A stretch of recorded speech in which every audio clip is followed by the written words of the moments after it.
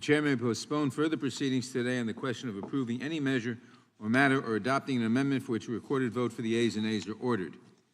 Before we begin in earnest, I want to wish our colleague Lucy McBath a happy birthday. I would like to remind members that we have established an email address and distribution list dedicated to circulating amendments, exhibits, motions, or other written materials that members might want to offer as part of our markup today. If you'd like to submit materials, please send them to the email address that has been previously distributed to your offices, and we will circulate the materials to members and staff as quickly as possible. I would also ask all members, both those in person and those appearing remotely, to mute your microphones when you are not speaking. This will help prevent feedback and other technical issues. You may unmute yourself anytime you seek recognition. Pursuant to notice, I now call up H.R. 7910, the Protecting Our Kids Act, for purposes of markup, and move that the committee report the bill favorably to the House. The clerk will report the bill. H.R. 7910 to amend Title 18 United States Code to provide for an Without increase. objection, the bill is considered as read and open for amendment at any point. I will begin by recognizing myself for an opening statement.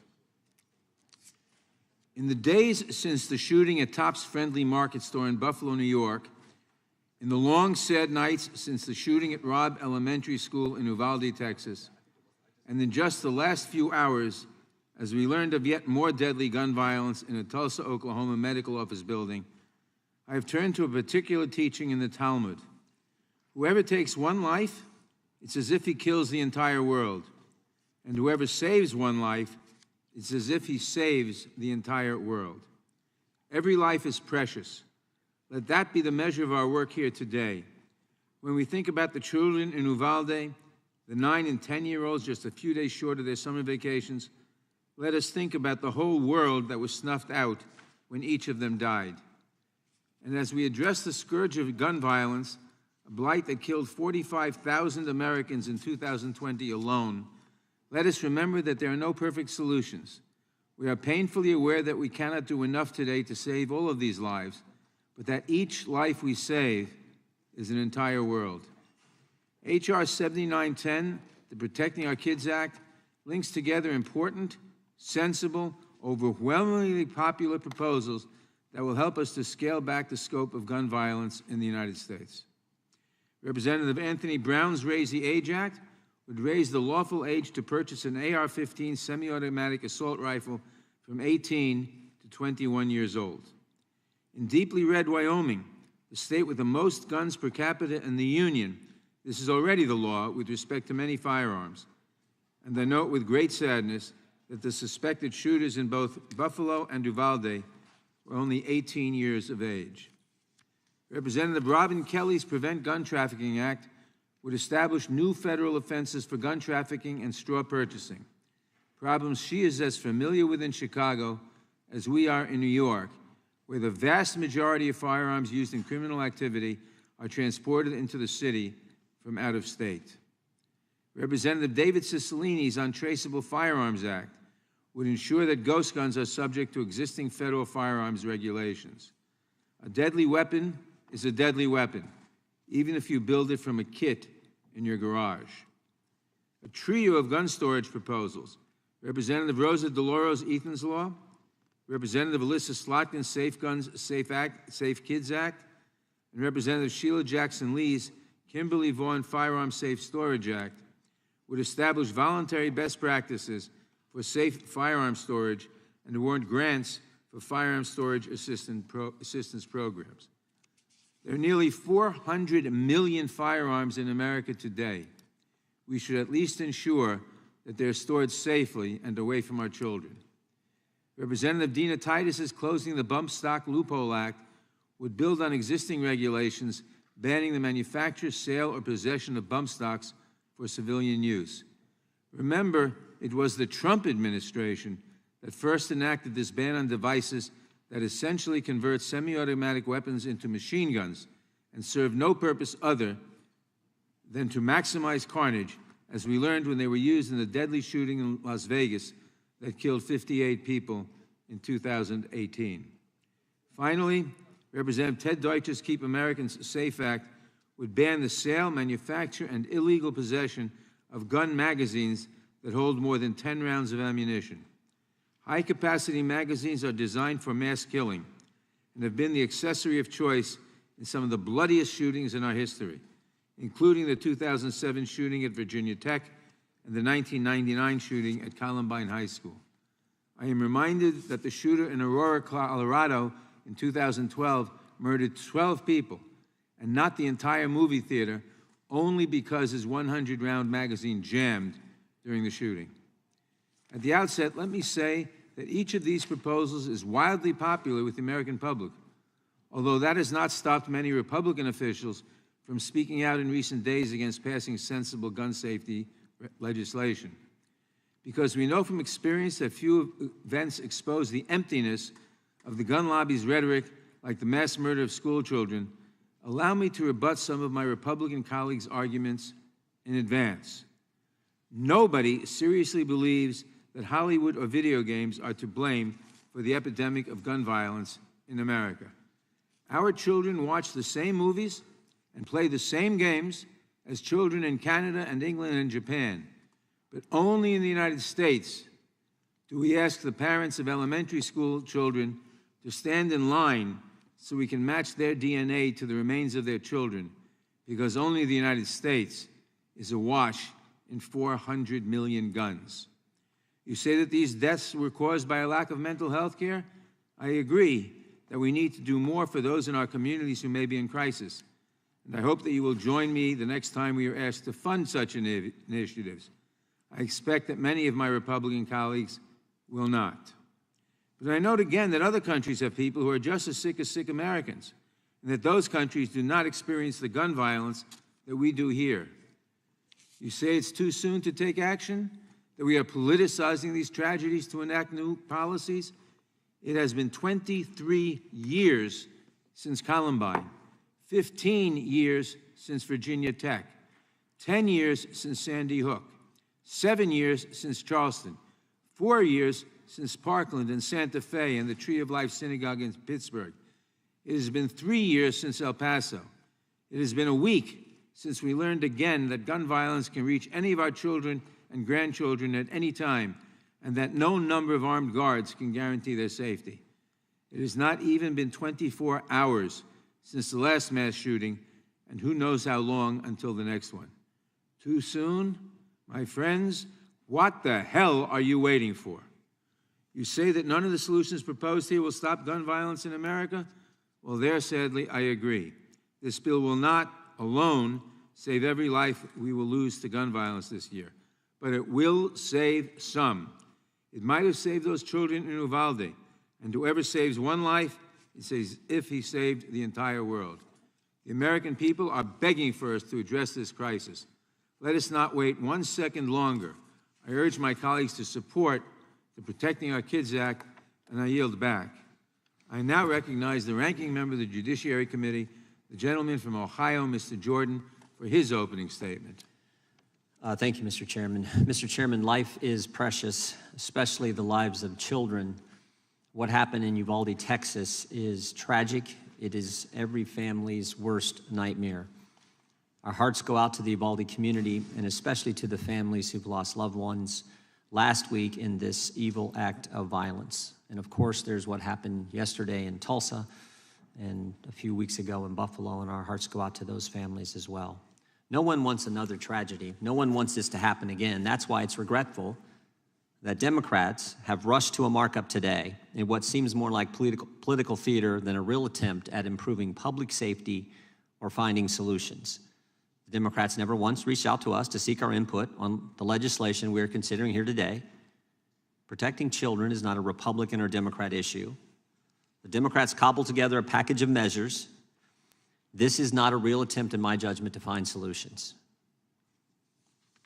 Everyone here knows the reality. Democrats are in control of the House. Anything that you and Speaker Pelosi want to pass, you can pass. And frankly, you've already passed numerous bills related to firearms this Congress. But because those bills are radical attempts to legislate away Second Amendment rights of law-abiding citizens, the Senate has not taken up the legislation, just like it won't take up this bill. What we are doing here is just designed to appeal to Democratic primary voters. The bill won't make our schools safer. It will hamper the rights of law-abiding citizens, and it will do nothing to stop mass shootings. We need to get serious about understanding why this keeps happening. Democrats are always fixated on curtailing the rights of law-abiding citizens rather than trying to understand why this evil happens. Until we figure out the why, we will always mourn losses without fixing the problem. Our job is to figure out the why. The bill that Democrats are putting forward today does not help us to understand what's really driving some young men to commit these heinous acts. The bill before us is short-sighted and not solutions-oriented. It's a one-size-fits-all approach that punishes law-abiding citizens while doing nothing to make our communities safer. We all want to keep children safe in school, but this bill wouldn't do that. This bill is just another Democrat attack on the Second Amendment, and it's likely just the start. President Biden has said he wants to ban all 9mm handguns. Where does it end? The American people expect and deserve more from us than political charades that rehash old ideas and don't actually solve the underlying problems. Mr. Chairman, we should do better than this. I yield back and look forward to the debate on the legislation. Mr. Chairman. Without objection, all other opening statements will be included in the record. I now recognize myself for purposes of offering an amendment in the nature of a substitute. The clerk will report the amendment. Amendment in the nature of a substitute to H.R. 7910, offered by Mr. Nadler of New York. Without objection, the amendment in the nature of a substitute will be considered as read and shall be considered as base text for purposes of amendment. I will recognize myself to explain the amendment.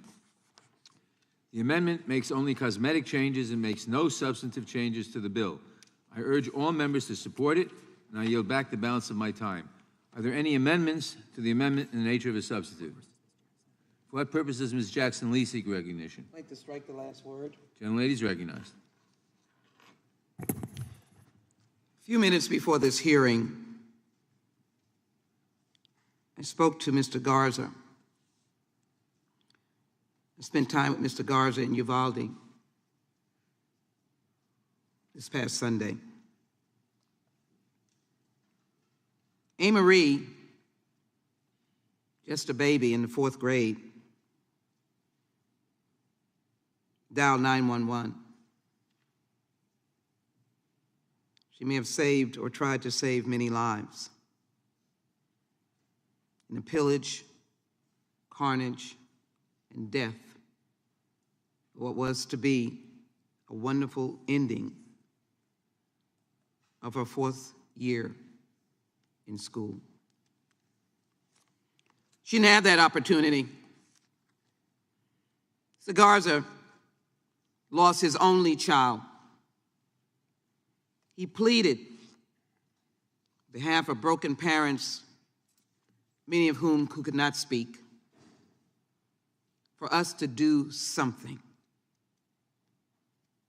For us to do something. Look at the faces. These are not class graduation pictures. They're dead children. Just like the dead grocery store shoppers in Buffalo, or the people simply seeking a medical appointment in Tulsa. This has been decades of work for many members around this table, including myself. Chairman, H.R. 7910, Protecting Our Kids, is a combination of humanity, courage, decency, and action. I'm holding the Constitution. I don't see a match that's lit the Constitution that has extinguished it. I don't see any elimination of the Second Amendment that needs a constitutional process to even address that question. I asked the NRA, Mr. Wayne LaPierre, meet with us. We're in a crisis of death. We have a war on the children of America.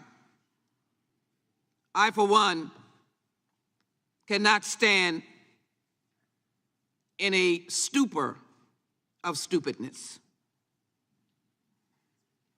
I believe it is crucial that what we did some years ago, sit on the floor of the House when we were in Republican control after Sandy Hook, just to do something. And here we are again. And I remember the words of John Lewis, who said, "Where is the heart of this body, the Congress? Where is our soul? Where is our moral leadership? Where is our courage?" From Columbine, of which I served at that time on the Columbine Task Force, to the countless numbers of children that have died because guns have not been stored or guns did not have a device, as the storage bills reflect. This is the question of whether or not we as Americans are blind. Do we only see the power and money of gun manufacturers?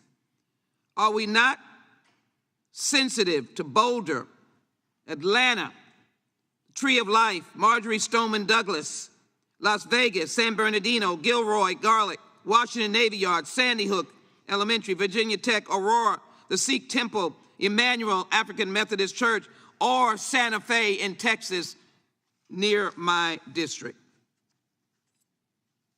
El Paso, if I did not mention it. And so today, I'm reminded of the great and outstanding work of my colleagues. I thank you. You have introduced these bills over and over again, and I'll have an opportunity to discuss how important your legislation is, but we are not finished. The assault weapons ban is a necessity. A 7-week waiting period is a necessity. Actions against manufacturers to give civil liability is a necessity. And countering the cycle of violence is a necessity. I end by simply saying Kimberly Vaughn died in Santa Fe. She was 17 years old. Her mother is still in pain in Texas. And I'm calling on all of you to have a sense of humanity, courage, decency. God knows we need action, for it is a sin and a shame on us. Not this Judiciary Committee, Mr. Nadler. You have done great work on the House and the Senate, and then to the President's desk. Shame on us if we can't move legislation now. I yield back. Gentlelady yields back. For what purposes Mr. Shabbat seek recognition? Move strike last word, Mr. Chairman. Gentleman is recognized. Thank you. It's obviously with a heavy heart that we're all participating in this markup today. Words cannot adequately express the horror that all Americans felt last week as we learned of the 21 innocent lives that were lost at Robb Elementary School in Uvalde, Texas, which only added to the deep sadness we all felt a short time earlier when 10 people were senselessly killed in Buffalo. Given the shock and the revulsion that we all feel from those two horrific crimes, it's easy to understand why we're considering this legislation today. It's only human nature to search for answers and feel the need to do something to address a situation this troubling and this concerning. But the question we need to ask ourselves before we act, Mr. Chairman, is what actions can we take in a constitutionally permissive manner that will actually help make the American people, particularly school children, safer? The most obvious answer to that question is that we can take action to make our schools more secure. After the tragic shooting in Parkland, Florida, former sheriff himself led a bipartisan group of members, myself included, in reauthorizing and expanding the Cop Secure Our Schools grant program. That program provides necessary funds to states and local school districts to strengthen security measures at schools across the country. The money can be used for metal detectors, to adopt security plans, to train school officials, to hire school resource officers, including retired police officers, and to help identify students with mental health issues.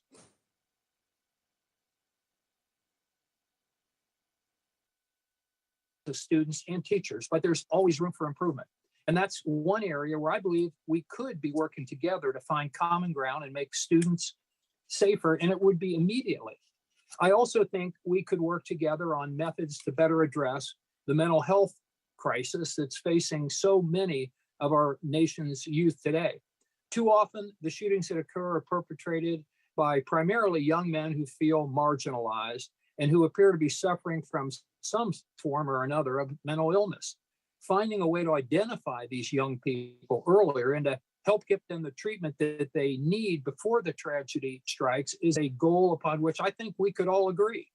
As I mentioned earlier, the Secure Our Schools grant money can be used for that purpose. But as we saw in Buffalo, the issue is broader than just in our schools. There was also some agreement on bump stocks, which is why the ATF under President Trump acted to ban them. As most of us know, there's still an ongoing challenge in the federal courts against this ban, which is probably why a provision banning bump stocks is included in the legislation being considered today. I understand the intention here, but I would probably, I think it'd be more effective if we allowed the court cases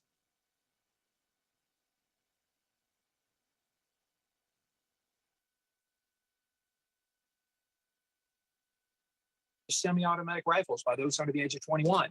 I think this is another area where some form of bipartisan agreement might be possible. However, considering that a similar prohibition in California was just ruled unconstitutional by the Ninth Circuit of all courts 3 weeks ago, it would probably be more prudent that we review that decision and try to determine what could be accomplished in accordance with the Second Amendment.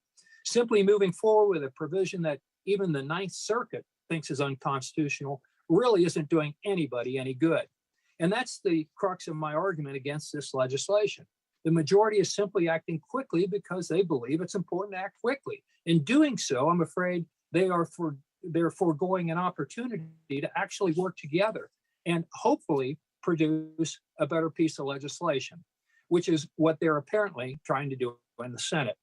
We could do it in the House as well, Mr. Chairman, but not if the majority is so focused on the speed of the legislation rather than its merits. I think we should stay focused on the merits. Unfortunately, that's not what we're doing today. And I yield back. The gentleman yields back. Without objection, a statement from Representative Rosa DeLauro, whose legislation, Ethan's Law, is an important component of the Protecting Our Kids Act, will be entered into the record. For what purpose does Mr. Cohen seek recognition? Strike the last word. Gentleman is recognized. This is no rush to action. This has been delayed for decades. I was here 15 years ago when Virginia Tech was the site of a mass killing. And in 15 years, we haven't gotten gun laws changed and reformed. This bill, which is somewhat of a compilation of other laws, all should have been law before but should be law today. And the Democrats are not rushing to anything. The public is demanding that we take action because they've seen what happened in Uvalde, Texas. They've seen what happened in Buffalo. They've seen what happened last night in Tulsa. It is happening all too often, and it's deadly. Assault weapons were banned from 1994 to 2004. It was constitutionally permissible. It wasn't until 2008 in the Heller decision when Justice Scalia said that people had a right, based on the Second Amendment, to protect their homes with reasonable weapons, and said that that was not something that would prohibit government from having more restrictive laws on people who had mental health problems and or people who had criminal backgrounds or other possible changes in the law. The Second Amendment, like the First, is not absolute. The First Amendment, you cannot defame people. You cannot go into a theater and holler fire. There are limits, and there are limits to the Second Amendment. And assault weapons is one of those limits we've had for 10 years. During that time, we had less mass killings in this country, and we should have it again. Assault weapons are made to kill. The picture that Ms. Jackson Lee had up here of those 19 children, the last time you'll be able, or anybody would be able to recognize some of them. Because when they're hit with an assault weapon, they cannot be identified. They are obliterated, and they need DNA to identify them. They put holes in their bodies so large that there's no way they could survive. They are weapons of war and weapons of death and weapons of destruction that we should not permit out here. And when somebody who's 18 years old and right after their birthday, they go and one of the first things they do is buy an assault weapon, that should be a red flag. Where is that person coming from? That's what they want on their 18th birthday, is an assault weapon. They got a problem, which means we got a problem, which means those 19 kids and their parents and those 2 teachers have a problem forever.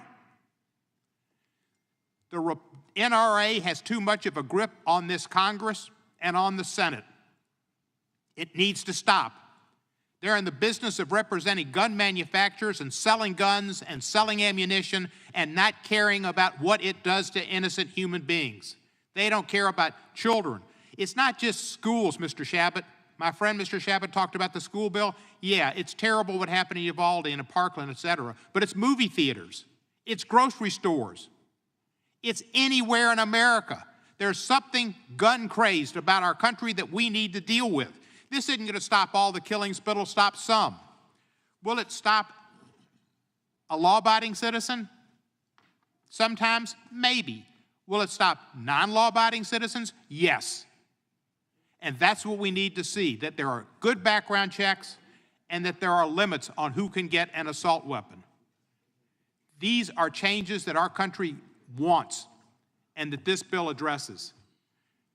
Bump stocks, the issue with keeping them in the courts, that's an issue about jurisdiction, not about bump stock and the ability of the Congress to outlaw them.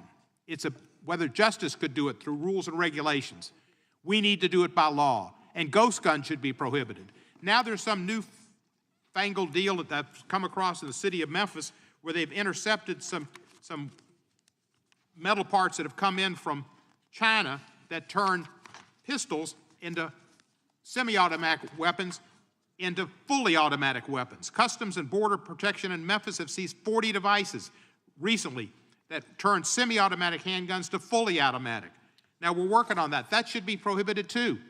There's something wrong in America, and this committee needs to deal with it today, and it will. I appreciate Mr. Cicilline's bill that does ban assault weapons. I had an amendment to do that today because it needed to be debated and it needs to be enacted. But for considerations of Mr. Cicilline's precedence on this bill, I'm not going to offer it today. But we need to pass it, and we need to pass everything here, and it's time that our Republican colleagues stopped offering just thoughts and prayers, but offered solutions and cared about the people who are dying. I yield back the balance of my time. The gentleman yields back for what purposes the gentleman from Arizona seeking recognition. Move to strike the last word. Gentleman's recognized. Thank you, Mr. Chairman. And the day after the Uvalde shooting, I had the opportunity to meet with CBP Chief Ortiz and also talk with marshals who were on the scene in that school. I happened to be in South Texas at that time. And it is not a tragedy. It is beyond a tragedy. A tragedy imputes some kind of non-intentional or accidental event. This was beyond that. This was a deliberate, malicious, evil event by this 18-year-old young man. And so it's beyond a tragedy, and it most certainly does need to be addressed and needs to be investigated further. There have been multiple accounts, as there normally would be, from parents, from law enforcement who was on the scene, from Border Patrol agents, the BORTAC unit, et cetera. I hope that we can get to the bottom of exactly what transpired there so we understand it more fully. I also express more than just heartfelt thoughts towards the families who were affected and the community itself that was impacted by this. But I also think it's important, Mr. Chairman, to consider a whole host of additional pieces of information. And I'm throughout the course of the day, I will submit various studies, articles dealing with these gun shootings. For instance, Mr. Chairman, I submit for the record a piece entitled "Chicago's had most mass shootings in the U.S. since 2018. What's the solution?" Without objection. Thank you, Mr. Chairman. That's from CBS Chicago that was discussing that post Uvalde. And also, Mr. Chairman, another piece called Chicago had 971 shootings in the first half of the year. While violence is trending down from the pandemic peak, it is still way too high. Without objection. Thank you, Mr. Chairman.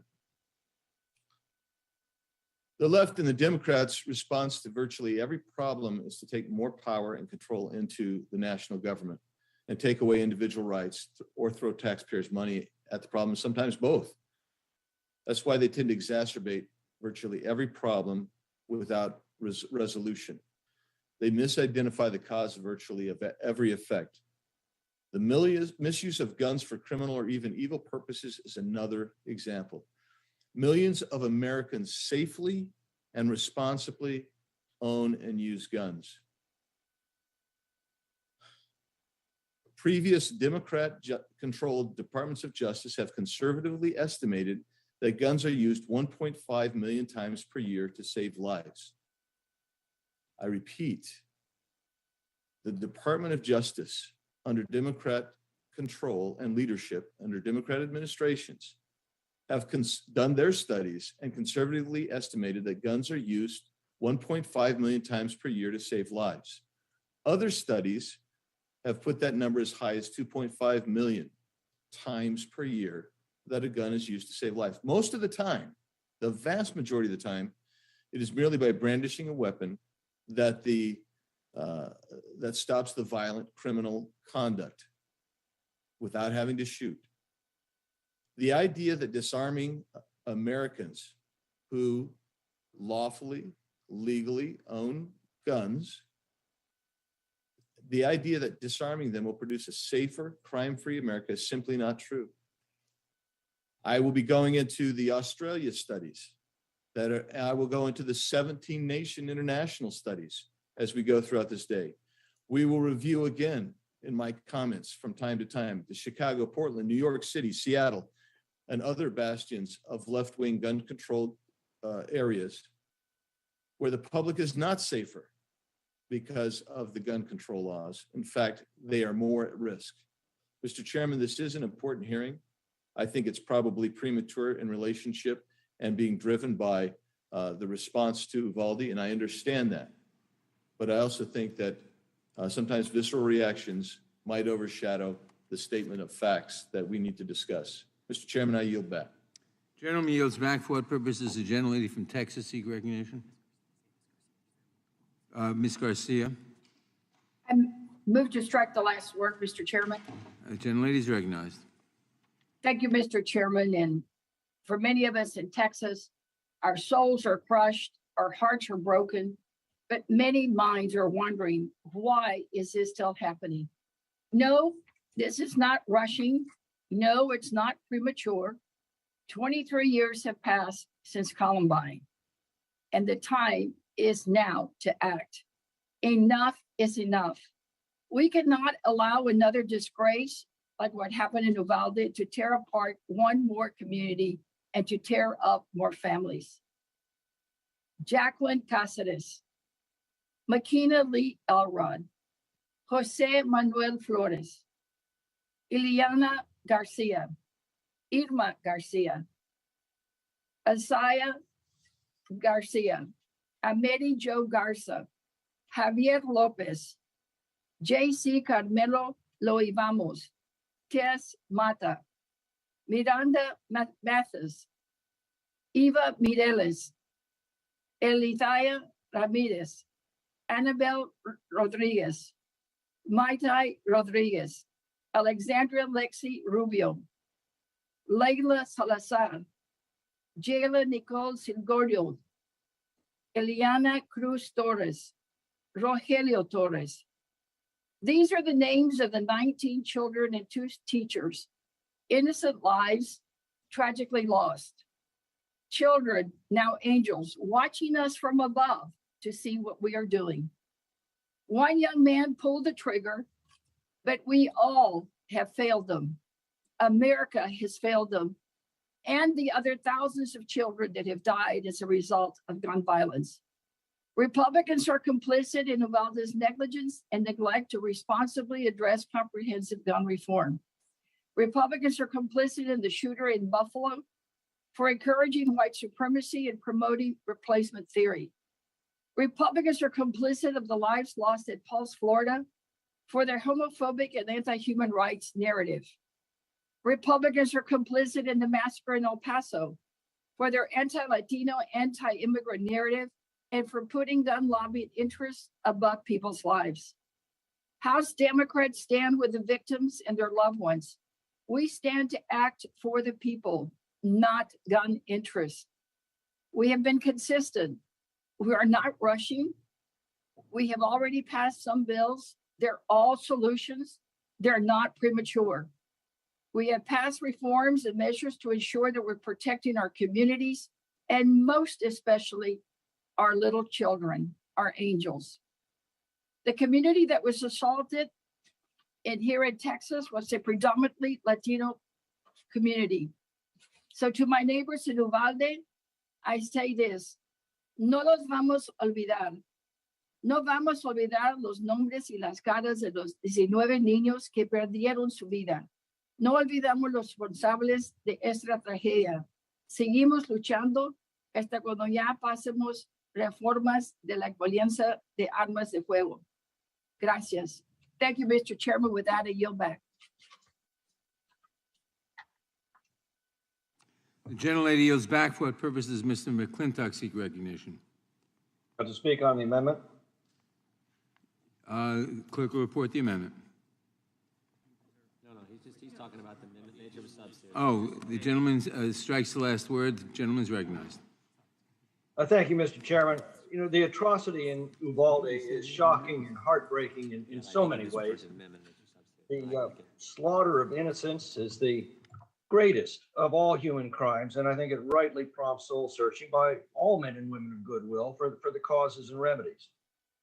It's disturbing, though, some have used this and other recent attacks to justify either partisan attacks like we just heard, or policies as before us today to make it harder for law-abiding citizens to obtain firearms in the hope that by doing so, that someday maybe they'll become unavailable to the lawless. Well, I think this overlooks the obvious immediate action that is long overdue in this world of sin and woe. You know, if you walk into any bank in this country, you'll see at least one armed guard whose purpose is to protect our money with lethal force. And yet at Uvalde and in so many other school shootings, we were not willing to protect our children with the same force as we protect our money. No one gives a second thought to an armed guard at a bank, yet the left is outraged by the mere suggestion of placing an armed guard at every school filled with innocent children. When are we going to get serious and take the world as it is rather than how we wish it should be? Even for those trained and licensed to carry concealed weapons, it was against both state and federal law to bring a firearm into the Robb Elementary School. Every administrator, every teacher, every janitor obeyed that law. The only person who didn't was the madman. And that, in a nutshell, is the danger of gun control laws.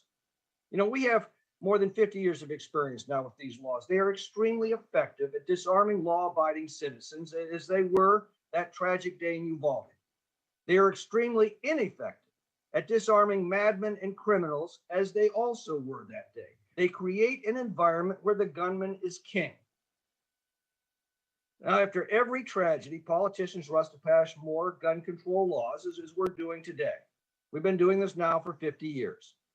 If these laws actually worked, wouldn't things be getting better by now rather than worse? The proportion of households with firearms has dropped significantly in the last 40 years. Shouldn't things be getting better and not worse? Meanwhile, we've neglected the obvious. The dangerously mentally ill are not confined and treated as they were in the past. I calculated in California alone, we'd have roughly 100,000 more mentally ill confined in mental facilities today if we maintained the same proportion of the population as in 1960. Those 100,000 dangerously mentally ill are out on our streets instead. Secondly, gun criminals often escape prosecution at the hands of woke district attorneys. Let me give you just one example. Hunter Biden illegally acquired a handgun despite being an admitted drug addict, a handgun that ended up being taken out of a public trash can 500 feet from a school. He also lied on his firearms application. Nobody's prosecuting him despite there being no dispute as to the facts. Why not? But most obviously and immediately, in almost every one of these atrocities, there was no shoot back. Now, ironically, just such an event happened the very next day in Charleston, West Virginia. A criminal with an AR-15 style rifle approached a graduation party. He fired into the crowd but missed. Moments later, a woman with a concealed weapons permit returned fire and killed him on the spot. You probably haven't heard of that incident because on that occasion, there was a good guy with the freedom to return fire. That freedom was denied at Robb Elementary School. You know, if we could actually banish all guns from all criminals, sign me up. But I suspect that gun laws will be about as effective at keeping guns out of the hands of madmen and terrorists and criminals as our drug laws have been at keeping drugs out of the hands of addicts. The difference is the drug laws don't disarm law-abiding citizens from defending themselves. Gun laws do.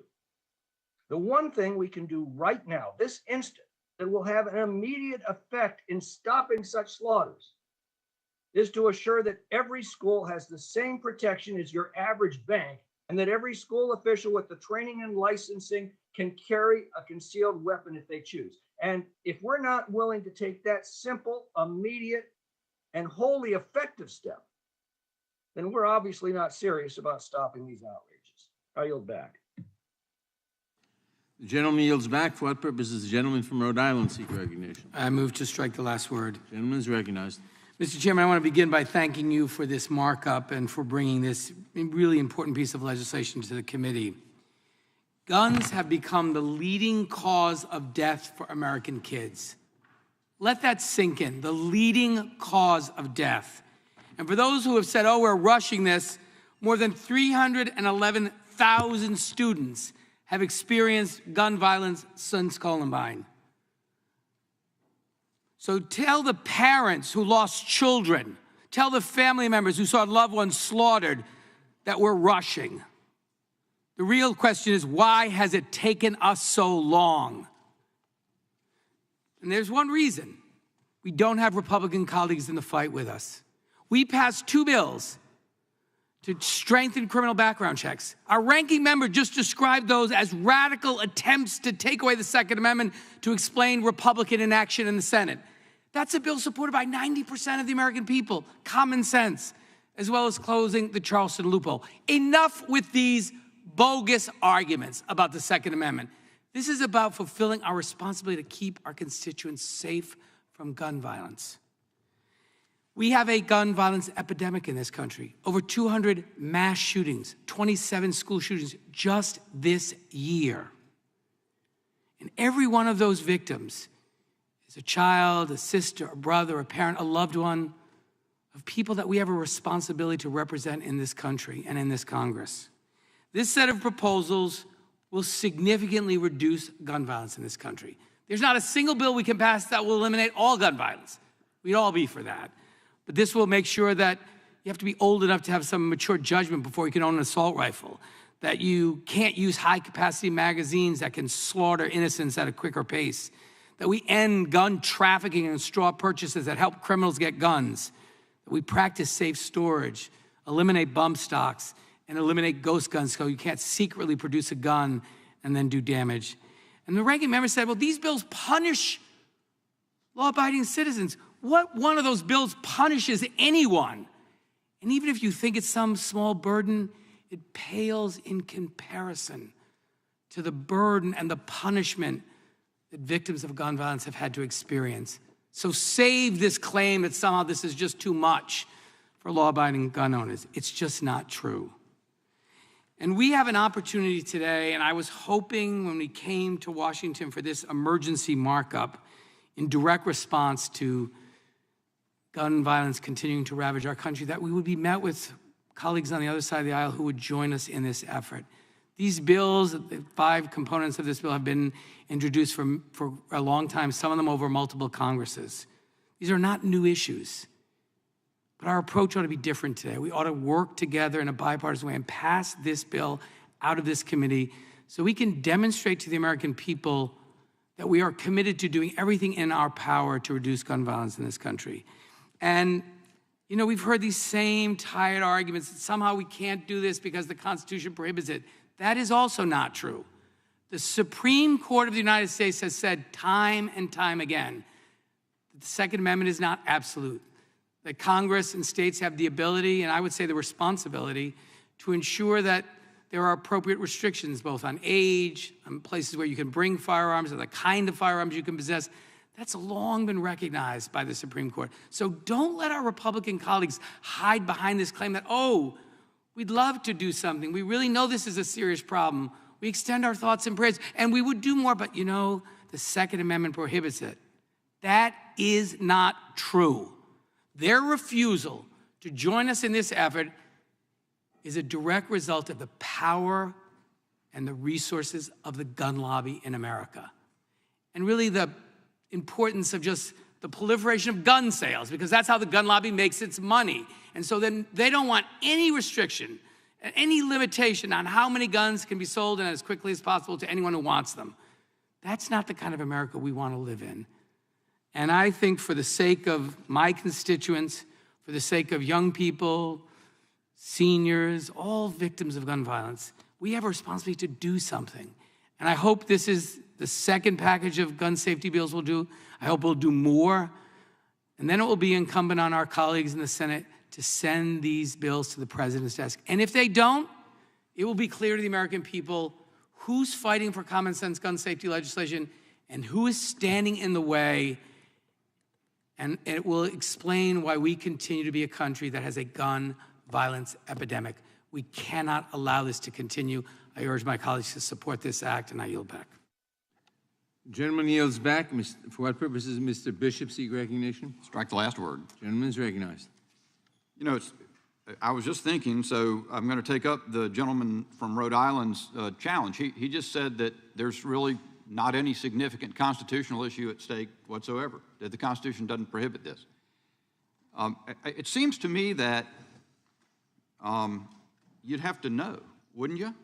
I mean, I looked at the majority guidance, staff guidance on this, and it has this one sentence about talking about some states having adopted bans on 18 to 20-year-olds. If the gentleman will yield, I'm happy to answer that. I've had your time. Let me speak to it for a minute so I can thicken the plot. Just a minute, Mr. Cicilline. You said that, or the majority guidance says, yet these laws, speaking of bans in some states on semi-automatic rifles being banned to 18 to 20-year-olds, so yet these laws have been challenged in the federal courts. They referenced two cases, didn't say anything else about it. Well, I decided to read them. And so the Jones versus Bonta case from the Ninth Circuit, one of the most liberal circuits in the country, federal case, just came down last month that said California's ban on the sale of centerfire of semi-automatic rifles to 18 to 20-year-olds violates the Constitution. It says that it goes through this long analysis of the history of the Second Amendment and says those rights to self-defense at the core of the Second Amendment, that 18 to 20-year-olds are covered by that right. They say, just like virtually every other, in fact, I think every other right in the Bill of Rights applies to 18 to 20-year-olds. And there's another case. There's a case from the Fourth Circuit from where I come from. It was vacated for mootness after being issued, but it was an analysis of the federal ban on sales of handguns to 18 to 20-year-olds. And it said, this came to the same conclusion, that the Second Amendment applies. And even the dissenting judge there said, here the majority has done careful historical research and has assembled persuasive evidence that young adults aged 18 to 20 had Second Amendment rights at the time the amendment was ratified. So when we undertake to do something, in the words of the gentlelady from Texas, isn't it incumbent on the House Judiciary Committee to consider, to evaluate what the Constitution allows Congress to do consistent with the supreme law of the land? So at least two parts of this proposed hodgepodge raise questions about constitutionality. The ban on the sale of semi-automatic rifles and shotguns to 18 to 20-year-olds, and also the provision about gun storage at home. Heller, by the United States Supreme Court, spoke to that. Why would there be no analysis or no consideration? But there's a willingness to just ram through this package, and the answer is, we don't have any patience for you if you're objecting. The voices are raised, the accusations are made, Republicans are complicit. I can tell you this, and let me be clear, you are not going to bully your way into stripping Americans of fundamental rights. And it also, unfortunately, it follows a pattern that we've discussed before. Just a couple of weeks ago, you ran through a bill concerning amicus briefs in the Supreme Court that would require the disclosure of charitable organization donors in violation of their First Amendment rights of association. I pointed it out then, that you had attempted to do, the same party had attempted to do the same thing in 1958 in the NAACP case in Alabama. That you did the same thing, not coincidentally, in California, since we're talking about the California, the Ninth Circuit decision. In another case involving Mr. Bonta, the Attorney General out there, just last year, you just blundered right over that because you don't care. You're cavalier about the leak of the draft opinion from the Supreme Court. You want to pack the Supreme Court.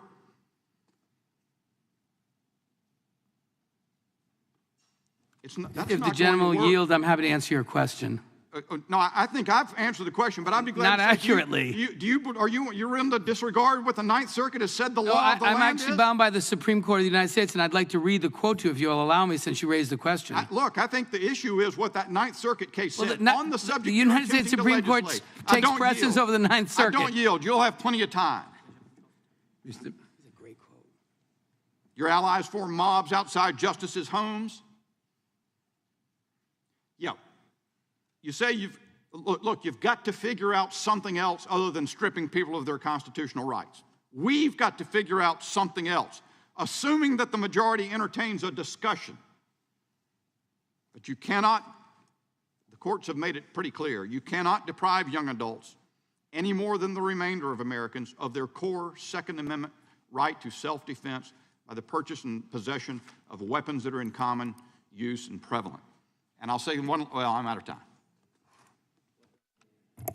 The gentleman yields back. For what purposes Ms. Dean seek recognition? To strike the last word, Mr. Chairman. Gentleman is recognized. Thank you, Mr. Chairman, and I thank you for calling us to this emergency markup of the Protecting Our Kids Act.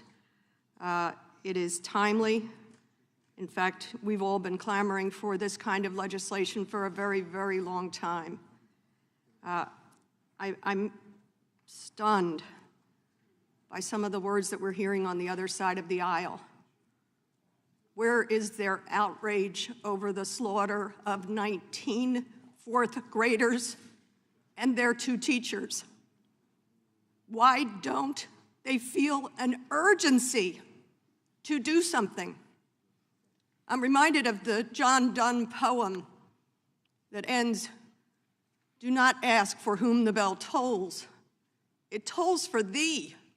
It tolls for us." We have to stop saying, oh, where was the shooting? Tulsa? Buffalo? Uvalde? Parkland? Stop asking for whom the bell tolls. Whose funerals are we watching this week? It tolls for us. Our souls are being drenched out of this society. Before I discuss the important merits of the legislation, let's ground the debate in these last 2 slaughters. Actually, they're not the last, but the 2 that were some of the urgency that brought us here. On May 14th, 2020, 10 black people were killed in a racist mass shooting, simply shopping for groceries. Roberta Drury, 32. Marcus Morrison, 52. Andre McNeil, 53. Aaron Salter, 55. Geraldine Talley, 62. Celestine Cheney, 65. Hayward Patterson, 67. Catherine Massey, 72. Pearl Young, 77. Ruth Whitfield, 86. It's untimely that we're here. What's untimely is being slaughtered in a supermarket by an 18-year-old with an assault-style weapon that he bought himself too, sort of as a birthday celebration, with hundreds of rounds of ammunition. You're worried about restricting that purchase and that slaughter, and you're not worried about the untimely deaths of 10 black people in a supermarket. And only 10 days later, 19 children and 2 teachers killed, and I know you heard the names, but I'm going to say their first names again. McKenna, Layla, Miranda, Nevaeh, Jose, Xavier, these are all 10 and 11-year-olds, I should be saying. Tess, 10, Roleo, 10, Ellie, 9, Elihana, 10, Annabelle, 10, Jackie, 9, Uzziah, 10, Jace, 10, Mate, 10, Jaliyah, 10, Ameri, 10, Lexi, 10, Alethea, 10, and their teachers, Irma, 48, and Eva, 44. As we have heard, one of the children called twice, at least twice, said, "Send the police." One of the children recounted how she took the blood of her dead friend lying near her and smeared herself with that blood to pretend to be dead. What have we taught our children? This is on our watch. Where is the outrage? I will tell my friends on the other side of the aisle who, for some reason, stand against these common sense measures that would save lives, not all lives, but would save lives, you're way behind the curve. Gun owners, Americans, by and large, want these measures. I don't know what bubble you're living in. I guess surrounded by a powerful gun lobby trying to hold on to your seats. But America is way ahead of you. The outrage is real. We didn't learn it after Columbine. We didn't learn it after Sandy Hook. Please, God, let us stop the shame on our country, pass these laws, say that an 18-year-old cannot go in and slaughter our children or black people because they don't like black people. Join us. Join us in saving lives. We couldn't have a more important job to do. I yield back, Mr. Chairman. Gentlelady yields back for purpose. This is a gentleman from Florida. Seek recognition. Strike the last word. Gentleman is recognized. I will confess I don't know much about the gun lobby that my colleague referenced because I don't meet with any lobbyists. I don't take their donations, and I don't take any donations from any of the political action committees that are for or against any of these measures. But I can speak for law-abiding gun owners who are very concerned about some of the bills that are before us. It is reflexive and it is irresponsible to consider bills while we're still trying to figure out what happened in some of these circumstances that you suggest animated the need for this hearing. The chairman referenced Uvalde in the first moments of this hearing, but yet we're still deciphering key elements of the law enforcement response, of the physical plant, of points of intrusion.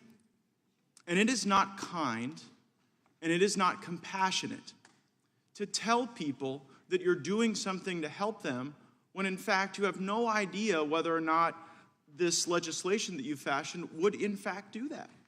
I would suggest that it's potentially cruel to tell people that they've inspired a response to a tragedy when in fact that response won't work. Who would want to be associated with such a thing? My colleagues asked the question, where's the outrage? I would observe that perhaps outrage isn't the most responsible and pensive way to write a bill, to address a problem. I heard on Sunday Senator Chris Murphy praise the Florida legislation in response to the violence in Parkland. And while there's a lot in that legislation I didn't like, mainly the gun control, there were provisions that I think we could work on that have made schools safer in Florida. For example, no longer leaving schools as gun-free zones, as soft targets in many cases has improved the force multiplier for law enforcement. In fact, of Florida's 67 counties, 45 have opted into the Sentinel program we created in our state to get rid of the gun-free zones and to allow former members of our military, former tactical operators, former members of law enforcement to be there for their children to keep them safe so that we don't have to relive these tragedies. There was also more training that was actually required, mandatory, rigorous in Florida. That would be something that we might want to think about and might want to encourage.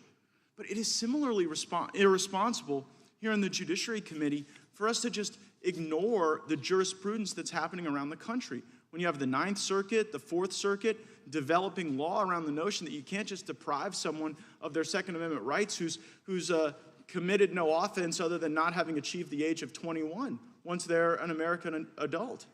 I sort of like Congressman Massey's legislation that maybe everyone who's a voter or on their way to vote ought to have the opportunity to carry a firearm to ensure that they're not subject to any intimidation. I heard my colleague, Mr. Cohen, talk about the need to pass this legislation despite the fact that it will stop law-abiding citizens from being able to exercise their right. And I guess that is the accepted collateral damage. What people need to hear is that stopping law-abiding citizens from exercising their rights is okay, even in a world in which we're not making school shootings less likely because we're not appropriately tailoring the remedy to the problem. We've got all this ghost guns and gun tracking legislation up today. Were any of these school shootings, were any of these guns ghost guns?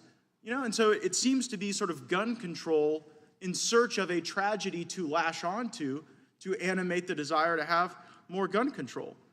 And I believe the gentleman from Tennessee also said, well, it'll also stop the non-law abiding. And perhaps we should realize that our laws don't have their own fiat, right? They aren't in and of themselves determinative of human behavior. And to suggest, you know, I was watching the NBA Finals, and I heard Shaquille O'Neal observe that in the communities that he's familiar with, the access to guns is not the problem. Anybody can get the guns. And maybe if that's true, and he was speaking of course, non-legal ways to get guns, maybe we ought to focus on the circumstances that cause these people to commit these shootings. Maybe we ought to get rid of the gun-free zones that are causing this scourge of violence. And maybe we ought to really put the victims first, not through virtue signaling, but through pensive, thoughtful legislation. Gentleman yields back for our purposes. The gentlelady from Georgia seek recognition. Thank you, Mr. Chairman. I move to strike the last word. Gentlelady is recognized. We are paying for gun violence every single day of our lives. We are paying for the weapons of war on our streets with the blood of children sitting in our schools. We are paying for unfettered access with mothers and fathers waiting in line for a DNA test, forced to find out if it's their child that's riddled with bullets and maimed beyond recognition. We are paying for this deadly culture with the lives of the American people, with the lives of who we in this room are sworn to protect. Do we have the courage right here in this body to imagine the phone call parents across Uvalde received last week? The phone call that confirms our fear, our singular fear that my child is dead and that I was unable to protect them, because I know that phone call. Parents across the country know that phone call. It's a sucker punch to my stomach every time I learn there's another phone call. A phone call that brings you to your knees when the desperation will not let you stand, that leaves you gasping for air when the agony will not let you breathe. And for days and for months and for years, you cry out to God in your grief. Was my child afraid? Did he feel the pain as the bullets ripped through his skin? How long did it take him to die? Was it quick, or did he suffer? My son Jordan was only 17 years old when he was shot by a man with a gun who didn't like the loud music that he was playing. I had dreamed of who he would become. I had dreamed of watching him walk across the stage for his high school graduation, filled with excitement for college, hope for his future, and dreams for the world that only a teenager can have. The same racially motivated violence that took my son, that murdered 10 Black Americans in Buffalo, is being replayed with casual callousness and despicable frequency.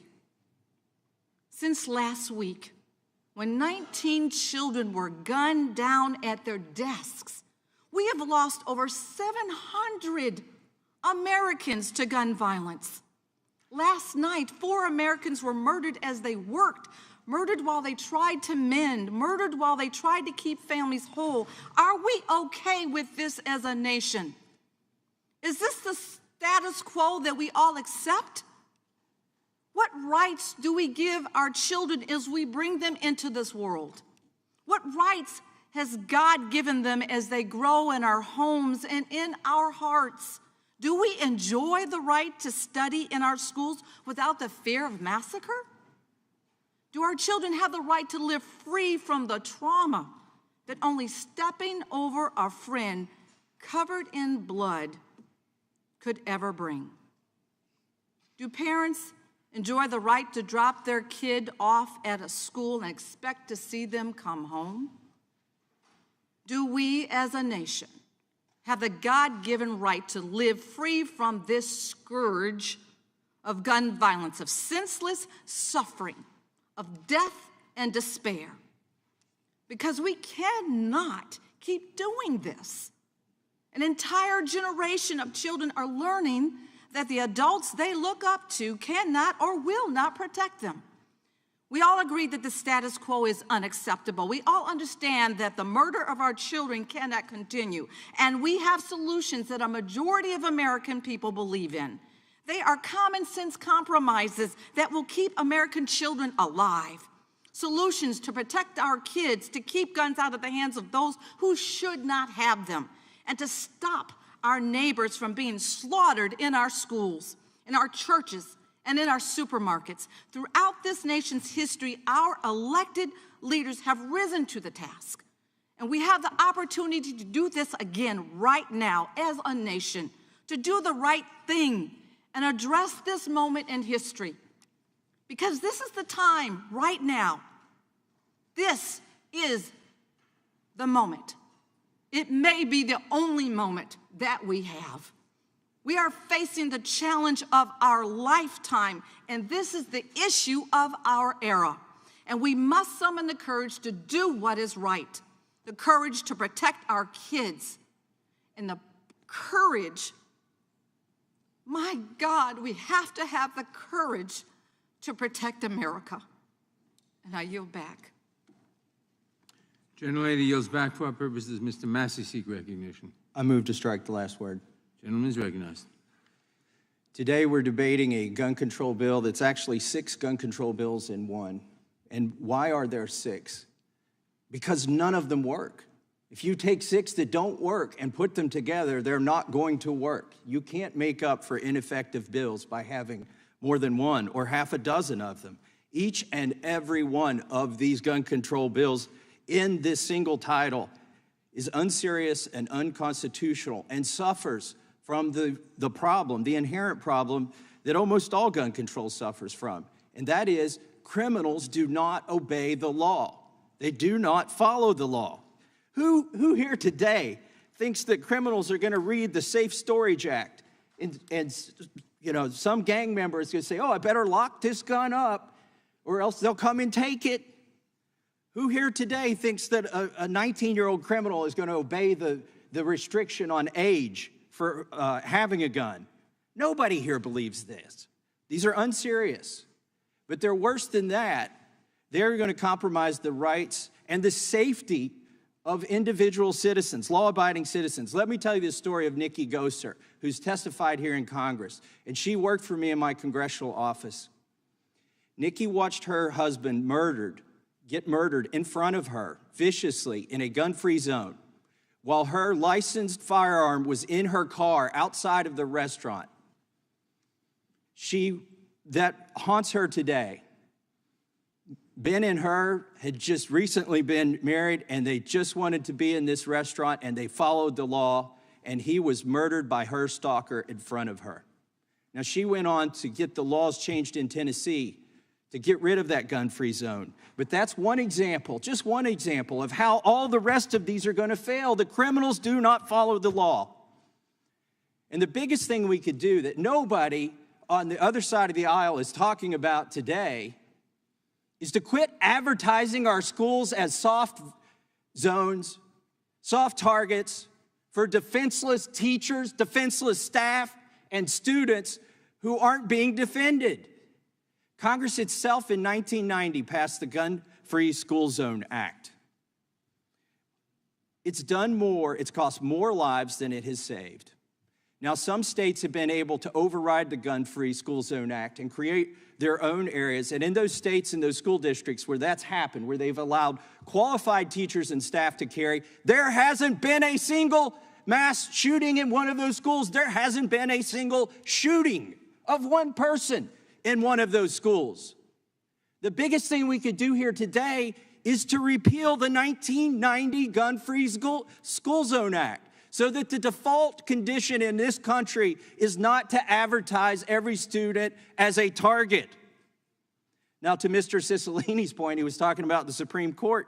You know, in 1995, the Gun-Free School Zone Act was struck down. Why was that?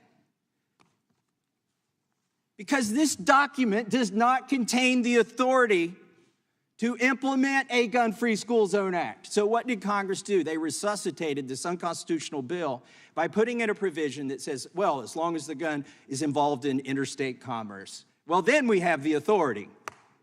Well, I wonder if that's the case with all 6 of these useless bills in here today, because only 2 of the bills say that. It's actually 2 of the bills say it only applies to firearms involved in interstate commerce. Does that mean the other 4 are unconstitutional?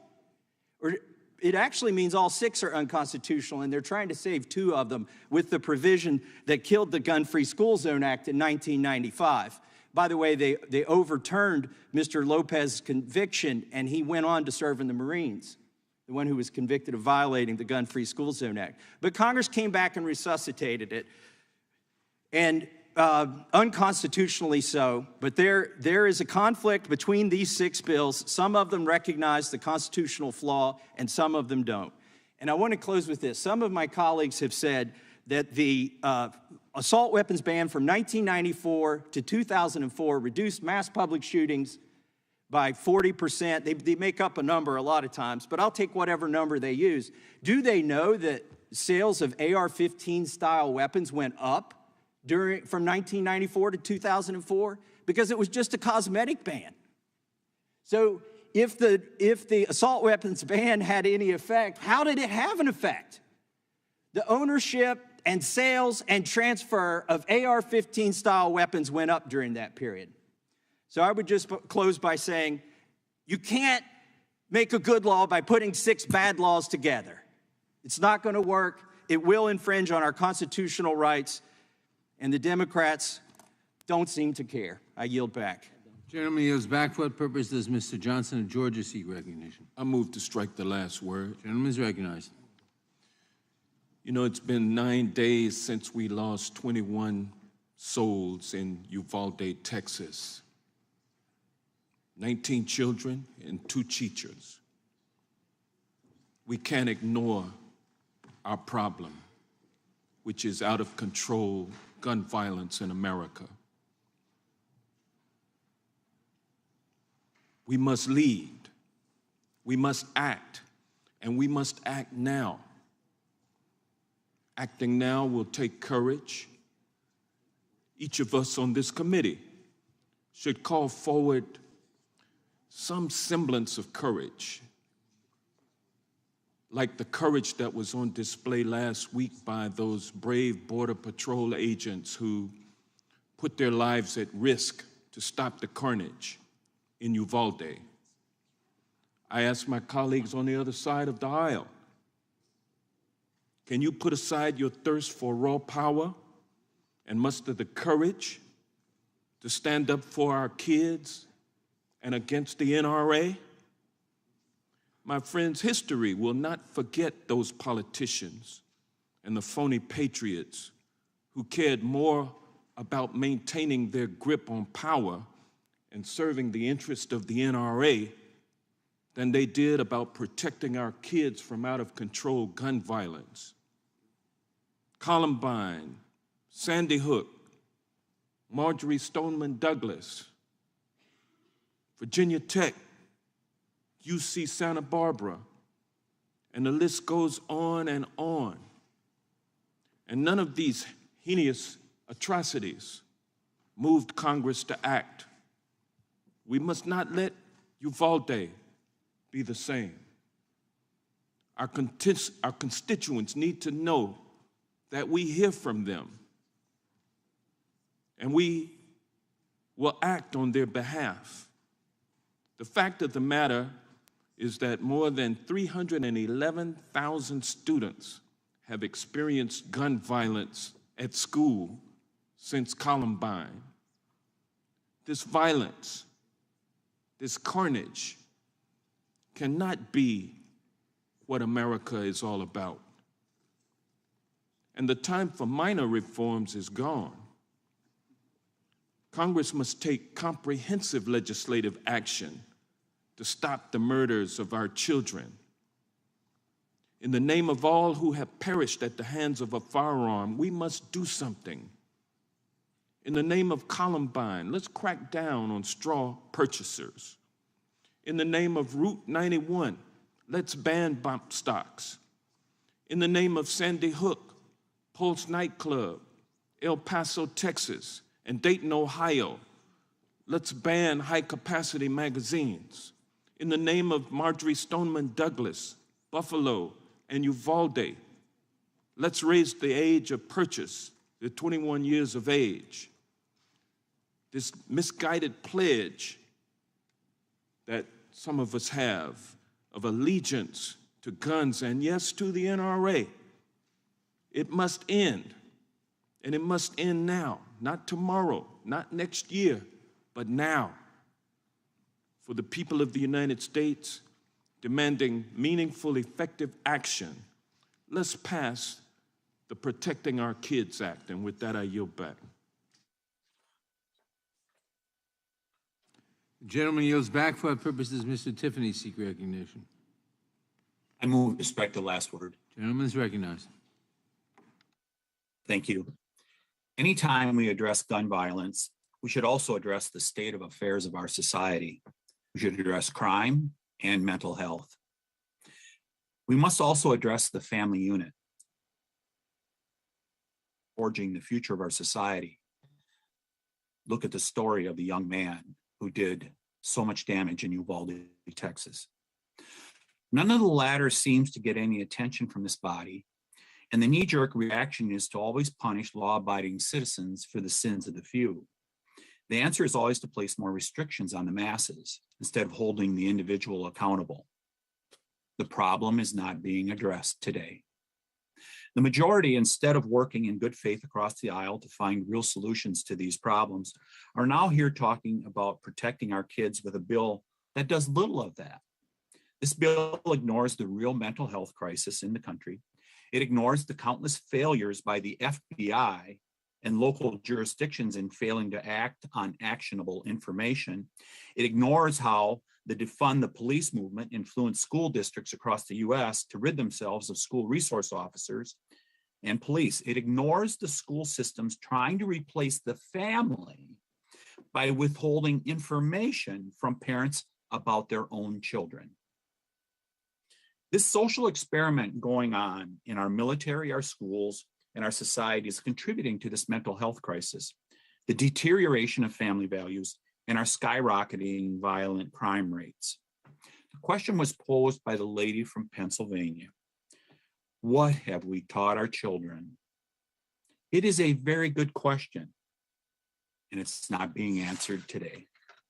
Unconstitutionally changing the age for ownership of a rifle from the 18 to 21, as has been so clearly stated by others on the committee, does little to address the root causes I've described. Neither is creating a gun owner database through the IRS, one of the provisions of the 6 in this bill. After all, the IRS has not had a great track record of keeping confidential information secure, has it? Moving the goalposts, as often is done, only gets some talking points. Real solutions require reaching across the aisle and addressing all of these issues, not messaging that exploits tragedies to try and take away our rights and eventually have to be struck down by the courts. And I really think that the majority should be honest here today with the American public, and you should come clean. And you should propose the amendment, which is what you really want, which is to repeal the Second Amendment to the Constitution, because that is really what is afoot and has been over the decades as we've had this robust argument here in our country for a long time. Come clean, tell the American people what you really want to do, Mr. Chairman, and that is repeal the Second Amendment. And I would just close by this. Uzziah Garcia has been mentioned a couple times during this hearing. God bless that young man, and may he rest in peace, along with all the others that perished in Uvalde. But I would also cite Uzziah Garcia's uncle, who said, do not politicize this. Do not politicize this before all the facts are known about what went on at that Uvalde school.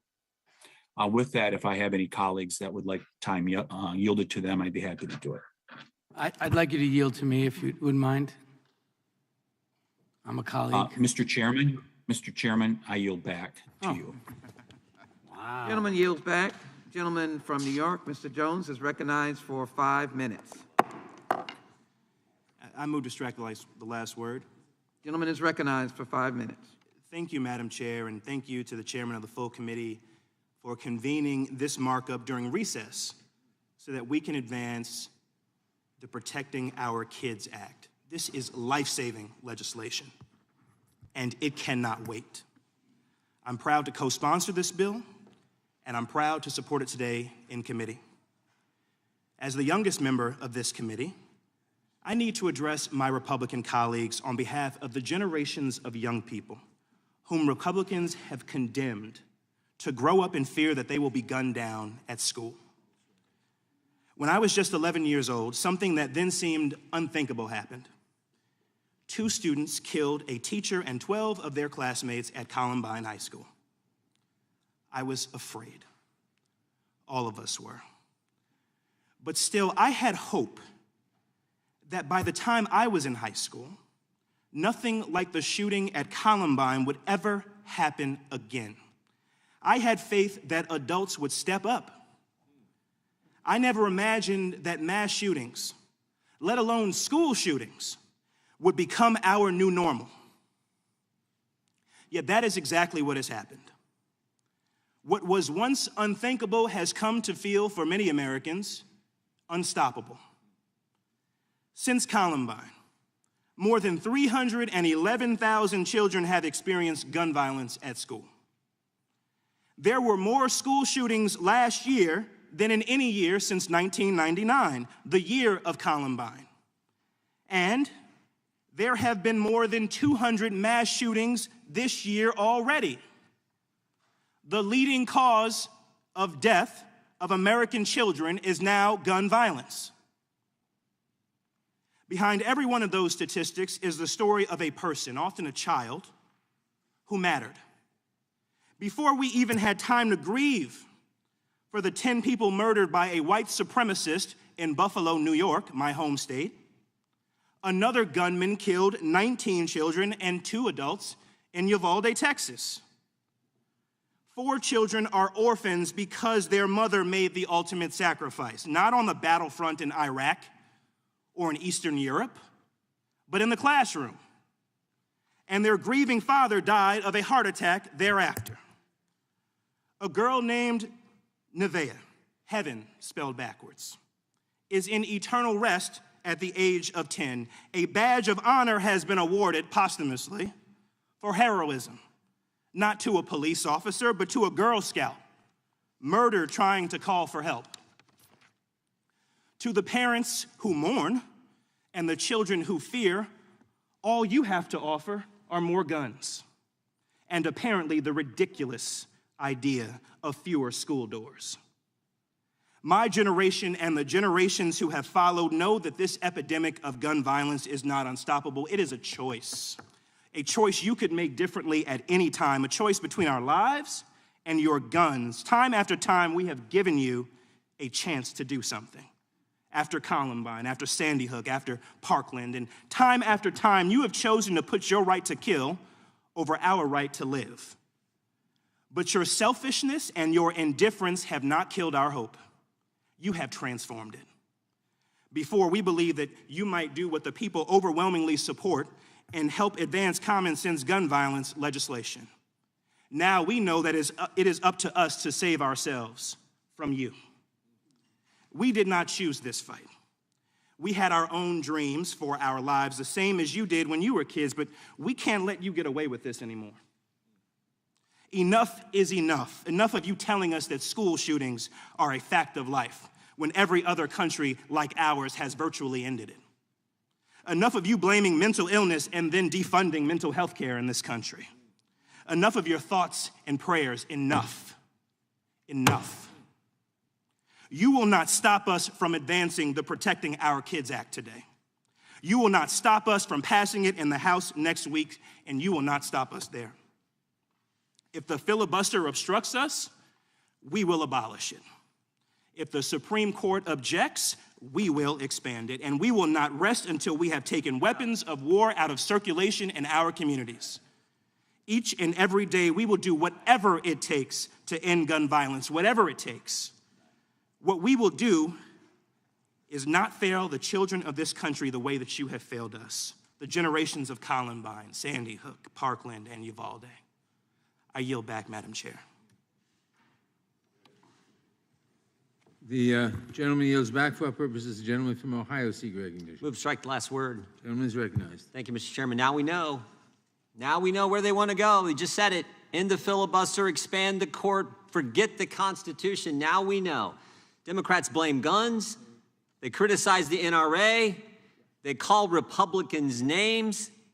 But let's be honest. They've told us what they want to do. Their real beef is with the Second Amendment. Their real beef is with the Second Amendment. Think about what this bill does. Mr. Massey just outlined the 6 bills thrown into one. What this bill does, it tells law-abiding citizens when you can get a gun, what kind of gun you can get, what accessories you can get for your gun, and where and how you have to store it in your own darn home. That's what this bill does. This is an assault. This is the start. This is the start. We know it's the start because Ms. Jackson Lee, the first person to speak on their side, said this: we're not finished. This is just the beginning. Their goal, plain and simple, is to get rid of the Second Amendment. Joe Biden said it the other day. He said he wants to ban 9mm handguns. Michael Moore said it last week. Time to repeal the Second Amendment, he said. We know where the Democrats want to go, and they don't care about the Constitution. Mr. Bishop pointed that out just a few minutes ago. They know the age limit in this bill is unconstitutional. We just had a decision last month from the most liberal circuit in the country. Said it's unconstitutional. They know the storage provisions are unconstitutional. The Heller decision said so. They don't care. Forget the Constitution. They want to change the country in so many dramatic ways. The gentleman from New York just talked about getting rid of the filibuster, packing the court. We know they want to pack the court because the chairman of this committee introduced a bill 14 months ago to pack the court. And the worst of it is, this bill would not address the tragedies we have seen unfold around the country in the last couple weeks. would not stop the terrible events that we saw, wouldn't harden schools. In fact, the spokesperson for the president just said last week, hardening schools is not something President Biden wants to happen, not something he believes in. I find that astonishing, but that's what she said. This bill would not stop the terrible events, it wouldn't harden schools, but it will sure take away the rights of the American people who follow the law. That's what this is all about. And it's just so wrong. But it is part of the pattern we have seen. And again, as Mr. Bishop pointed out a few minutes ago, this is the Judiciary Committee. You would think there would be the proper respect for the Constitution and for decisions reached by our circuit courts. Nope. Nope. We are so focused on taking away people's liberty. It's frightening to me when you put it all in context and you think about what the Democrats are trying to do to First Amendment liberties, now to Second Amendment liberties. This is what frightens the American people, and that's why we should vote this bill down, and we should come together as a bipartisan in a bipartisan way to figure out what we can do to help make schools safe, make sure that people are properly trained there, make sure the facility is the way it needs to be. We're all for that, but we're not for taking away this. We're not for taking away Second Amendment liberties, not for ending the Second Amendment like they want to do. Mr. Chairman, I would yield to the gentleman from North Carolina, Mr. Bishop. I thank the ranking member. Quote, "We must dismantle white supremacy in all aspects of our society, and that means moving funding away from police departments and toward programs that improve public safety by helping to address the roots of systemic inequality." The gentleman from New York, the gentleman who just told us who he is, and I believe him. Except what the gentleman from New York described is annihilating the Second Amendment without repealing it in the manner contemplated by the Constitution of the United States. Would the gentleman yield? Understand what we are up against, because he just Would the told gentleman us. yield? He just told us, Will the gentleman from and Ohio I believe yield? him. I yield back to the gentleman from Ohio. Mr. Chairman, I yield back. Thank you. I wasn't aware that Michael Moore was a Democratic member of the House. For what purpose does the gentlelady from Washington seek recognition? Mr. Chairman, I move to strike the last word. Gentlelady's recognized. Mr. Chairman, we originally called this markup to make a vow to the families of the 21 people, including 19 children and 2 teachers who were murdered last week in the 27th school shooting this year. A vow to the families of the 10 people killed in a supermarket by an 18-year-old gunman in Buffalo, New York, just 2 weeks before Uvalde, Texas. A vow to the families of so many mass shootings who have channeled their anger and their grief into pushing for action from Congress to take life-saving measures by passing legislation for common sense, necessary, life-saving gun reforms through the House of Representatives, and demanding that the Senate act to stop the insanity of mass shootings that plagues our country. And yet, before we could even have this hearing today, before the funerals have been held for those who died in Uvalde, just last night, America experienced another mass shooting at the St. Francis Medical Building in Tulsa, Oklahoma. At least 4 people died, people who themselves were working to save lives, people who were parents who left behind children, people who should be alive today. Reports from the scene detail the shooter carrying 2 guns, one an AR-style semi-automatic rifle, like the one used in the Uvalde massacre, but just yesterday, carrying those 2 guns through the medical buildings before the shooting began. And because of Oklahoma's open carry law, hospital personnel were unable to do anything before the shooter began his rampage. And while we don't know the details, let me remind you that Republicans, in their never-ending pursuit to increase the number of guns on our streets and in our schools, passed laws in Oklahoma so that no permit is needed to purchase a firearm from a private individual, no waiting period is required to purchase a firearm, and no firearm registration is required in the state.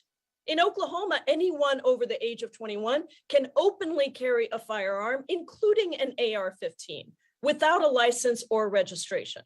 Weapons that can cause mass devastation are subject to less common sense safety measures than cars or motorcycles. The children of Uvalde are all of our children. The parents in Buffalo and Oklahoma are all of our parents. This is our responsibility, and it doesn't have to be this way. Today, we have a chance to say no more, to refuse to allow our schools and our supermarkets, our hospitals and our theaters, our public places turned into war zones where children hide terrified under desks or in closets, or doctors in medical facilities don't know if they are going to save a life or have their own taken away. Do not tell me that the answer to this is to put even more guns on the streets or to militarize our schools or our theaters or our hospitals with metal detectors and cops. Do not talk about taking away fundamental freedoms when what we are doing by refusing to pass sensible reforms is taking away the fundamental freedom for children to go to school and play and live. And don't tell me that the answer to this is just about mental health. We certainly have mental health challenges that we have to respond to, but countries around the world have similar mental health challenges, but no other modern wealthy country has these mass shootings as we do. What sets us apart, sadly, is the enormous number of guns and lack of regulation around guns, and most importantly, the lack of political will from Republicans to respond to these mass shootings. When other countries have had a major mass shooting, they have responded, and it has worked. In March of 1996, Great Britain experienced the deadliest mass shooting in its history at an elementary school. The shooter murdered 16 children and their teacher and injured 15 others. And in response, the British Parliament banned high-caliber pistols. Since then, there has been not a single shooting in the UK. 6 weeks later, the deadliest single-person mass shooting in Australia and the third worst in the world occurred in Tasmania, killing 35 people and wounding 23. Australia passed sweeping reforms, including banning nearly all semi-automatic rifles and shotguns and launching a program to buy back over 600,000 firearms. And since then, there has been only one mass shooting in Australia. Other countries have responded to gun violence with decisive action that effectively wiped away mass shootings. And meanwhile, the United States makes up 4% of the global population, but close to 15% of firearm deaths worldwide. So do not tell me that we don't know what works. We know what works. We know that what we need to do is to pass this bill and say yes to saving lives for our children and our families. Let's do what is right. Does the gentlelady yield back? I do. Gentlelady yields back. For what purpose does Mr. Stubbe seek recognition? Move to strike the last word. Gentleman is recognized. In the filibuster, expand the court, take away your constitutional rights under the Second Amendment. Well, we just heard that that's exactly what the Democrats want to do here today and in the House in this coming week. On Monday, Biden stated a 9mm bullet blows the lung out of the body. And I quote, so the idea of these high caliber weapons is of there's simply no rational basis for it in terms of thinking about self-protection. So you can't protect yourself with a 9mm. I guess, according to Biden, only a 22 round ammunition would be sufficient. Then the White House walked back that statement and said he supports a ban on the sale of assault weapons, which there's no such thing, and high capacity magazines. High capacity magazines. I'm going to come back to that in a second.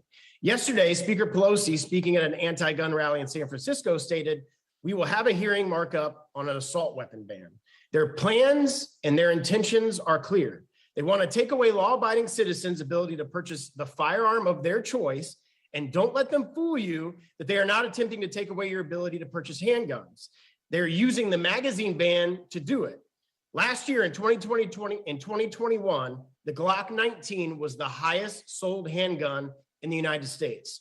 It comes with a 15-round magazine. That gun would be banned. Right here in front of me, I have a Sig Sauer P226.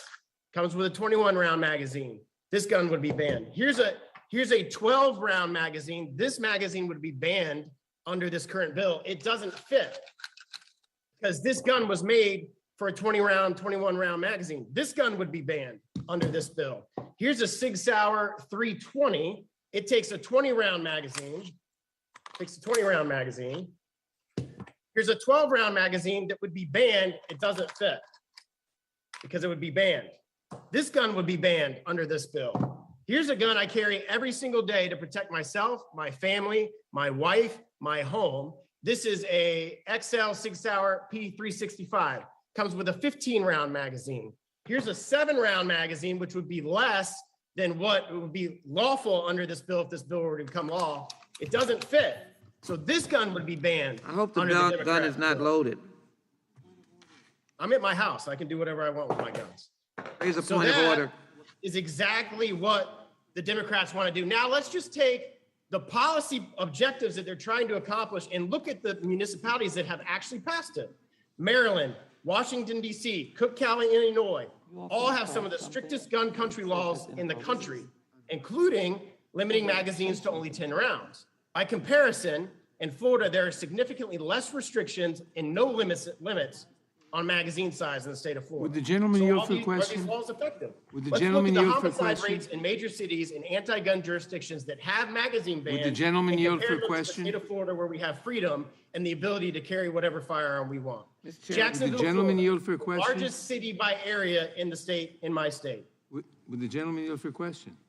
Yes or no? No, I'm trying to get my point across in the 2 The minutes answer that is I no. have left. Gentleman won't yield. The murder rate was more, now let me start back over and I hope you give me my 10 or 15 seconds back that you just took. Jacksonville, Florida, the largest city by area in my state, the murder rate was more than half of DC or Chicago in 2021. And you are 4 times lower, and it was 4 times lower than in Baltimore, Maryland. All jurisdictions that have a magazine ban, you're safer in the state of Florida where we don't have it. If you live in Tampa, Florida, near my district, or in Orange County, where Orlando is located, in 2021, you were roughly 3 times less likely to be murdered here in Florida, in Orange County, or in Tampa than in Chicago or DC, where they both have magazine bans. And you are a whopping 5 times less likely to be murdered than in Baltimore, Maryland, than in Tampa, Florida, or Orange County. Additionally, the state of West Virginia is instructive on this point. West Virginia has some of the most gun-friendly laws in the country, including permitless carry, no magazine restrictions. For purposes of comparing apples to apples, West Virginia also faces some struggles and has poverty levels comparable to nearby Baltimore and Washington, D.C. Yet someone is 9 times less likely to be murdered in West Virginia than in Baltimore, and approximately 5 times less than in D.C., according to the most recent numbers in those jurisdictions. These anti-gun cities, particularly ones with magazine bans, have some of the highest crime rates in the country, and they are growing worse. These laws do nothing to stop crime, and no one here thinks they will actually stop mass shootings. This is a push to take away your right to carry whatever firearm you please to defend yourself. So I hope our colleagues in the Senate are paying attention. A magazine ban will not allow you to carry these type of handguns because they don't have the capacity to take such a small magazine. I yield back. Gentleman yields back for purposes. The gentleman from Florida seek recognition. I move to strike the last word. Gentleman is recognized. Thank you, Mr. Chairman. Mr. Chairman, I just returned from traveling to visit with other governments in Europe who have been receiving Ukrainian refugees, who have been standing up to Russia. It was an important series of meetings, but every single meeting started with expressions of sympathy and condolences and questions about how it is that the United States continues to have this horrific gun violence problem. I thought it would be important just to respond to some of what we've heard and to make clear what we're actually doing here. First of all, to the ranking member and to Mr. Bishop, I so resent being told that I don't care about the Constitution. We all do, and you know it's not true. Yes, there's a Ninth Circuit decision. There are also other circuits who have come down the other way. And when you refer to Heller, I think it's important to point out the words of Justice Scalia in the Heller decision when he said, like most rights, the right secured by the Second Amendment is not unlimited, who then went on to explain exactly how. So let's at least be clear that what's happening here, first of all, is constitutional. Now let's talk about what we're trying to do. We already passed legislation to require a check of one's background to make sure you don't have a violent history. There's nobody who's watching this who thinks that if you have a violent history, you should be able to buy a firearm. That's just straightforward. That's what we already passed. And that's what the Senate needs to bring up and pass. And look at what's in this bill. Raise the age for purchasing a semi-automatic rifle from 18 to 21. Let's also acknowledge that in America, you can't buy a handgun unless you're 21. That somehow hasn't been brought up today. By the way, you also can't buy a drink and you can't buy tobacco unless you're 21 either, but you can go in and you can buy a semi-automatic assault rifle, which, by the way, for every time someone sits in this meeting and says, well, nothing we're doing here would have prevented this. Well, actually, if we had a law that said you have to be 21 to buy, then these two AR-15s would not have been purchased. So that's what the 18 to 21 is. Also, Florida, my own Florida, raised the age to buy a gun to 21. It's a really important step that we can take. Also, we'll be voting, before I get back to this, we'll be voting on red flag laws, which Florida passed, which have now been used 5,800 times to make sure that people with violent histories don't do harm to themselves or to others. Florida did that. We want federal offenses for gun trafficking and straw purchases because we don't want people to feel that they're able to simply bring guns to cities that don't have restrictions, don't buy them where they don't have restrictions, take them to other cities. We're tough on crime in this committee, right? We all ought to be supportive of cracking down on gun traffickers who put people's lives at risk. Safe storage of firearms. Look, if you have a child in your house, my guess is for every one of my colleagues on this committee who owns a firearm, you store it safely.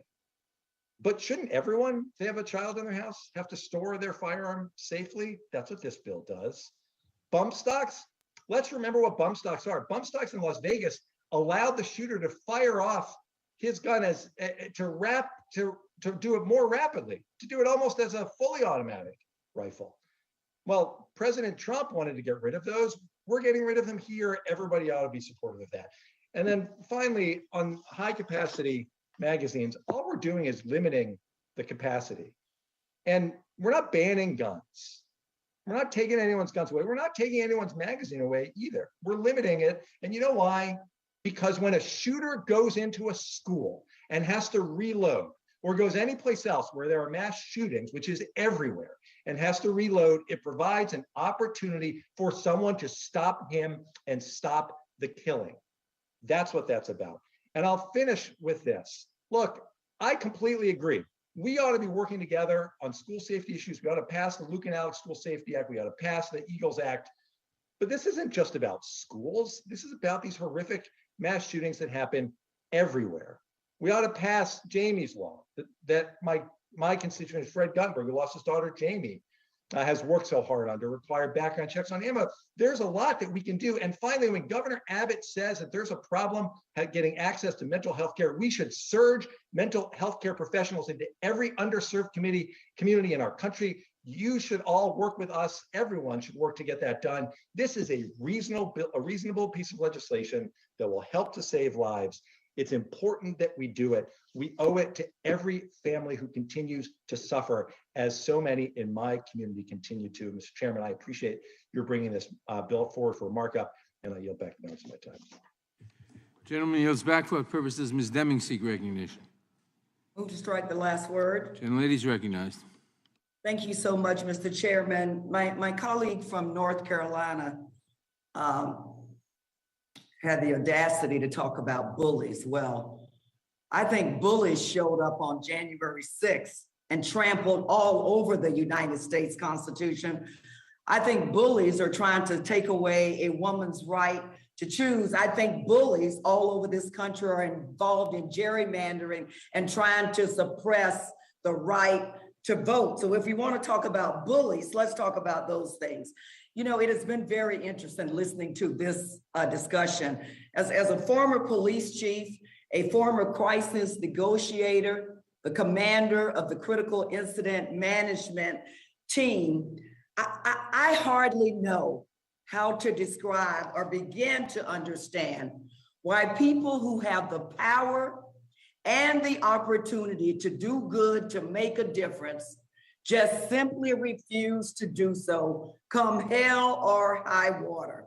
And Lord knows we have seen hell come over and over again, whether it was Columbine, Sandy Hook, Virginia Tech, Las Vegas, El Paso, all our churches, Mother Emanuel, Sutherland Springs, in our movie theaters, our synagogues, grocery stores, the Pulse nightclub that just happens to be in my district, Parkland, Uvalde.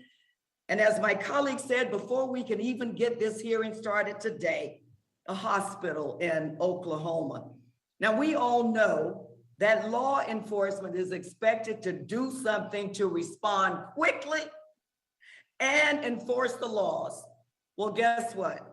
We as members of Congress are responsible for writing those laws, and we have watched hell come time and time again, over and over again, and simply have failed the American people. Well, I don't know about my colleagues on the other side of the aisle, but I am certainly not proud of that.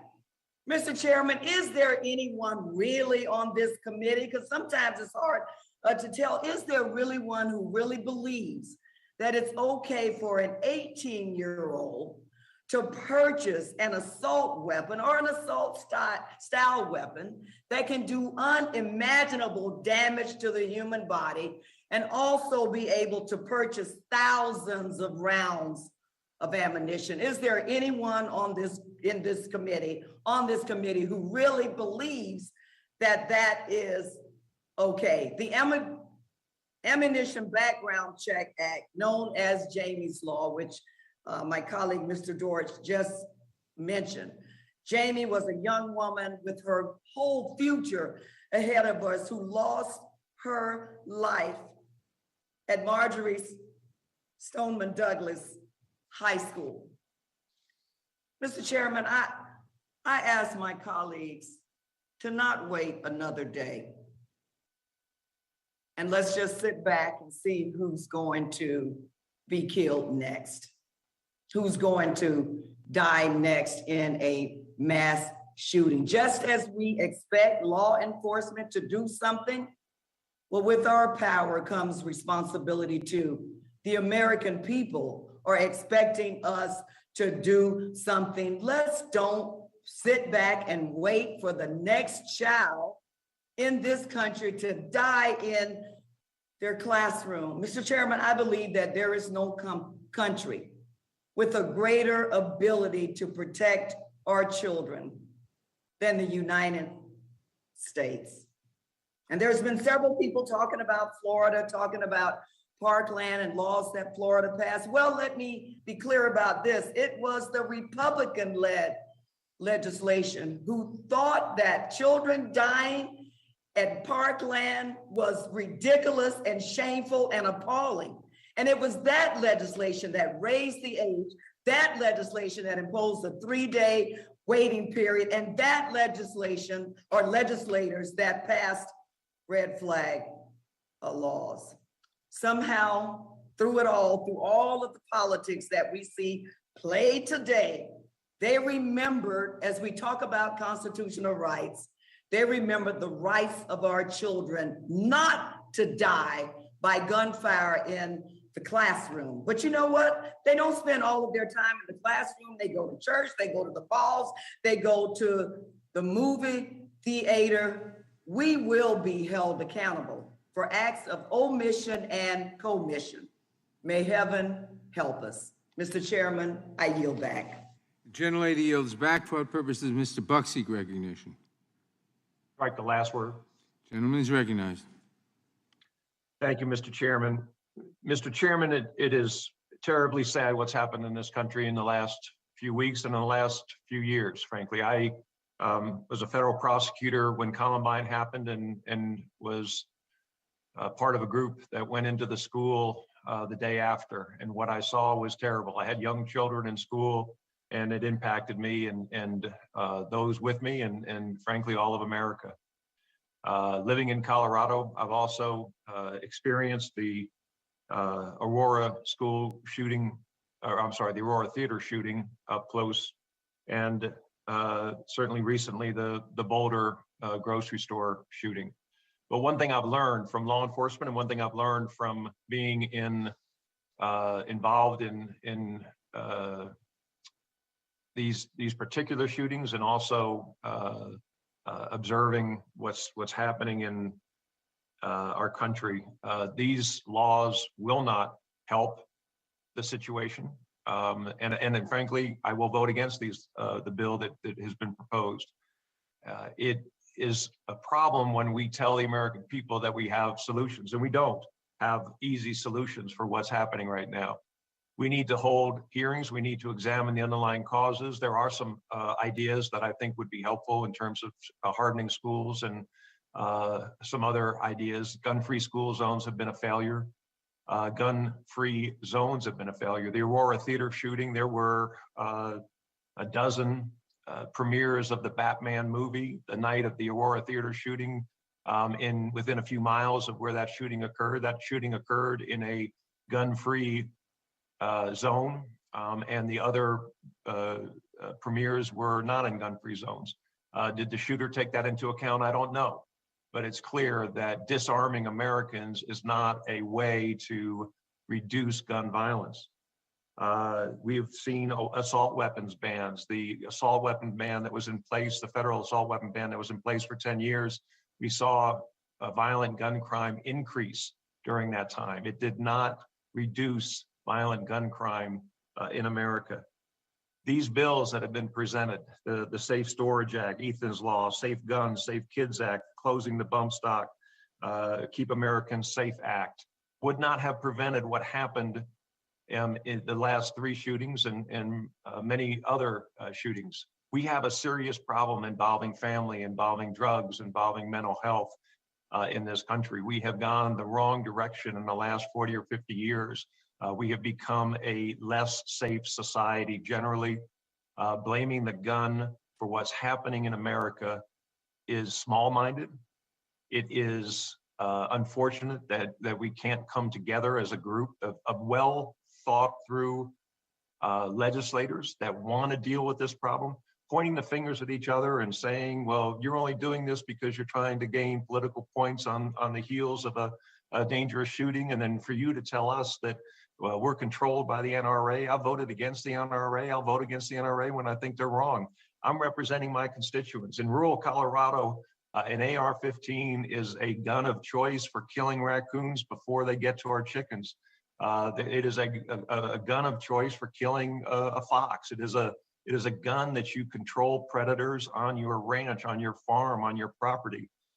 The idea that somehow we're going to deny access to, I think there are 20 million AR-15s in circulation in this country. It makes absolutely no sense, and it's unfortunate. I think that there are other answers. We've certainly in Colorado, we have discussed the possibility of incentivizing veterans who come back from the military or discharged from the military to go into education and teach and be able to carry guns in a school as a teacher, as an administrator, as a coach, trying to help to strengthen our system. I think we've got to get beyond the finger pointing at this point. I think we've got to get to the point where we're holding hearings, and I hope when Republicans take the majority in November, that in January, we will start to hold hearings and come up with answers that are meaningful, not answers where we tell the American public we've solved the problem. We're going to make sure that there's no guns in schools, so law-abiding citizens don't have guns in schools, but criminals do. We want to make sure that we get to the bottom line of a very complex and very serious problem that this country faces. And I hope we do in the future. It's obvious to me that right now that's not what's intended, and it's sad. And I yield back. Gentleman yields back for what purposes? The gentleman from California seek recognition. Strike the last word. Gentleman is recognized. 19 kids are dead. 19 children are dead. And so to my Republican colleagues, I ask, who are you here for? Are you here for our kids, or are you here for the killers? Because if you were here for the kids, you would do all you could to protect the next school shooting that's about to happen. And we know what's going to happen in America. You would vote to raise the age on purchasing an assault rifle. You would vote to ban high-capacity magazines. You would vote to require safe storage, and you would vote to address ghost guns, which are ravaging communities across America. But if you're here for the killers, you would do everything to make it easier for the next school shooting to happen.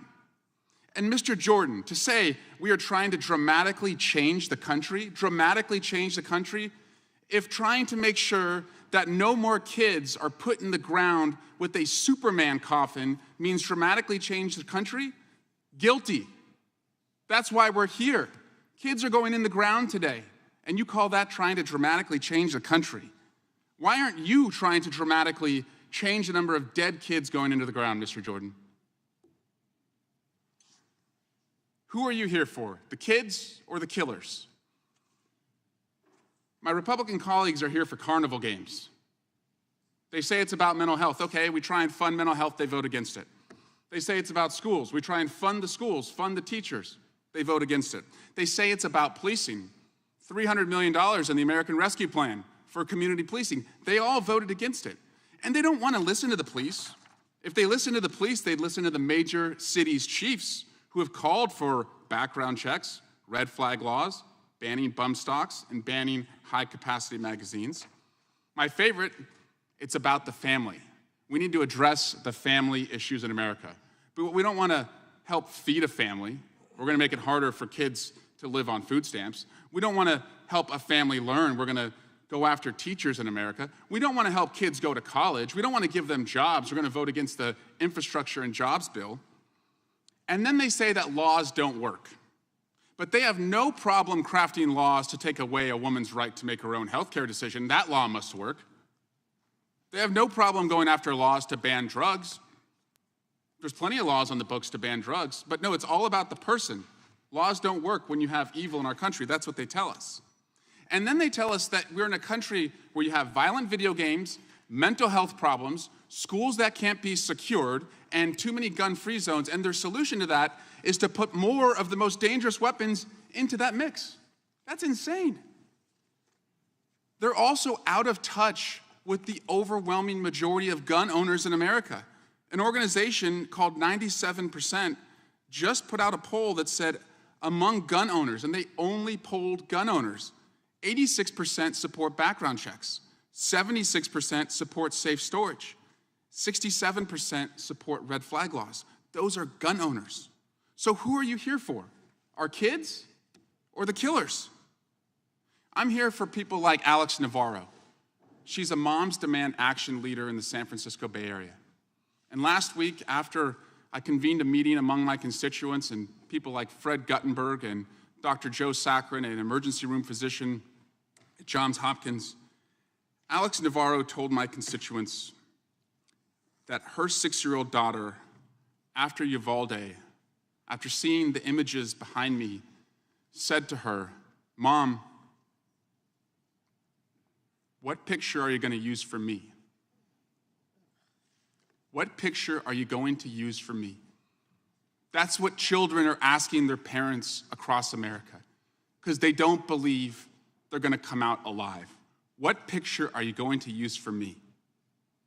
We're supposed to be the protectors. We're supposed to be here for the kids. And so to my colleagues today who flew in town, came to work, got ready to argue, my question is, why did you come here at all? Why did you come here at all? If you're not here for the children,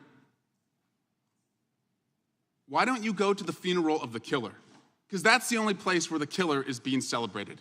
We're here to get things done and protect our kids. What's your job? I yield back.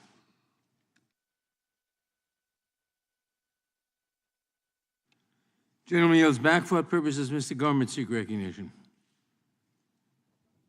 Strike the last word. Gentleman is recognized. Thank you, Mr. Chairman. I don't think that it's very effective for the children to have people on the other side of the aisle come in and accuse Republicans of being complicit in murder, and that we put our right to kill over others' right to live, to infer by rhetorical supposed questions, who are you here for?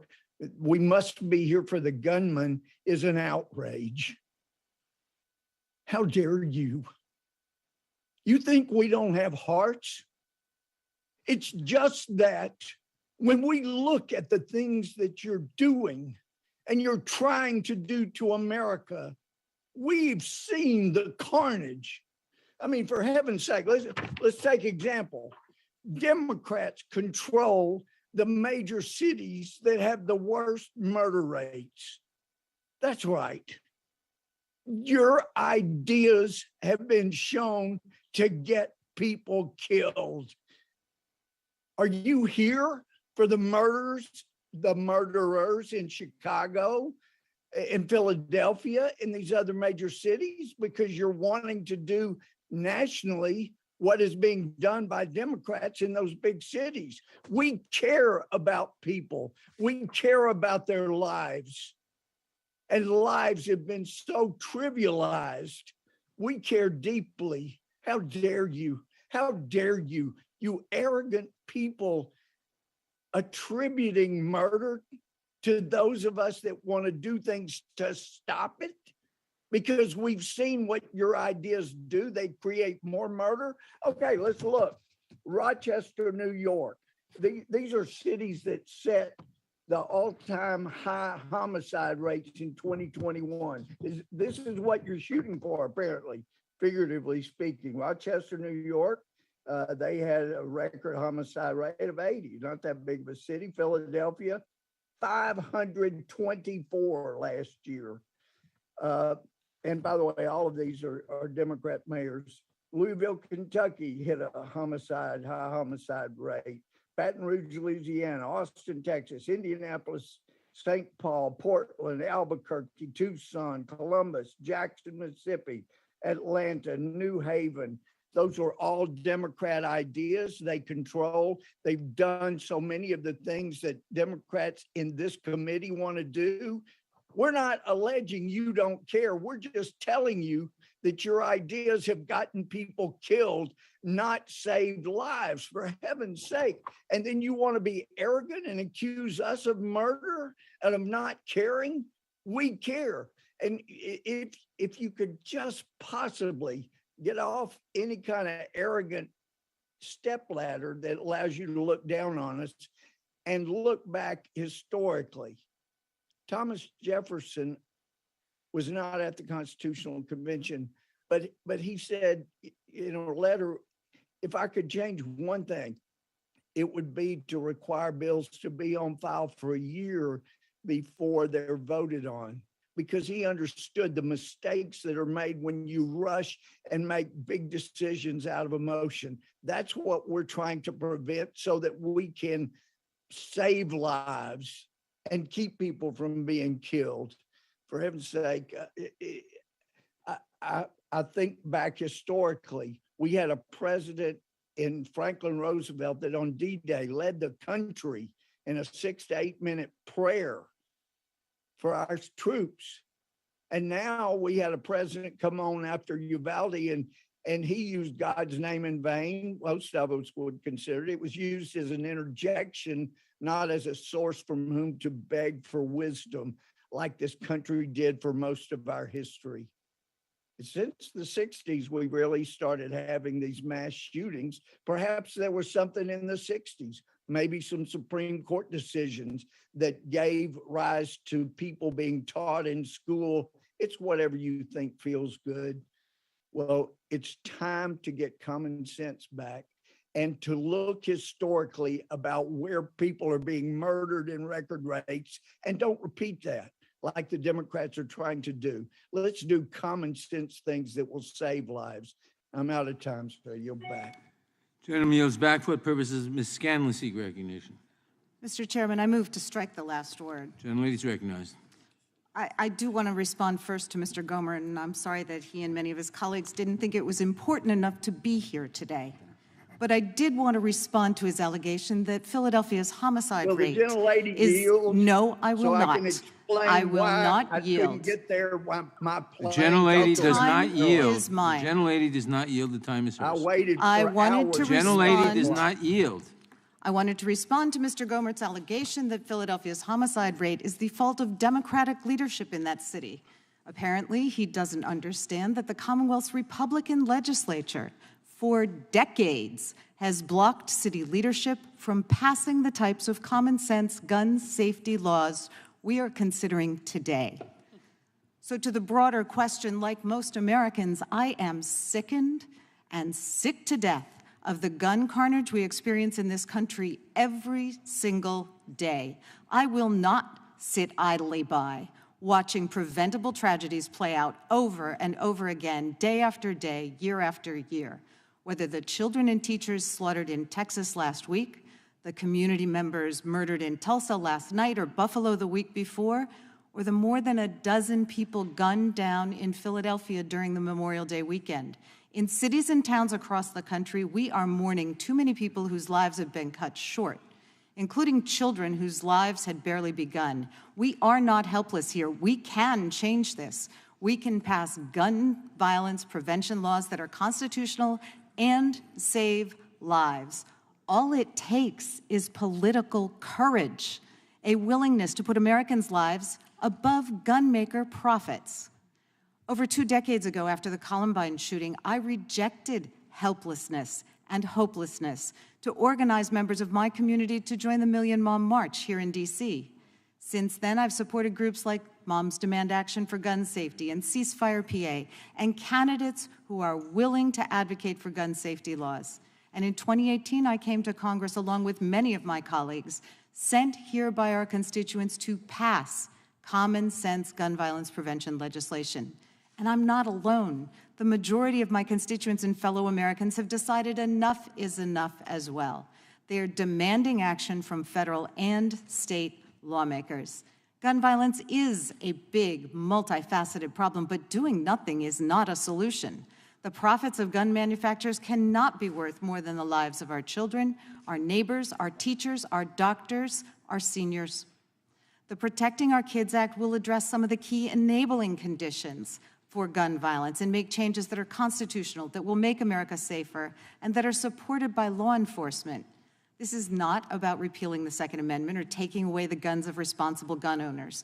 I want to echo Mr. Deutsch in reminding our colleagues of Justice Scalia's opinion in Heller, in which he said that like the other rights secured by the Bill of Rights, the right secured by the Second Amendment is not without limits. Or as other justices have noted, the Constitution is not a suicide pact. This bill before us is not about being pro-gun or anti-gun. It's about desperately needing to stop gun violence.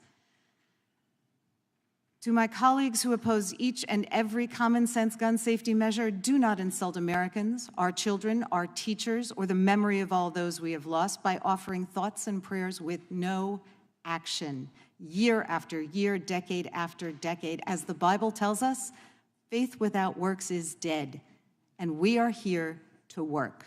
Do not insult Americans by offering hollow solutions like turning schools into armed fortresses when you won't spend the money to remove asbestos or lead from those schools.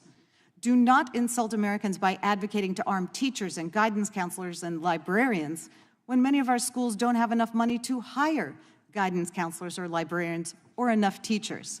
And do not insult Americans by saying that fortifying schools is the solution when our children and the rest of us have to face the prospect of gunfire on the way to or from school and work, or the supermarket, or the hospital, or the movie theater, or our churches, mosques, and synagogues. I refuse to tell our children there's nothing we can do, that they must be sacrificial lambs to a twisted theory of armed Second Amendment liberty that is decoupled from personal responsibility. Our children know as well as we do that something can be done. We know it in our guts. Our children deserve to learn and grow in safety, and we have the power to give our kids a more hopeful and bright future.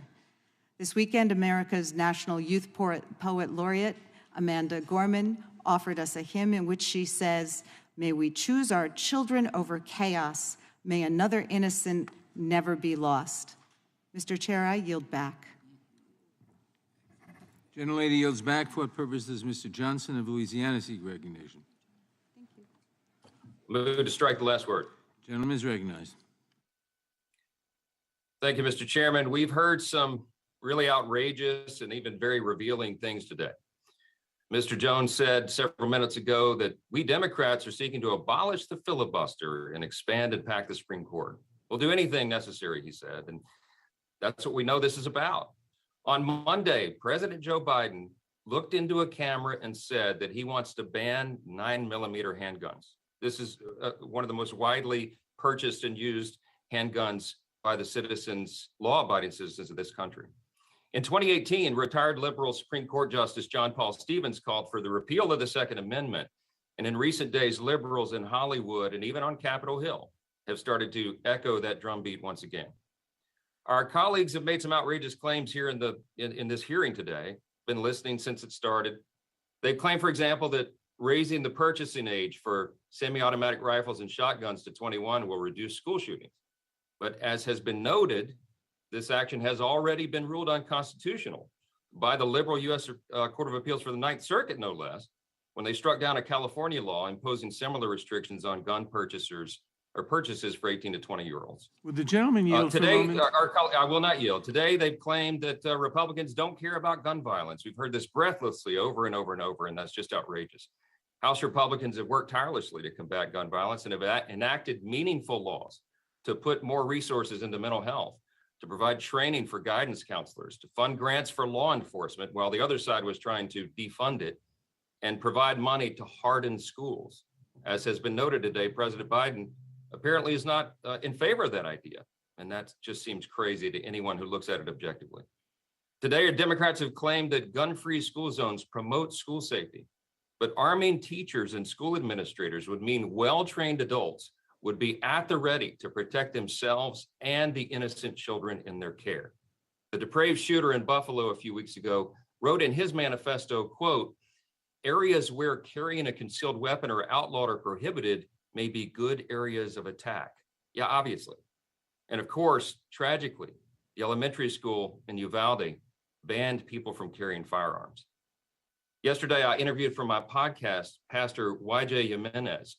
He's a pastor there on the ground who is ministering to the people of that West Texas community who have suffered from such unspeakable loss. His calming presence and clear conviction in national interviews has captured the attention of millions of Americans because he has spoken to the root causes for all this modern violence and bloodshed. America has a heart problem, he said, and he's exactly right. As Mr. Buck noted a few moments ago, what we're seeing right now is the results of decades of decline with the secularization of American society, the open assault on religion and morality and absolutes, and the breakdown of law and order. We're seeing the results of all this on young people in clinical settings, in the culture at large, and of course in our schools. And it's an inevitable result of decisions that we've made in this culture. Yesterday, a New York Times survey was published that found that 94% of school administrators today say that students are suffering from anxiety and depression, and 88% report that students are having trouble managing their emotions. You know, Thoreau said there are thousands hacking at the branches of evil, the one who is striking at the root. This hearing today was called for this hastily pulled together hodgepodge of Democrat bills that have been sitting on the shelf and will do nothing to solve the real problems at hand.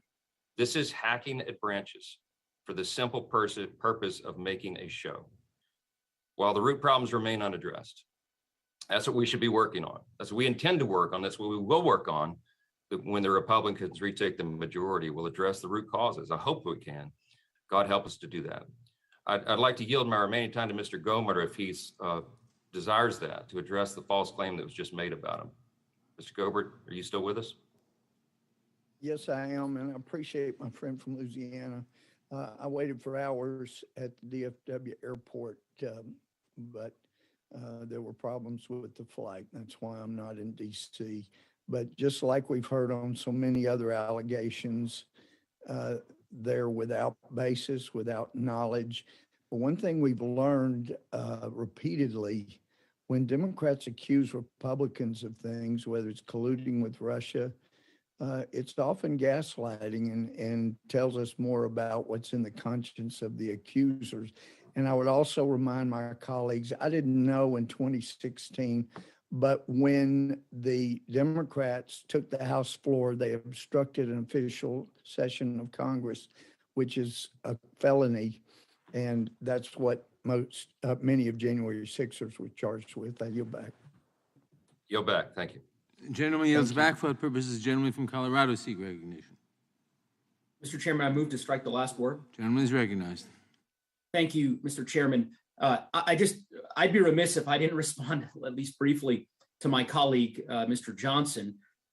We have extended debates from time to time on the Constitution and our competing views about the constitutionality of different provisions. But I have to confess that I have seen Republicans do something today that I never thought I would ever see, which is apparently praising the Ninth Circuit Court of Appeals and taking the position that a Ninth Circuit Court of Appeals decision is the final word on the constitutionality of a given provision. Of course, I've served on this committee long enough to remember my colleagues on the other side of the aisle complaining about the Ninth Circuit year after year after year and making the case that simply because the Ninth Circuit had ruled something unconstitutional did not mean as a dispositive matter that the statute in question was unconstitutional. But in any event, I will digress. Mr. Chairman, I want to say— Would the gentleman yield for a moment? I'll yield to the chairman, of course. Yes, I simply want to point out that the so-called liberal Ninth Circuit that made that decision, the panel was composed of 2 Trump appointees who decided on the majority and 1 Clinton appointee in the minority, and other circuits have decided to the contrary. So talk about this so-called liberal Ninth Circuit is historical, but no longer the case. I yield back to the gentleman. I thank the chairman. I agree. I think the chairman makes a salient point. And again, apparently the new standard for my colleagues on the other side of the aisle is that a singular panel decision from the Ninth Circuit is the final word on the constitutionality of a given state statute. Notwithstanding the potential en banc consideration to follow or potentially an appeal to the Supreme Court. In any event, I want to say thank you, Mr. Chairman, for holding this critically important emergency hearing. Our hearts are broken for the children of Uvalde, Texas. They are broken for the people of Buffalo, New York, and they are broken for the countless Americans that are being murdered each and every day in our country. Mr. Chairman, as you well know, the level of gun violence in our country is not normal, and we cannot stand for it. It is time, long past time, for this Congress to finally act and to start saving lives. My home state of Colorado has experienced the pain and the tragedy of gun violence far too often.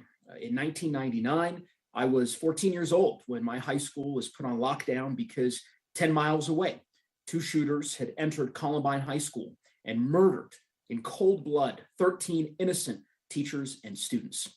From Columbine to a movie theater in Aurora to the STEM school in Highlands Ranch, and as was mentioned previously, to a grocery store in my community last year, where 10 innocent people were murdered at a grocery store in Boulder, Colorado.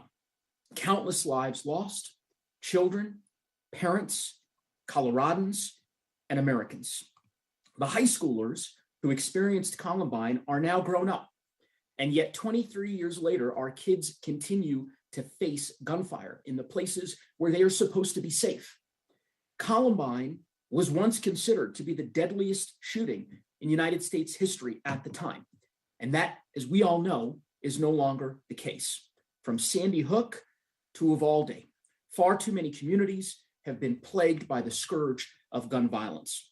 As policymakers, we have the opportunity today to do our part in stopping this violence. We have got to do more. We have to act. And today, we are doing precisely that. The Protecting Our Kids Act makes common sense changes to our gun laws that'll save lives.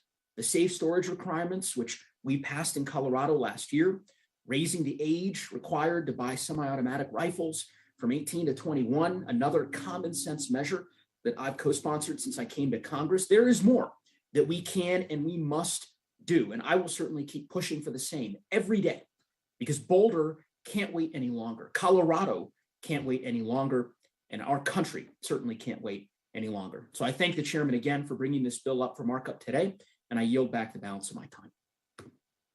Gentleman yields back. For what purposes Mr. Shabbat seek recognition?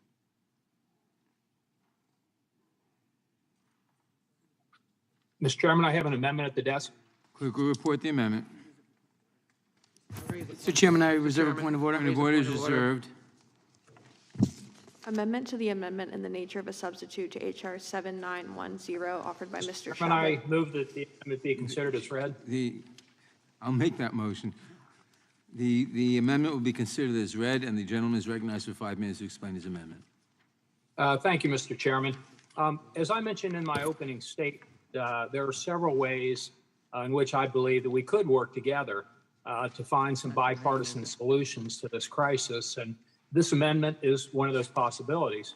Following the shooting in Parkland, Florida, as I previously mentioned, former Sheriff Congressman John Rutherford led a bipartisan group of members, including myself, in reauthorizing and expanding the Top Secure Our Schools grant program. Mr. Chairman, I think somebody is unmuted out there that should mute.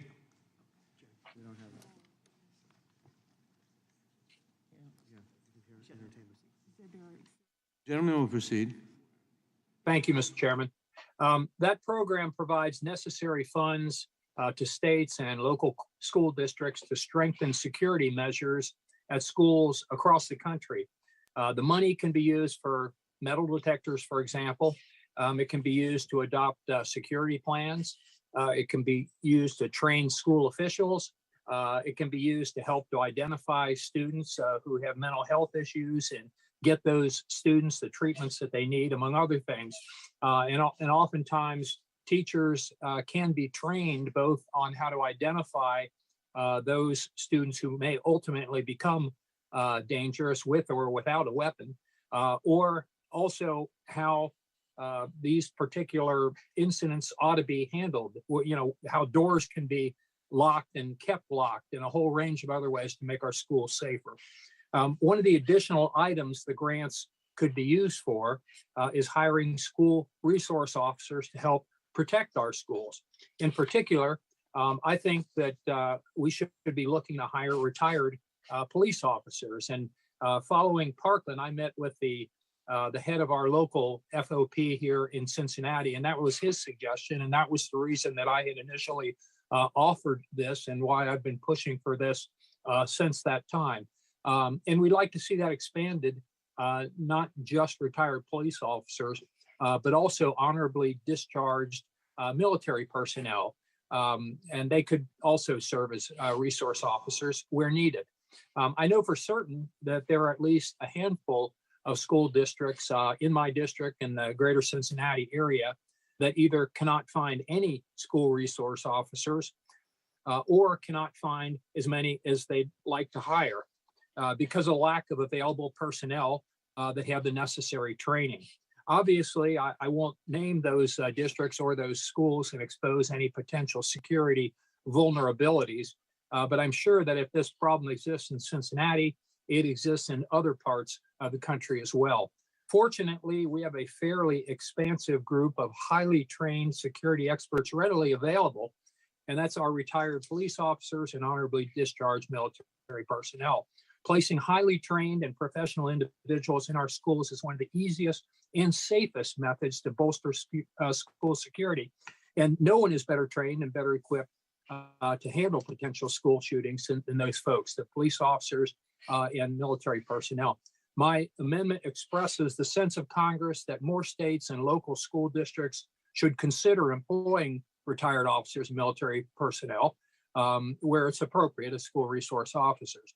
Hiring retired police officers and retired military personnel to provide school security is a common sense step to better secure our schools, and it could be achieved almost immediately. Most importantly, doing so could go a long way towards protecting our students who are in school to learn, not to become victims. Mr. Chairman, our nation's schools have become soft targets for any would-be killer who has gotten access to a gun. We even advertise with a sign that the murderer-to-be will be the only person on the scene with a gun. It's almost like a welcome mat. We need to do a better job of protecting both students and teachers and other personnel at our schools, because they're all vulnerable from those frequently and unfortunately increasingly frequent threats. Adopting this common sense amendment would be a significant step, I believe, in the right direction. And it's something we could do right now. And I think this is something that really would make a difference, because hopefully we will be, if this passes and is part of the bill, members will read the bill. Members can reach out to school districts and schools in their own communities and make them aware that this money is available for them to harden the schools. That would actually accomplish something. I yield back. The gentleman yields back. Does the gentlelady insist on a point of order? I withdraw my point of order. Point of order is withdrawn. I recognize myself in opposition to the amendment. This amendment is based on the belief that the way to protect students is to have a good guy with a gun, as the Republicans often say, to stop the bad guy with a gun. But I believe that phrase was coined by the multi-million-dollar gun lobby's dealer, Wayne LaPierre, after a shooter killed 20 little children in Newtown, Connecticut. For the past 10 years, we've seen time and again that concept has been proven wrong. A catchy saying designed to hide the truth, that Republicans refuse to help protect Americans from people we all agree should not be allowed to possess a weapon, as we're hearing today. In Uvalde, there were 7 good guys with guns, and they didn't feel they could go stop that bad guy. The gunman in Buffalo killed a good guy with a gun. We've tested that theory, and there's 31 dead people in these 2 attacks alone because we failed that test. Texas is filled with good guys with guns. Texas laws are so pro-gun lobby that companies need to swear they won't discriminate against the firearm industry. In Texas, there are over 8,600 federally regulated licensed firearm dealers, and according to RAND, 37% of Texan adults lived in a household with a firearm between 2007 and 2016. Again, Texas is filled with good guys with guns, but that couldn't save the lives of those 19 children and 2 teachers. It's time to try something new. Republicans are the same people who told us that more good guys with guns keep kids safe. Then they told us that armed officers in schools would keep kids safe. Then they told us more shooter drills would solve the problem. Then they told us again that armed officers in schools would solve the problem. Each time they've been proven wrong. Children have been murdered. How many children have to die before we stop taking them seriously? This amendment goes in the wrong direction, and I therefore oppose it. I yield back. Who seeks recognition? If no one, for what purpose does Mr. Swalwell seek recognition? Strike the last word. Gentleman is recognized. Thank you, Mr. Chairman. And I understand the sentiment that Mr. Shabbat is bringing to this. I'm the son of a retired police officer. I have 2 brothers who are police officers, and our law enforcement family is just horrified by what happened at Uvalde. It's also unconscionable that police officers waited outside of a classroom as children were being slaughtered and 911 calls were being made from inside that classroom, pleading for their lives. But what we have come to see across America is that our law enforcement are just outgunned. We're a country of unrestricted weaponry that continues to put the most dangerous weapons in the hands of the most dangerous people. So we could hire 100,000 retired police officers, but if we are a country that has over 100 million assault rifles, they're just outgunned. And that's what we saw in Uvalde. And tragically, in 2016, in Dallas, Texas, 5 brave police officers, SWAT-trained police officers, were murdered by a killer with an assault rifle. So I think we've debunked the idea that the answer to a killer with an assault rifle is to have more, quote unquote, good guys with guns. The good guys with guns are outgunned by the bad guys that we've given guns in our country. And so that's why we're addressing the root of the problem here with these 6 pieces of legislation.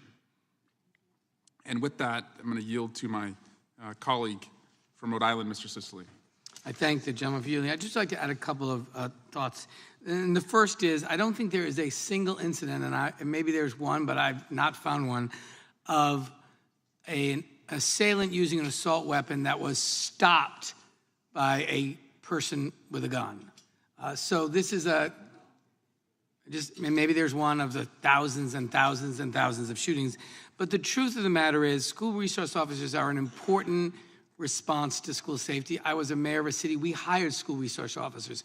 But what I also know is it requires special training to be a school resource officer, and it's up to local communities to decide where that's appropriate, what schools they want to use school resource officers in. And so having someone who's a retired police officer or someone who used to be in the Army may not actually be the best person to be in that position. And in addition to that, I think the COPS program that you reference here requires the hiring of police officers. And so I think we're urging the sense of Congress is actually to violate the requirements of the COPS program. So I don't think internally the amendment can work.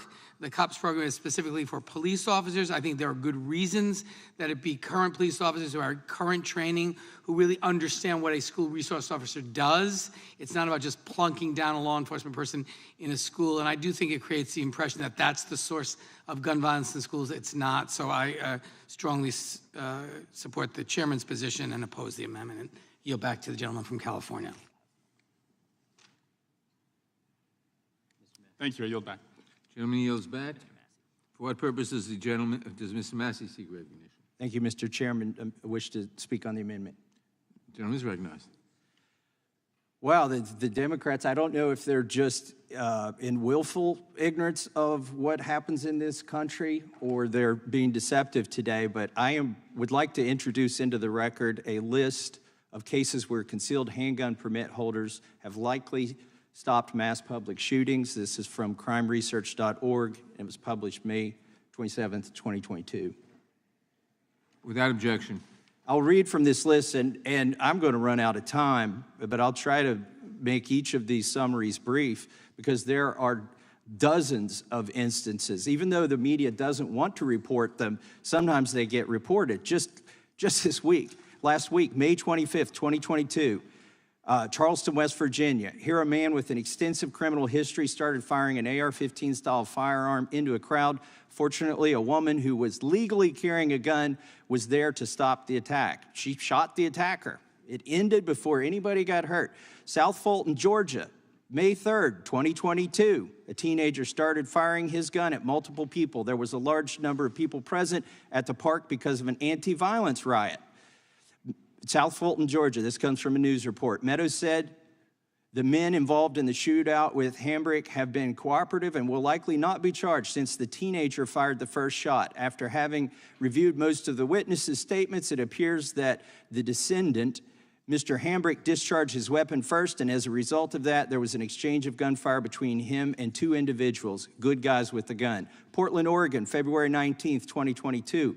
Homeowner allegedly confronted participants at a racial justice demonstration Saturday night before pulling out a handgun and shooting multiple people in the crowd, leaving one woman dead and several others injured. The shooting ended when a person with the group of demonstrators who is licensed to conceal carry a firearm fired back, striking the homeowner in the hip. Again, a good guy with a gun stops the shooting. Lancaster, Pennsylvania, October 17th, 2021. On Sunday, October 17th, 4 people were injured after a fight between two teenagers at Lancaster Park. City Center Mall escalated into a shooting this past weekend. A 16-year-old who was illegally carrying a gun started the shooting, but it could have been much worse were it not for concealed handgun permit holder. A bystander armed with a gun intervened in the shooting one of the participants. The unidentified bystander who legally possessed the firearm had heard gunshots related to the fight between two males that knew each other, police said. The bystander remained on the scene until security and police arrived. Syracuse, New York, August 31st, 2021. The district attorney credited a property manager with saving the lives of several individuals after he pulled out a legally possessed 9mm handgun, the very gun that Joe Biden wants to ban, and fatally wounded a man who opened fire on a crowd outside a building. San Antonio, Texas, August 11, 2021, a woman who crashed into a parked car in San Antonio's West Side neighborhood climbed out of her vehicle and began shooting indiscriminately at people who came out of their homes and rushed to aid her. The armed resident fired back and shot the driver to death, ending the violent threat to the neighborhood. And that was a good guy with a gun, or good gal with a gun sometimes. Fort Myers, Florida, July 22nd, 2021. A man who was a convicted felon and illegally possessing a gun fired multiple shots into a crowd before a bystander returned fire. When the bystander confronted the attacker, he stopped attacking and threw his gun in a parking lot. Fortunately, no one was injured in the attack. Chicago, Illinois, July 4th, 2021. It seems likely that if the concealed handgun permit holder hadn't intervened in this case, there would have been at least 3 deaths instead of just the one woman. Arvada, Colorado, June 21st, 2021. The attacker and 2 other people were killed in this attack. A good Samaritan who was killed in a shooting in Alvarado, Colorado. He did not hesitate. He didn't stand there and think about it. He totally heard the gunfire, went to the door, saw the shooter, and immediately ran in that direction. I just want to make sure his family knows how heroic he was. Toronto said he witnessed Hurley confront the gunman. Mr. Hurley shot him. I think I heard 6 shots from his gun, maybe 5. Police chief said Hurley is a true hero who likely disrupted what could have been a larger loss of life. I'm running out of time, but Fort Smith, Arkansas, May 15th, 2021, Zachary Arnold, 26, fatally shot Lois Hicks, 87, in her apartment, then began shooting at other people in neighborhood apartments. Wallace A. West, 58, used a rifle, not a concealed handgun, to stop the attack. Metairie, Louisiana, February 20th, 2021, having murdered 2 people and wounded a couple of others, it's clear that the attacker intended to kill as many people as possible. The quick response by people with concealed handgun permits stopped the attack. I could go on forever. I'm submitting this document. Hopefully my colleagues who sit here and keep saying that a good guy with a gun never stops a bad guy with a gun will read this document. Thank you, and I yield back. Gentleman yields back for what purposes. Gentlelady from Texas, seek recognition. Strike the last word. Gentlelady is recognized.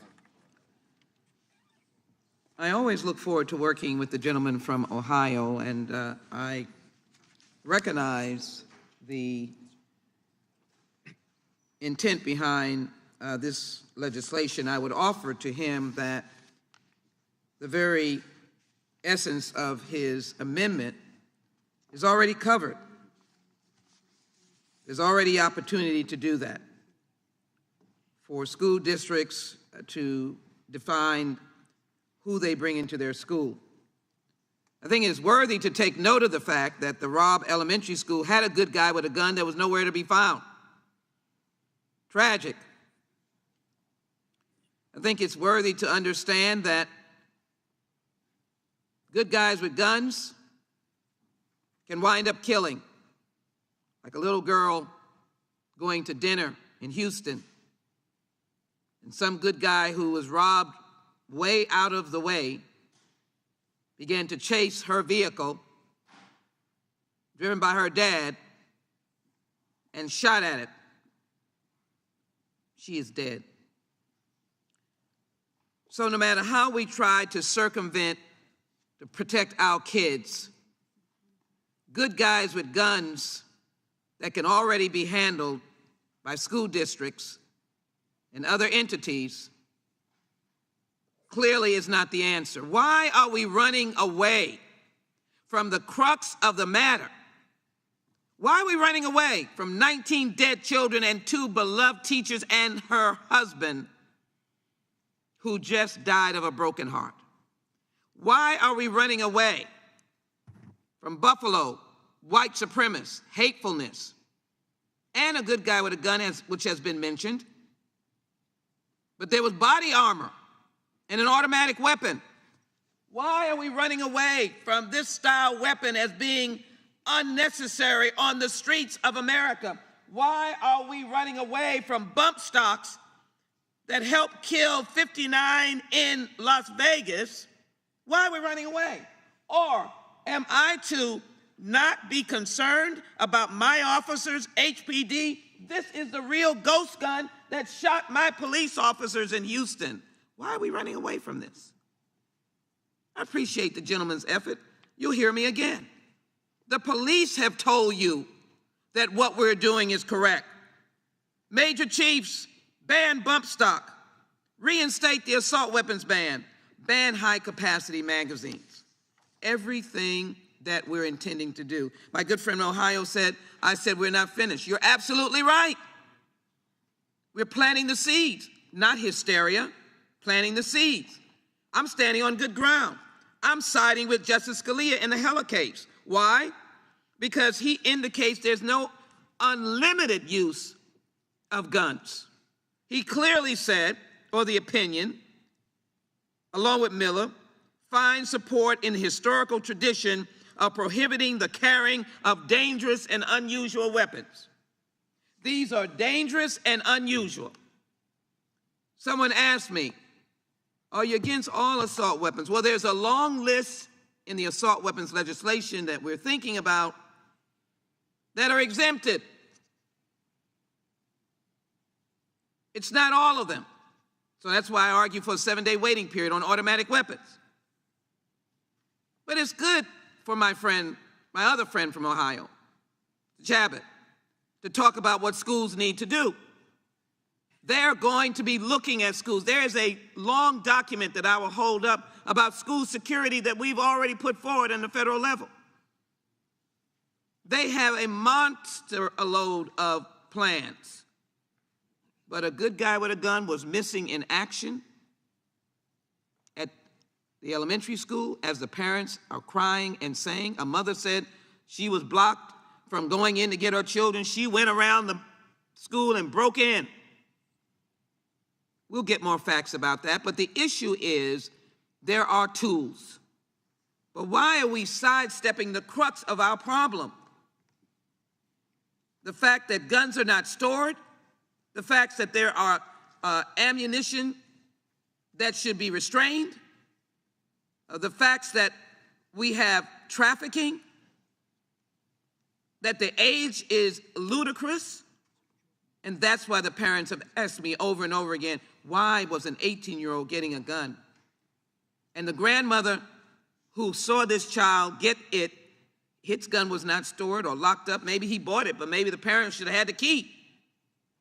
They did not, or maybe when he bought it, there should have been some devices for storing. So again, I'm not going to say anything about Mr. Chabot's amendment other than it can already be done. And it's not on the crux of what we're doing today. Mr. Chabot sent out a message for them to utilize existing law.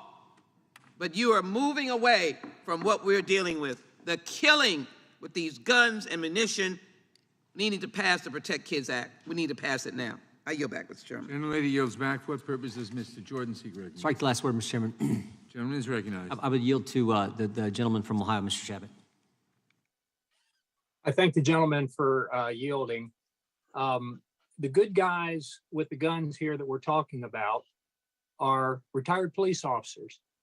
These are the most highly trained people with weapons that a community can possibly have. These are people that we've trusted to keep us safe, keep our families safe in the past, generally for 25 years or so. These men and women retire oftentimes in their early 50s or so, and they're able to work. Many of them work another 15, even 20 years. It just seems to make sense that places that I think we all agree we need to protect, that's schools, and most importantly, the precious lives within those schools, both the students and the teachers, that you have the best, the most highly trained people of all to protect them, and that's the police officers. Now, we've expanded it to also retired and former military personnel who are honorably discharged. Now, you can have people involved in the military that have problems as well and left under unhonorable circumstances. We're not talking about those folks. We're talking about folks, both our police officers and our military personnel, that our tax dollars have paid for to train to have this expertise. Why not use this expertise for a decade or even 2 decades to protect the most important resources that we have in this country, and that's our children. I'm a former school teacher myself. I taught the 7th and 8th grade in an inner city school. It's been quite a few years ago, and we were fortunate that we didn't have one of these types of incidences occur while I was a teacher there. And most schools don't have that happen, but unfortunately, far too many do. And what my colleagues on the other side of the aisle have proposed today are a number of items. Many of them will ultimately be declared unconstitutional, or almost identical cases have already been declared to be unconstitutional, yet that's what they're pushing ahead here. I'm simply suggesting that we make it more that we let people that could actually get these folks to protect our children within their schools, give them more information about it, make it more known to them that this is available, and that these resources are there. There's other things, of course, that we can do to protect children in those schools too. It's not just police officers. That's an important part of it, but there are other parts of it. And again, I want to compliment John Rutherford, a former sheriff, one of our colleagues from Florida, who had a lot of experience in this area as former law enforcement himself, for pushing not just the police officers, but also, metal detectors as an option, more training for the teachers to try to identify those troubled students who might ultimately somewhere down the road participate in some sort of incident like this, where they target fellow students or younger students or anybody for that matter. So, that makes sense. It also makes sense to train our teachers and our administrative personnel as to when you have a circumstance like this that's happening, what's the best way that you can do to save lives? So all of those things are important. Those are things that we can and are doing right now, but we can do a lot more.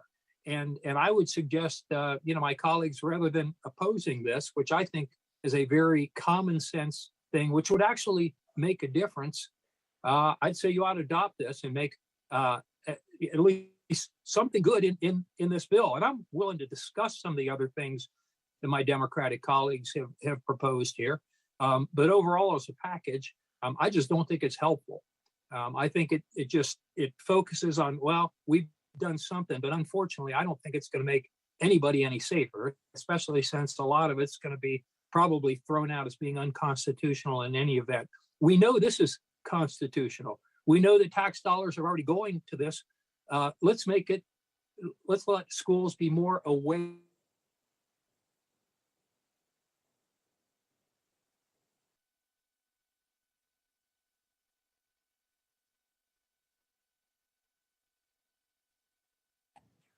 Mr. Chairman, I cannot hear him. We've lost his audio, and we're waiting for it to be restored, and we've stopped the clock. Mr. Shab, now you can be heard. Okay, proceed. Okay, I'm not sure exactly where it dropped off at, but I pretty much concluded. I would just urge my colleagues on both sides of the aisle to support this common sense amendment, and I yield back. The gentleman yields back. For what purpose does the gentlelady from Texas seek recognition? Ms. Escobar. Mr. Chairman, I'd move to strike the last word. Gentlelady is recognized. Thank you, Mr. Chairman. I first want to say that my heart goes out to Buffalo, Uvalde, Tulsa, and the innumerable communities like my own of El Paso, Texas, communities that have suffered the carnage and trauma of gun violence. I've been listening to my Republican colleagues on this committee for the last 2 hours as they desperately try to rationalize their inaction and their unwillingness to support our legislation. I'd like to speak directly to the American public. Let's be very clear about what the two sides are actually arguing for. Republicans are trying to convince you that anyone who wants a gun should have unfettered access to one. Whether you want to take a weapon of war into a state that outlaws them, whether you want to be armed with a ghost gun, or whether you're an 18-year-old who wants an assault-style weapon, but who isn't even old enough to drink. You're hearing it over and over this morning. They believe that the only way to solve our gun crisis is by flooding our neighborhoods with more guns. If you want a glimpse at the kind of dark vision they have for America, just look at my state of Texas, which is a perfect example of what they want. In Texas, after the slaughter in El Paso, the governor, Greg Abbott, promised to change our laws. And he did. He loosened them in order to move closer to the dark vision today's Republican Party has for America. In Texas, the age for access to certain guns was lowered from 21 to 18. In Texas, you can now open carry. In Texas, you don't need training. In Texas, you don't need a license. And mind you, this is in Texas where law enforcement begged the state not to do this, and where many school districts have their own police force already, including the school district in Uvalde. Once again, proving that a good guy with a gun mostly doesn't stop a bad guy with a gun, especially when that bad guy has high capacity magazines and an assault style weapon.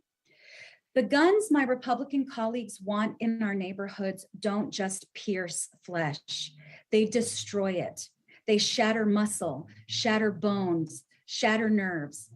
Their vision of America is one where everyone has a gun. And you heard one of my Republican colleagues describe the Wild West shootouts happening across America as though he's perversely proud of this. The other solution they want is to ensure every public location is hardened. And then we continue on this spiral of violence that is as unique to America as these deadly gun laws are.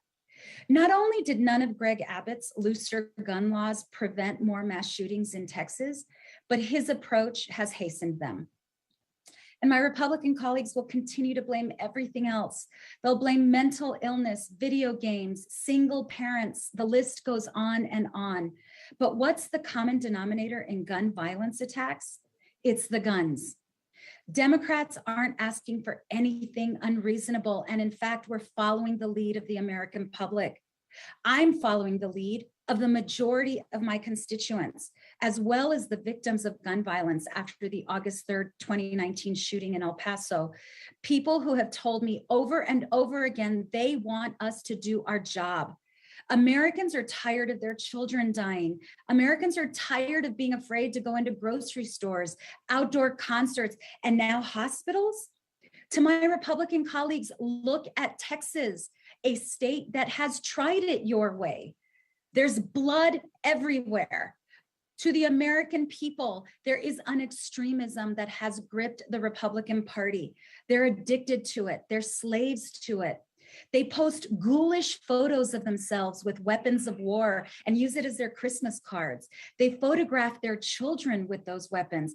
They participate in congressional hearings virtually adorned with them.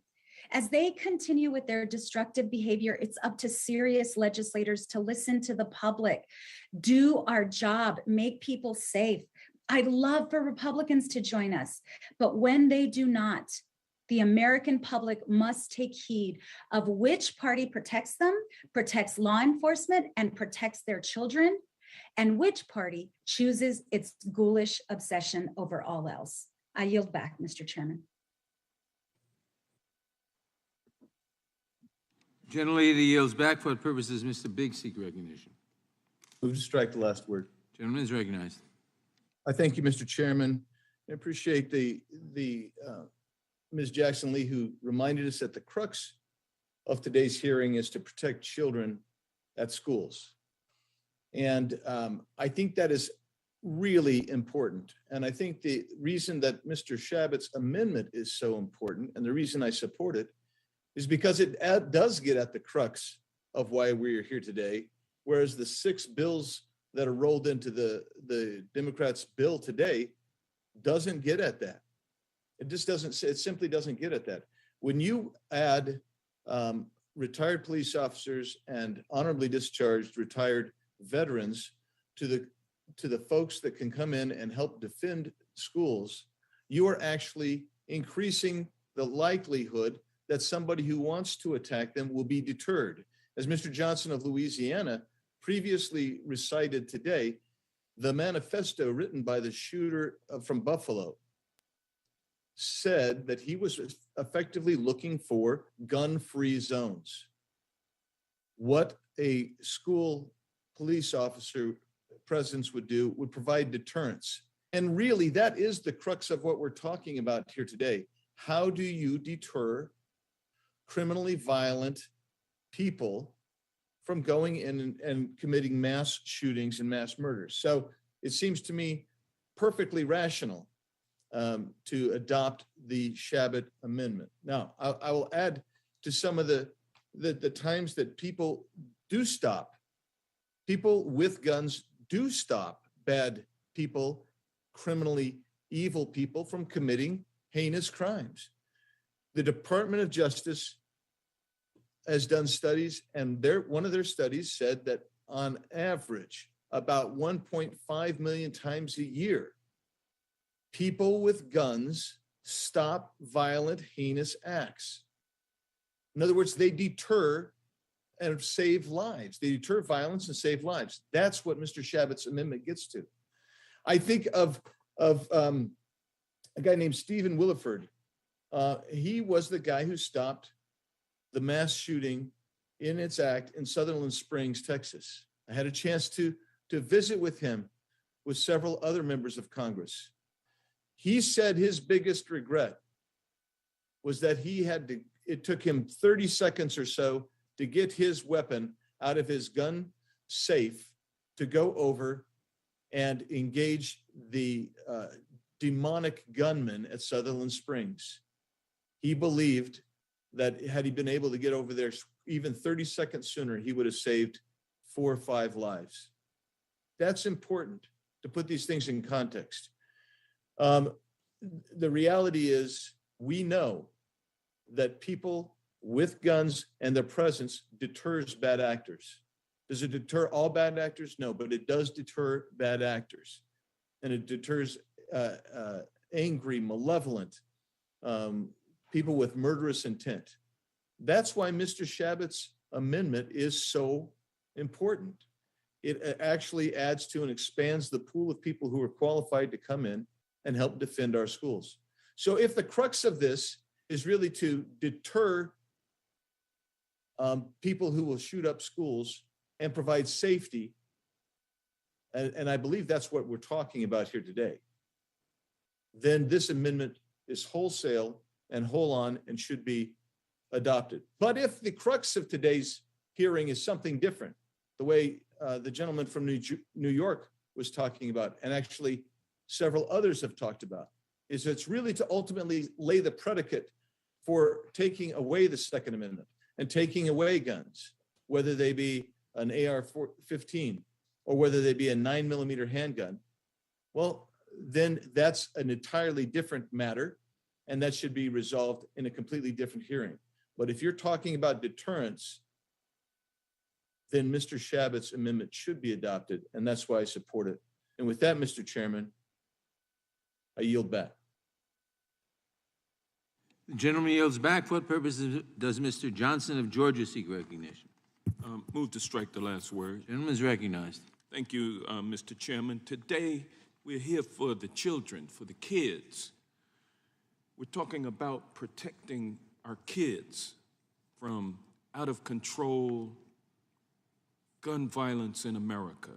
You know, it was almost 10 years ago, December the 14th of 2012, when Sandy Hook took place. A 20-year-old armed with an assault weapon murdered 20 children between the ages of 5 and 6 and killed 6 teachers. And at that time, the head of the NRA, Wayne LaPierre, uttered words that Republicans continue to march to today, and that is that the only way to stop a bad guy with a gun is a good guy with a gun. It hasn't worked in the schools since Sandy Hook. I watched last week, the nation watched a press conference, Governor Abbott of Texas recounting what allegedly occurred at the school, where 19 more children murdered by a guy with a long gun, an 18-year-old.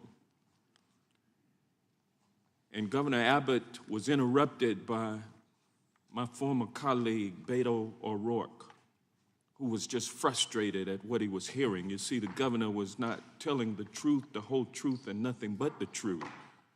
He talked about, the governor, that there was a school resource officer, a good guy, with a gun who tried to stop the bad guy with the gun. But that turned out not to be true. It was actually 19 good guys wearing white cowboy hats with guns.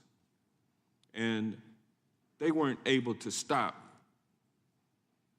that 18-year-old with a more powerful weapon than the one that they had. And so today, we're talking about reining in this out-of-control gun violence, which prevents our children from being able to feel secure as they go to school. You know, over the last 10 years, we've had a series of events in this nation where there have been good guys with guns who weren't able to stop the bad guys. 2 weeks ago in Buffalo, New York, 10 people murdered, including an armed security guard and former police officer who shot at the gunman, but the gunman had a bigger gun than he had. And he was, this brave former police officer put his life on the line, and we thank him for that, but he lost his life trying to protect others. Bad guy with a gun, 1. Good guy with a gun, 0. In 2017, police and security guards were present both at the Route 91 Harvest Music Festival in Las Vegas and in the hotel where the shooter was perched and carried out that mass murder. 58 people killed and over 800 injured. Bad guy with a gun, 2. Good guy with a gun, 0. In 2016 at the Pulse nightclub in Orlando, an armed security guard shot at the gunman before the gunman went into the club, ultimately killing 49 people. Bad guy with a gun, 3. Good guy with a gun, 0. In 2018, a shooter killed 10 people at Santa Fe High School in Texas, even though there were 2 officers who were on site, and 1 was wounded trying to stop the gunman. Bad guy with a gun, 4. Good guy with a gun, 0. We've listened to my colleagues on the other side recount a series of situations where individuals armed with handguns, protecting themselves and the lives of others, were successful. And I can't argue with that other than to point out that they didn't do it with assault weapons. They had handguns. Earlier in 2018, a school resource officer was on the campus at Marjorie Stoneman Douglas High School in Parkland, Florida, but he couldn't stop the gunman from killing 17 high schoolers. Bad guy with a gun, 5. Good guy with a gun, 0. When will we stop relying upon this failed notion that the only thing that stops bad guys is good guys? Congress can stop some bad guys with some good legislation, and that's what we're here to do today, and with that, I yield back. Gentleman yields back for the purposes of Mr. Breuer seek recognition. Want to ask to speak on the amendment? The gentleman is recognized. Thank you, Mr. Chairman. I'll have more to say on the underlying measure in a little bit. I just wanted to make a couple of comments just because there's been a lot of reference to what did or did not occur in Uvalde. The district I represent does not contain Uvalde. It borders Texas 21. I know a lot of the people in the community in Uvalde, and including some of the folks involved. I got a phone call last Tuesday because I'd been trading messages with the mayor of Uvalde, and then we missed each other. And so then I just asked the mayor what was happening, and the mayor texted me and pulling it up here, and he said, well, this is before we knew anything. The reports weren't out. He said, the reports it looks like 18 to 20 young kids. The quote, asshole shot them and stacked them like firewood. We've all been reeling since then, knowing what that meant to a community, a close-knit community like Uvalde. And it's horrific, and it's the face of evil. I don't know whether or not a resolution or a sense of Congress by my friend from Ohio will make a significant difference. But I do know, I appreciate what the gentleman is trying to focus on, which is how do we prevent bad actors from carrying out bad acts? And then what do we do in that? And how do we respond to it? There's a lot of commentary going on about what police did or didn't do in the school in Uvalde. And I would just ask for members to respect the process of looking through and determining the facts before we pass judgment. The gentleman from Florida, Mr. Gates, made the point that there are still a lot of unknown facts, and there's still investigations underway, state, federal, and local. I've gotten multiple different accounts, even in the last 2 days. We saw yesterday, for example, the day before, the report of the propped open door by the teacher turned out not to be exactly accurate. The door had been propped open, or at least the facts as I currently understand it, the door had been propped open when the teacher went out. That was a violation of protocol, no doubt. But then when she heard gunfire, allegedly went in and knocked the prop out. But then the door didn't lock. All right. Well, that's a fact that I don't even know. Like, go pursue that fact. My point is, the entire country was then saying, well, what's wrong with this teacher who propped this door? And then that caused, well, then imagine, and I happen to know some facts about this, what that meant to that teacher when everybody's out across America saying how, blaming her. And then now focus on the police and blaming, 19 cops or 7 cops or 3 cops. I get a different quote from every person talking about it, standing in the hallway like they're sitting around their thumb up their rear while bad things are happening. Well, that's not true fully based on what I understand from a number of accounts. I'm not here to defend the officers on the scene. I'm not here to criticize the officers on the scene. I'm here to say that let's wait on the damn facts, because these are people and we ought to be making sober judgments about what actually occurred and making policy accordingly. Because what if the hardening and the steel doors were actually part of the difficulty of entering? What if the key wasn't accessible and there wasn't appropriate timing and training for getting the key? I don't know. There are a lot of facts that I'm still waiting to reserve judgment on. I would just ask that our colleagues, both sides of the aisle, to be honest, but I've heard it from my Democratic colleagues today making judgments about cops standing there. And I don't believe that was true for the vast majority of the law enforcement on the scene who are trying to get access to and try to protect those kids. And they don't deserve to be lumped into one group. We can make determinations about who made what decisions when the reports come out, and then pass judgment accordingly. But we're still getting reports and facts on that. I feel really strongly about that. And I believe that no matter where this occurs in the country, get the facts and then figure out policy. There have been a number of things that have been raised about AR-15s. And I don't know how much time I have left because I don't have a clock in front of me, and I apologize for not being in person. I couldn't get a flight to work out for me this morning as I intended.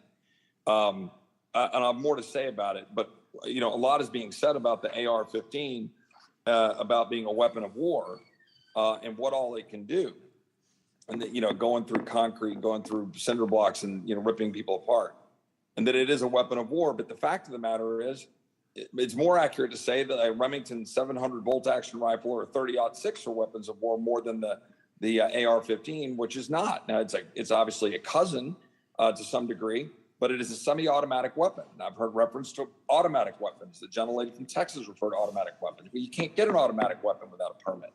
It is a semi-automatic weapon.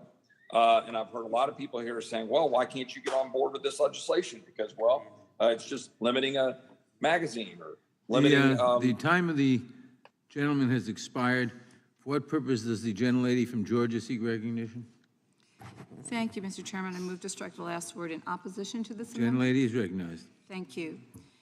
You know, I am just so really frustrated that our colleagues on the other side, with their responses to the slaughterings in our schools, and, you know, their answer is to provide more people with guns, rather than taking guns out of the hands of people who absolutely should not have access to them. And as we know, there were 19 officers outside of the classrooms at Robb Elementary where a gunman executed child after child after child, one for each child that was taken away from us. This false notion of good guys with guns does not work.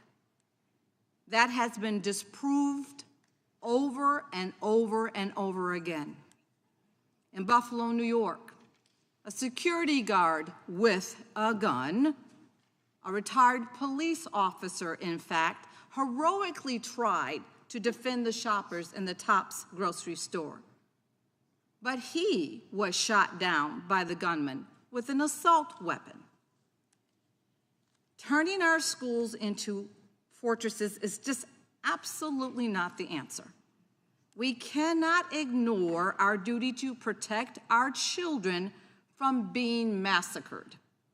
Yes, improving school safety is vitally important, but sensible gun safety is the fastest way to keep our families safe. Trust me, I am a survivor of gun violence. I am a survivor, a mother of senseless gun violence. We are teetering here in America on the brink of being one of the most civilized, violent nations in the world. If we want to invest in our schools, invest in the mental health of the children and teachers who fear each and every single day that they're in school, they're going to be the next site of a mass shooting. It is imperative that we focus on ensuring that guns are not in the wrong hands, so that we are operating on the offense in preventing these shootings from happening in the first place, rather than acting in defense and only offering thoughts and prayers once they occur. And I yield back. The gentlelady yields back. For what purpose does Mr. Buck seek recognition? Speaking on behalf of the amendment. Gentleman is recognized. Thank you, Mr. Chairman. Wait a minute. I first want to thank the gentleman from Ohio for bringing the amendment. And obviously my Democrat colleagues make a point that not every time a good guy has a gun does he stop a bad guy with a gun. But it does happen on occasion. Not every time that someone locks up a gun in a home do they stop someone in a nearby school from entering and firing a gun. None of these measures that the Democrats have proposed today stop all violence. Mr. Shabbat's amendment is intended to help. It's not intended to, and nobody suggests that it does, eliminate all chances of violence. But I want to respond to the gentlelady from Texas when she talked about the dark vision that Republicans have. I think a lot of people in this country are offended that the lady would go that direction. First of all, she said that anyone who wants to own a gun, Republicans believe anyone who wants to own a gun should be able to get one. I don't believe that. I don't think most of my Republican colleagues, if any, believe that. I think that anybody who has been convicted of a dangerous felony, a violent felony, should not have a gun. I think it's quite obvious that there are people in this country that have forfeited their right to guns. As has been mentioned before, the Second Amendment's not absolute, and we should take that. The gentlelady talked about a dark vision that Republicans have for America, that somehow a good guy with a gun is not able, is not enough to stop a bad guy with a gun. Well, the Democrats have taken away the ability of a good guy to have a gun in a school to stop bad guys. A teacher who wants to bring a gun to school, an administrator, a coach, others can't do that right now. But I also think that, if you want to point out dark visions for America, I think when the Democrats argue for an open border, what they're arguing for is to allow dangerous gang members to come across that border, MS-13 and others, and they have. When they open the border up, they allow dangerous drugs to come across the border, like fentanyl. Leading cause of death for 18 to 45-year-olds in this country is drug overdose. That is a direct relation, that is directly occurs because of the open border policies of this administration, particularly Secretary Mayorkas. When you open a border, you allow terrorists to come across the border. When you open a border, I think it was Mr. Cohen who mentioned earlier about the gun parts that are coming in from China that allow a semi-automatic weapon to be converted into an automatic weapon. That happens by opening a border and letting it come across. But we don't hear Democrats talk about that as a solution to close our border and to get a grip on the terrible things that have been happening as a result of that. The Democrats have promoted a culture of death in this country with their views on abortion. We have late-term abortions, absolutely horrific late-term abortions that somehow the Democrats think, can happen in a vacuum and that it won't have an impact on the rest of society. We have people being paid not to work. Oftentimes, those people are also using drugs, getting money from the government to buy the drugs. We have gas prices skyrocketing in this country. Are those the dark vision of the Democrat Party? I don't think so. I think they're bad policies that have been made by the liberal progressives in the Democrat Party, but I don't think that they're dark vision of the Democrats. And I think what we have to do is make sure we get away from the kind of language that the gentle lady from Texas used to accuse Republicans of having some kind of dark vision. We care deeply about what's happening in our schools. We disagree that these shallow, inconsequential bills will have an impact on that. What I'm asking for, and what many of my colleagues in Congress are asking for, let's have some meaningful discussion on how to get to the bottom line, how to address not the gun, but the person behind the gun, how to address the sickness, the evil that we see in our society that will allow us to get to the point where we are a safer country. And I thank the gentleman from Ohio for offering one small piece of that.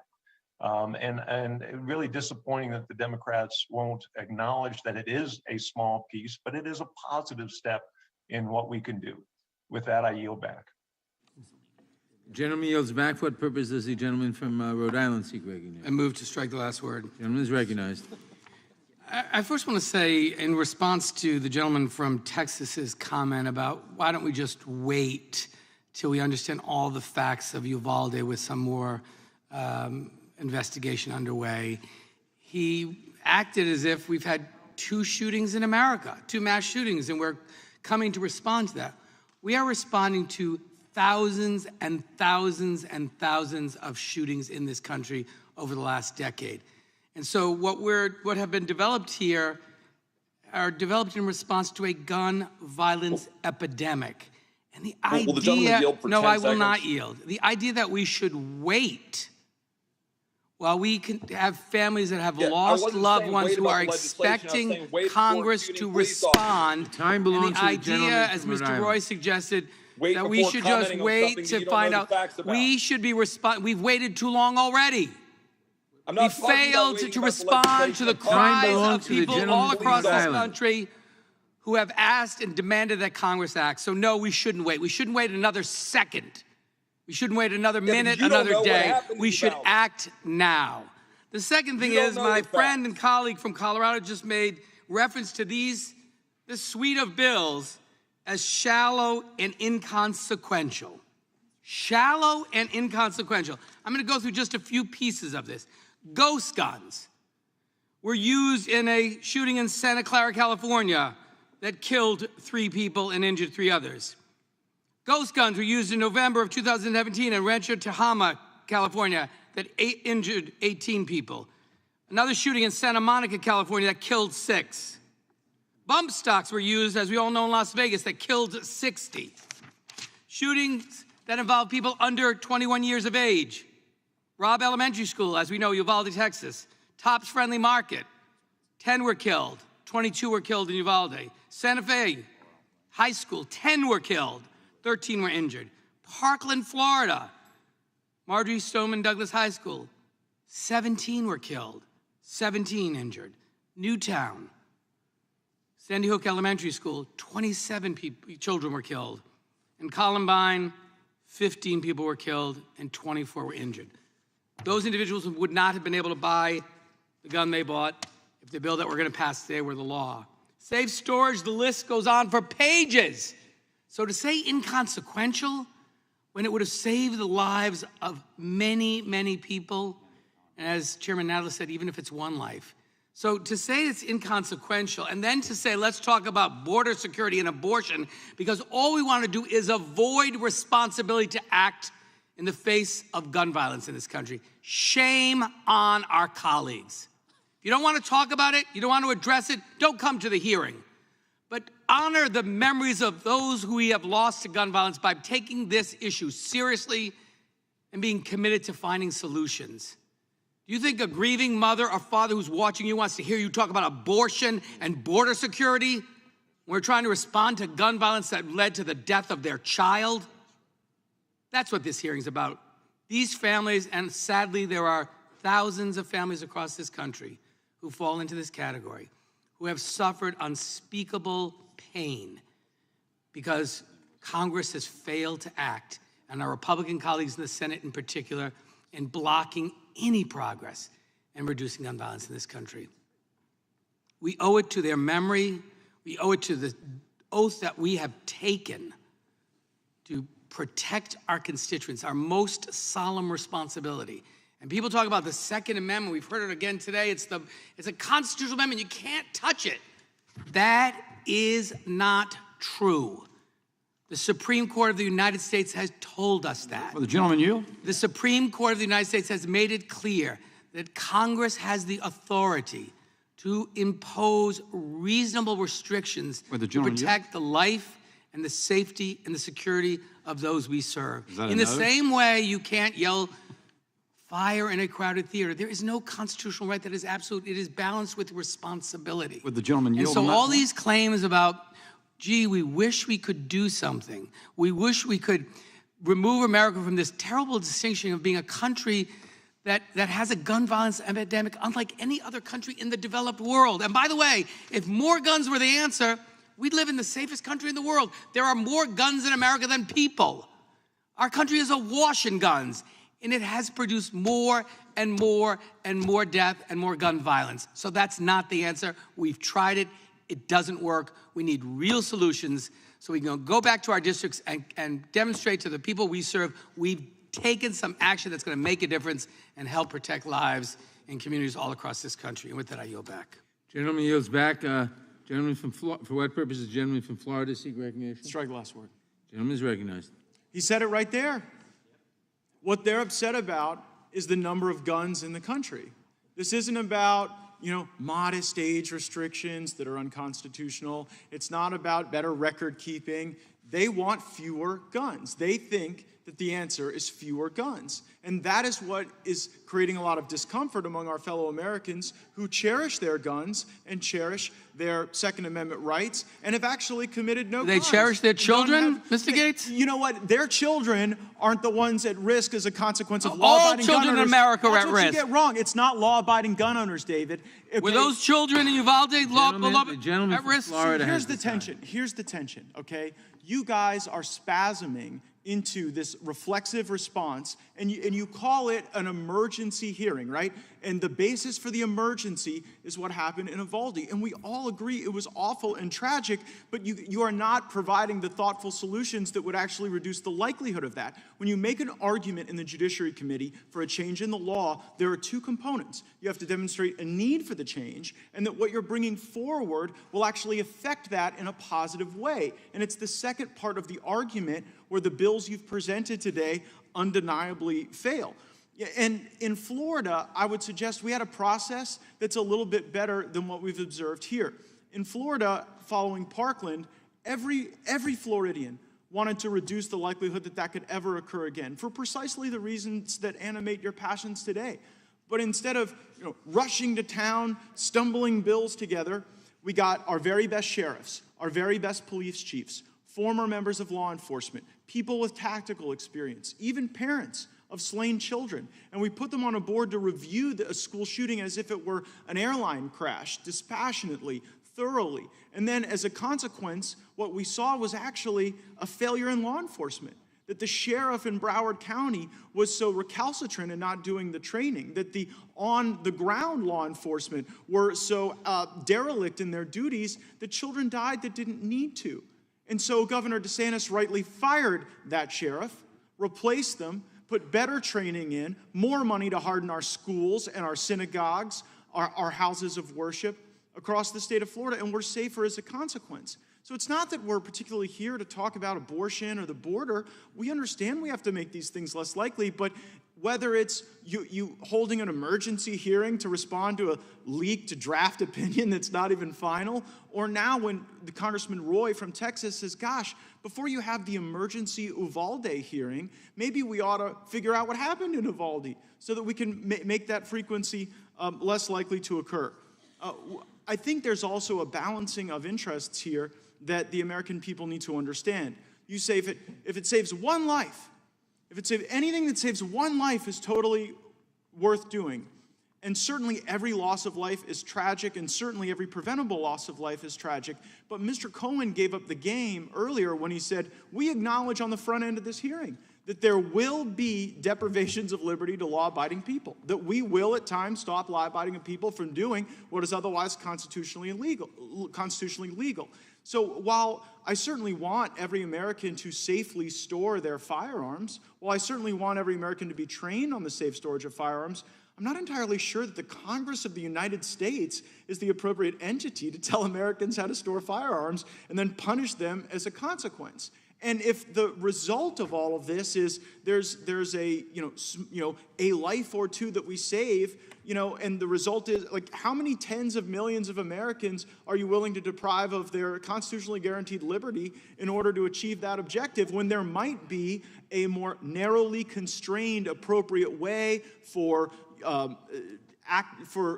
gun enthusiast groups, hunting clubs, local government, states, to try to educate and encourage proper safety of the storage of firearms. So again, we share your goal of making these shootings less likely, whether they be in our schools or elsewhere in our communities, but we don't think that in the name of saving one life, that fundamentally constraining the rights of all Americans is necessary, especially when we are still awaiting the results of the review of what happened in Uvalde that shocks the conscience of all of us. So please spare us the spirited screaming. We want to stop the violence. We just wish you would listen to some of the ideas that we think would help. And from my standpoint, if you hold schools out as gun-free zones, as soft targets, you make those school shootings more likely. And I don't think you want to do that. But I think that if we got rid of the gun-free zones and if we empowered people that could be helpful, we might see a reduction in violence. I yield back. Gentleman yields back. For what purpose does the gentleman from New York seek recognition? Move to strike, Mr. Chairman. The gentleman is recognized. The gentleman from Florida said that he and his Republican colleagues want to stop the violence in this country. But it's difficult to believe that when there are common sense steps that Congress can take and they are unanimously obstructing those approaches. I want to elaborate something that my colleague, Mr. Cicilline, said earlier today, because it is clear to me that the more my colleagues misinterpret the Second Amendment and the Supreme Court's decision in D.C. versus Heller, the more they are giving up the fact that they've not actually read those documents. Let's start with the Second Amendment. The text is clear. The amendment protects the collective right of the people as a whole to possess arms solely for the purpose of forming a well-regulated militia. Now, last time I checked, the National Guard doesn't depend on teenage boys owning semi-automatic rifles with high-capacity magazines. Notice that while the Second Amendment is explicit that the government has the authority to regulate the use of arms, The Second Amendment does not include a single word, not one word, about an individual right to own a gun. In fact, the claim that the Second Amendment protects an individual's right to own a gun is so indefensible that even the conservative former Chief Justice Warren Burger, a Nixon appointee, no less, had once denounced it as, quote, one of the greatest pieces of fraud on the American public he had ever heard. No wonder the Supreme Court never recognized an individual right to own a gun from the ratification of the Constitution in 1789 until 2008, when the Roberts Court's far-right majority issued its 5-4 opinion in Heller. So let's talk about Heller. Yes, Heller did set a constitutional baseline that there is a right to own a handgun for self-defense in the home. But even in that egregiously mistaken decision, even in that decision, the court made clear that we can still regulate gun ownership and possession, particularly in sensitive places, as well as prohibit an individual from possessing firearms. As the late Justice Scalia's opinion explains, quote, like most rights, the right secured by the Second Amendment is not unlimited. And, quote, the right was not a right to keep and carry any weapon whatsoever, in any manner whatsoever, and for whatever purpose. In fact, Justice Scalia went out of his way to emphasize that the sort of measures we are considering today would be plainly constitutional. He wrote, quote, nothing in our opinion, nothing should be taken to cast doubt on laws forbidding the carrying of firearms in sensitive places, such as schools and government buildings, or laws imposing conditions and qualifications on the commercial sale of arms. And he continued that, quote, another important limitation on the right to keep and carry arms is that only, quote, the sorts of weapons protected were those in common use at the time. The Constitution does not condemn us to allow weapons of war to flood our neighborhoods. Make no mistake about that.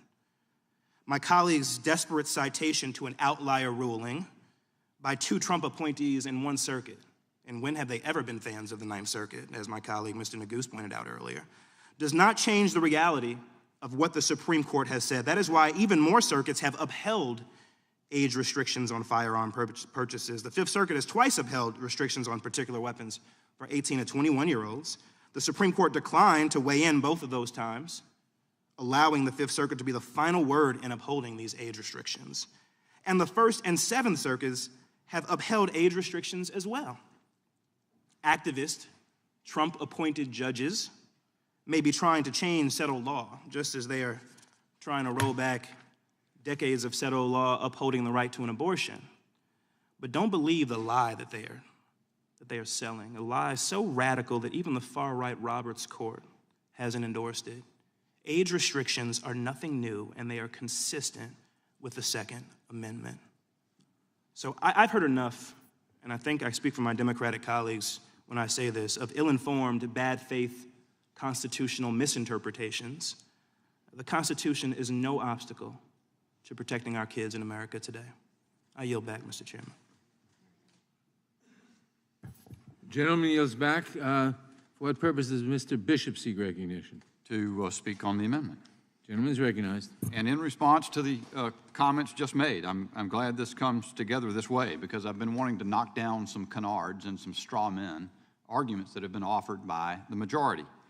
But to that point, with the points just made by the gentleman from New York, who earlier made clear, because he said it literally, that he will use all means necessary to reverse the Supreme Court, not through the processes of the Supreme Court, but by changing it institutionally, by packing it, by getting rid of the filibuster, overriding institutional norms as usual. But to the point just argued, the central holding of Heller is that the Second Amendment confers an individual right. That is the core of Heller.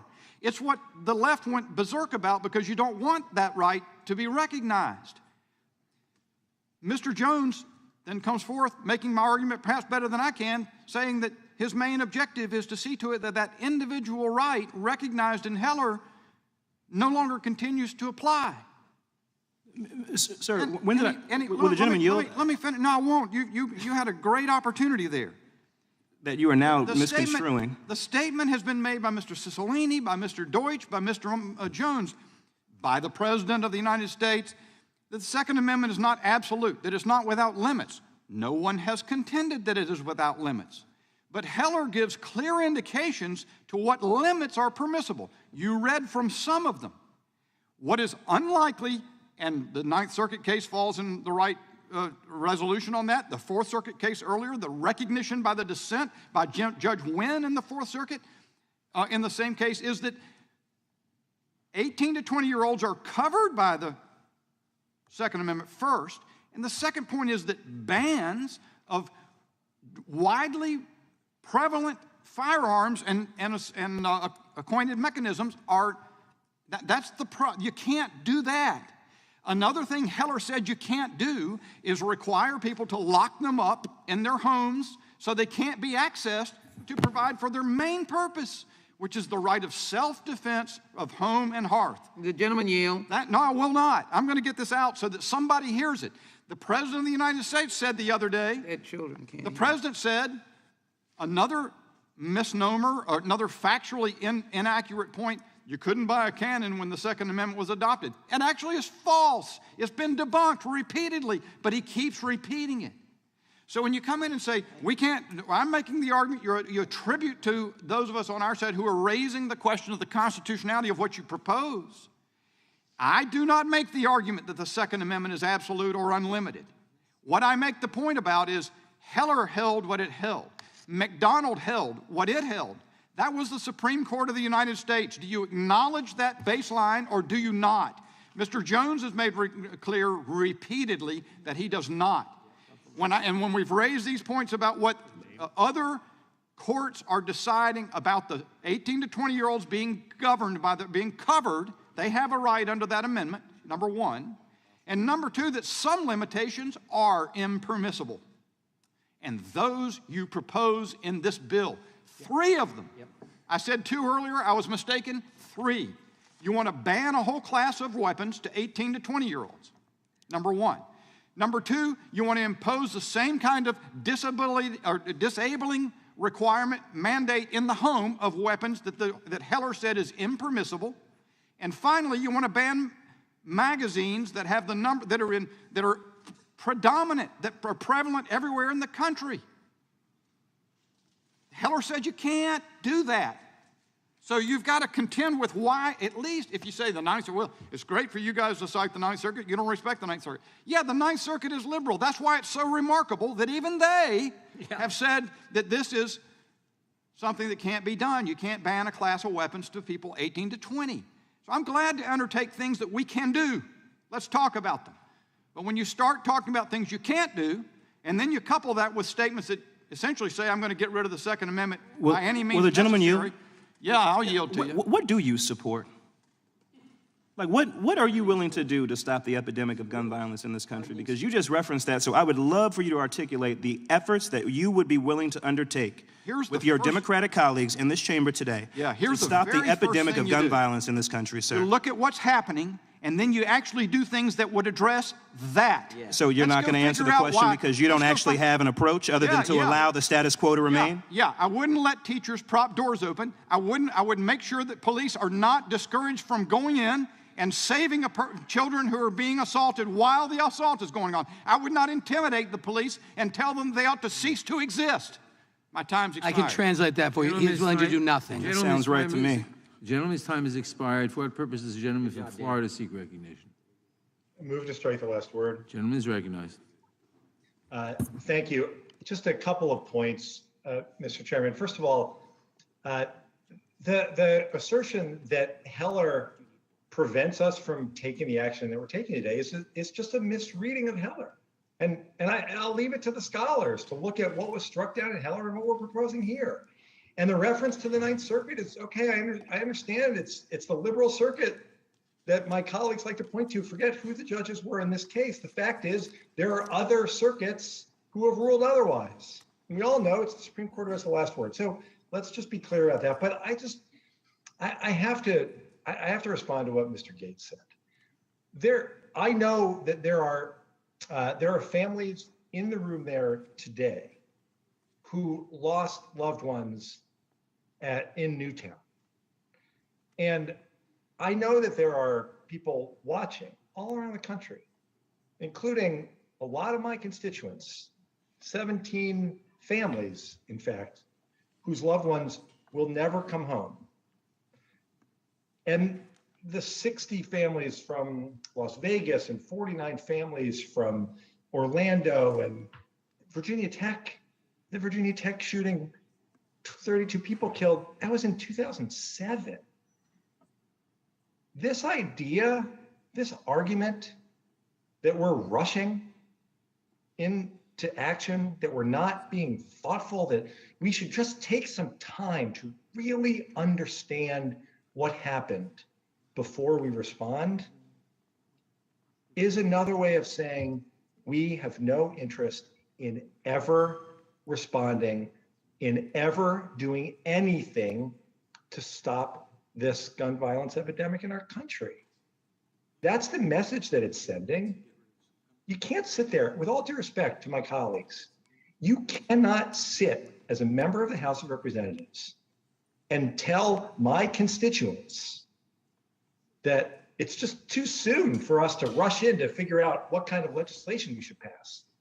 We haven't had time to really fully digest what happened in Uvalde or Buffalo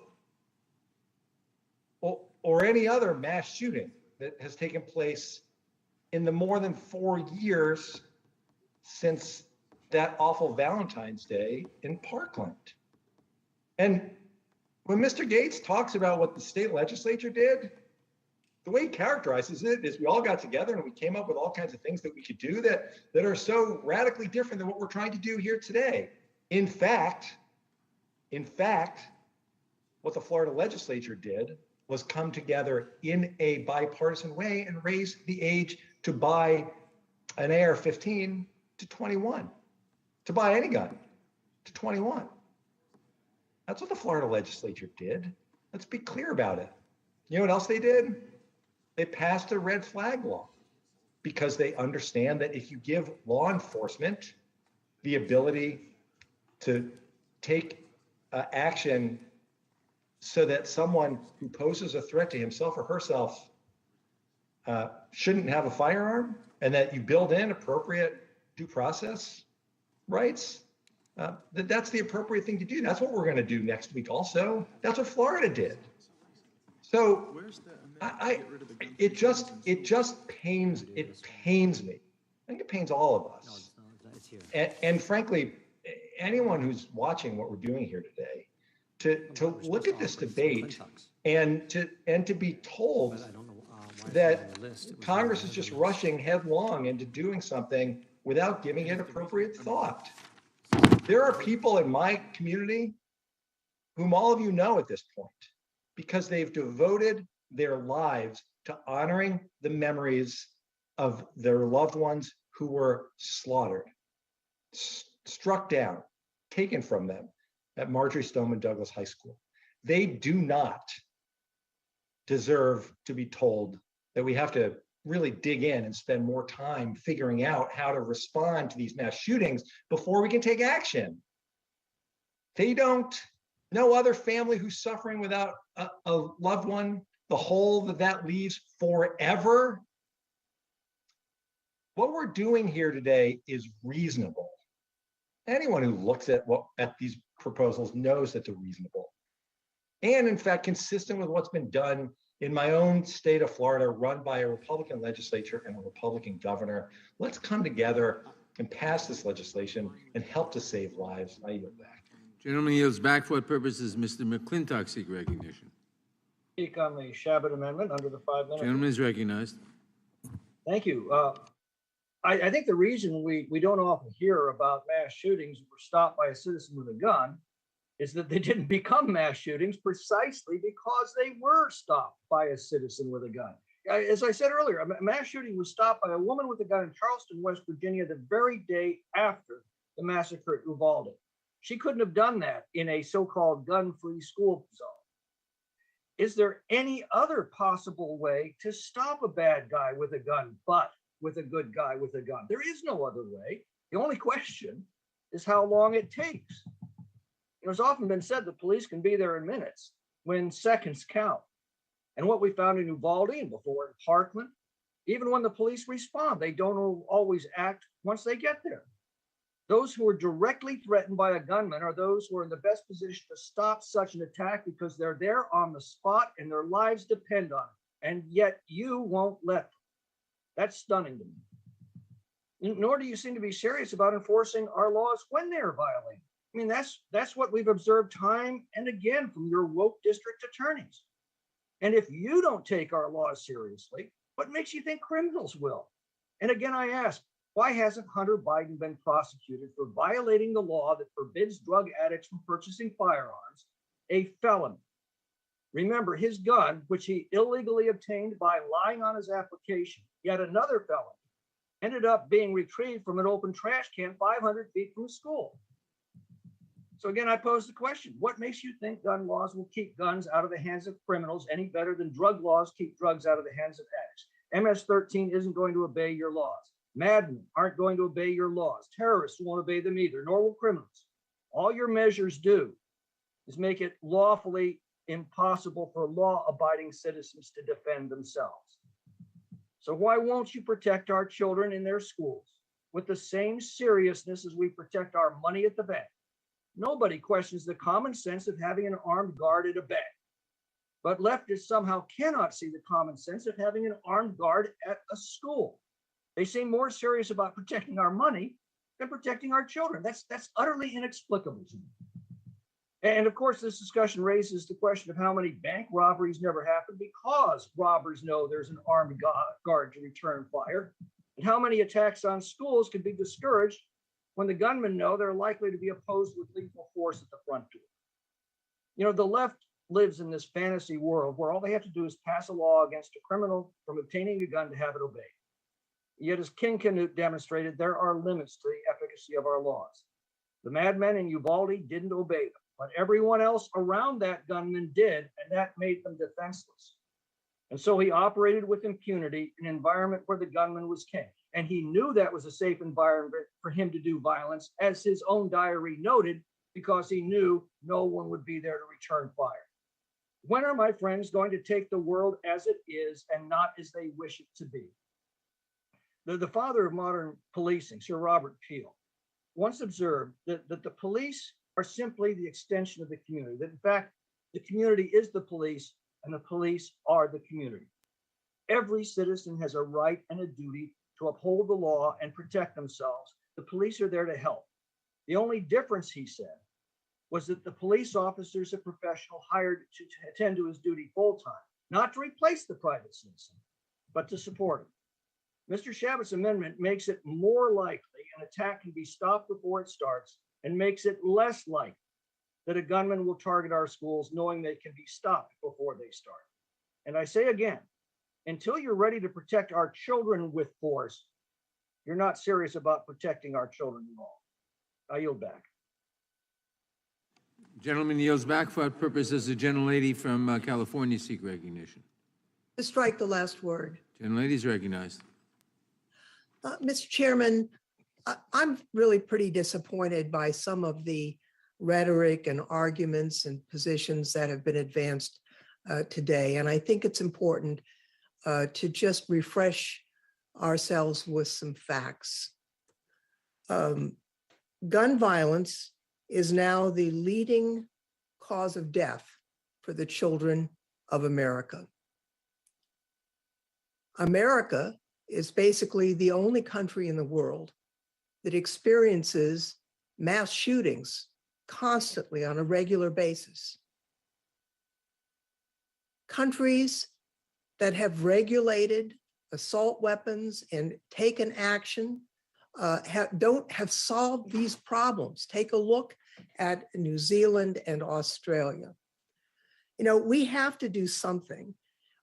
Americans are experiencing an unacceptable level of violence because of the prevalence of assault weapons by unstable people. And what is being recommended here is modest, but would do some good. In my own district, We've experienced this trauma. In 2019, at the annual Gilroy Garlic Festival, a young man with an assault weapon, an semi-automatic rifle, killed 3 people and wounded 17 others before killing himself. Now, California has strong gun controls, but he went over to Nevada and purchased these weapons and then brought them back to California. That's why we need to have a nationwide approach.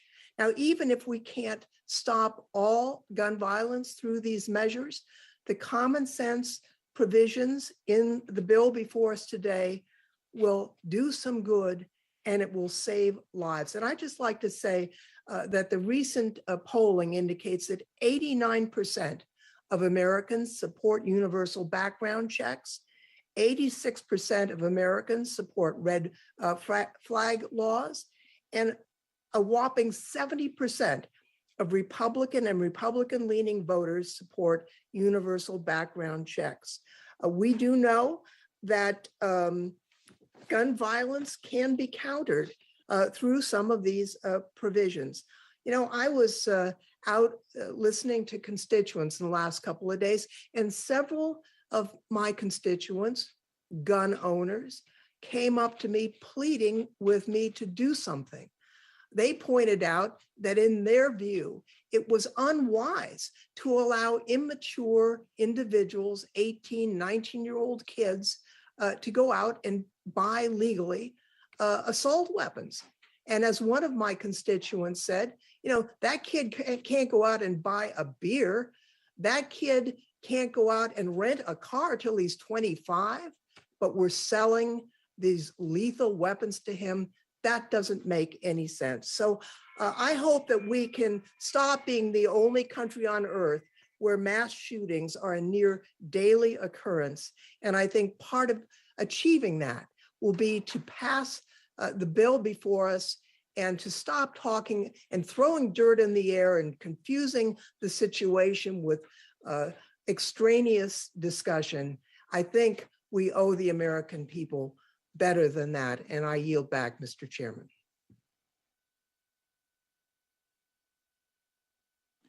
Gentlelady yields back for what purposes Ms. Dean seek recognition. Mr. Chairman, to strike the last word. Gentlelady's recognized. I just wanted to tell a story about how I started my day. It's one of the best ways to start a day. I started it with school students. Abington High School, junior high school, members of the National Honor Society, 8th, 9th, 10th graders. And they had a series of questions for me. They wanted to know about how I got into this line of work, what inspired me to do it. But guess what? That all got set aside because their first 3, 4, 5 questions were about us. What are we doing to make them safer in school? What are we doing to make them safer on their playgrounds, in their grocery stores, in their synagogues, in their churches, and on and on and on. These wise, beyond their years, 8th, 9th, 10th graders from Abington School District asked, what are we doing? And I tried to say the very thing we're here to do today is to respond. I know it's later than it ever should have been, was to respond to the scourge of gun violence in this country. When I ran for Congress in 2018, I remember going to meeting after meeting and telling folks, parents, voters, what I care about. I said, I care about the problem of gun violence in this country. I want to do something about it. It is not right that our children are now fearful to go to school, don't feel secure in their school. And one father stood up, this was 2018, one father stood up and really hollered at me. He said, you care about gun violence? What do I do with my 3rd grader who last night couldn't fall asleep because they had an active shooter drill and they were coached to find scissors, run and throw scissors, weapons at the would-be shooter? What are we teaching our children? So I want those Abington High School students to have hope that there are leaders across this dais. Join us. Say that you take this problem seriously. Say that you believe you have to save lives. Stop saying we got to study this some more as the coffins are going in the ground. We don't have to study this. We know what the problems are. Mr. Chairman, I yield the remainder of my time to the gentlelady from Texas, Ms. Jackson Lee. I thank the gentlelady from Pennsylvania for her kindness and her indulgence. And I want to answer her question by saying that we will do something. I'm absolutely disturbed by the continuation of insanity. And I can say that because I have sat in this room, my fellow colleagues, and this insanity has continued every time we come to this moment in history. And it continues on the bodies of dead children and dead Americans, not at war, but in their homes, their communities, their schools. It is important that we move away from this constant babble of rejection. And I beg to differ with the interpretation of my friends, because it is not an interpretation of the Constitution, which is a living document. There have been several cases on making it very clear that there are limitations to gun use. It is actually ignoring the fact that we are proud in America of, one, being the overseers of democracy and a Constitution that is alive, that is breathing. That is the argument Mr. Jones was making. But the rejection comes from overall tone deafness and the sense that continues to have a crowd of people that want to hear insanity. And the reason why it is, because if again you read the case of one of the most conservative jurists in the Heller case, it continues to say it finds support in the historical tradition. This is in the case. Common use at the time finds support in historical tradition of prohibiting the carrying of dangerous and unusual guns, pages 54 to 56, or that certain people that are felons or mentally ill should not have possession of firearms, or that they should not be in sensitive places like schools and government buildings. I already said to Mr. Cap Shabbat that we can do these things, that they're already able to be done. But this is what I have to contend with in a state that has absolutely no relevant gun laws. And I will recite them time after time: Dallas, Luby's, Walter, Wedgwood, Fort Hood, Second Fort Hood, Dallas Police. This is Texas, Texas First Baptist, Santa Fe, El Paso, Midland, Uvalde. How many dead persons? 183 injuries, 153 dead. This is insanity. The pain of Rhonda Hurt because her daughter, Kimberly Vaughn, the mother of Ethan, is in this room. She doesn't mind me saying. Who knows her pain? Insanity that is going over and over again. The commitment, Congressman Dean, is that we will do something, and that the Constitution allows us to do something, that the case law allows us to do something. And I would think the names of these dead children and the two beautiful teachers and her husband, imperative that we do something, ensures that we must do something. We will join that babbling of insanity if we do not do something. I refuse to do that. We will do something. I yield back, Mr. Chairman. Time the gentlelady yields back. The question occurs on the amendment. All those in favor say aye. Aye. Opposed, nay? No. In the opinion of the chair, the noes have it. The amendment is not agreed to. Roll call is requested. The clerk will call the roll. No, the clerk will not call the roll. At this time, the committee will take a brief 15-minute recess.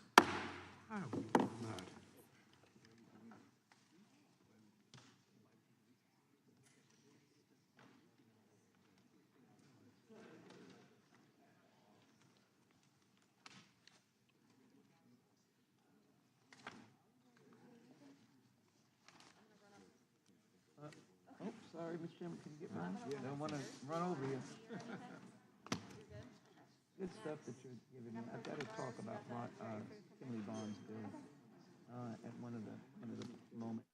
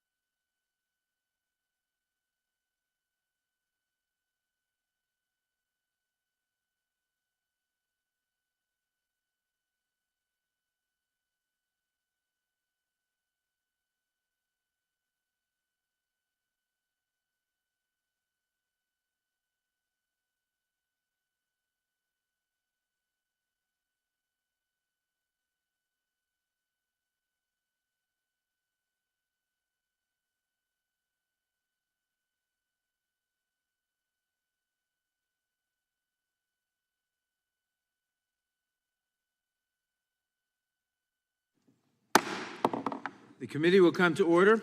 When the committee recessed, it had dispensed with the Shabbat Amendment. For what purpose does Mr. Tiffany seek recognition?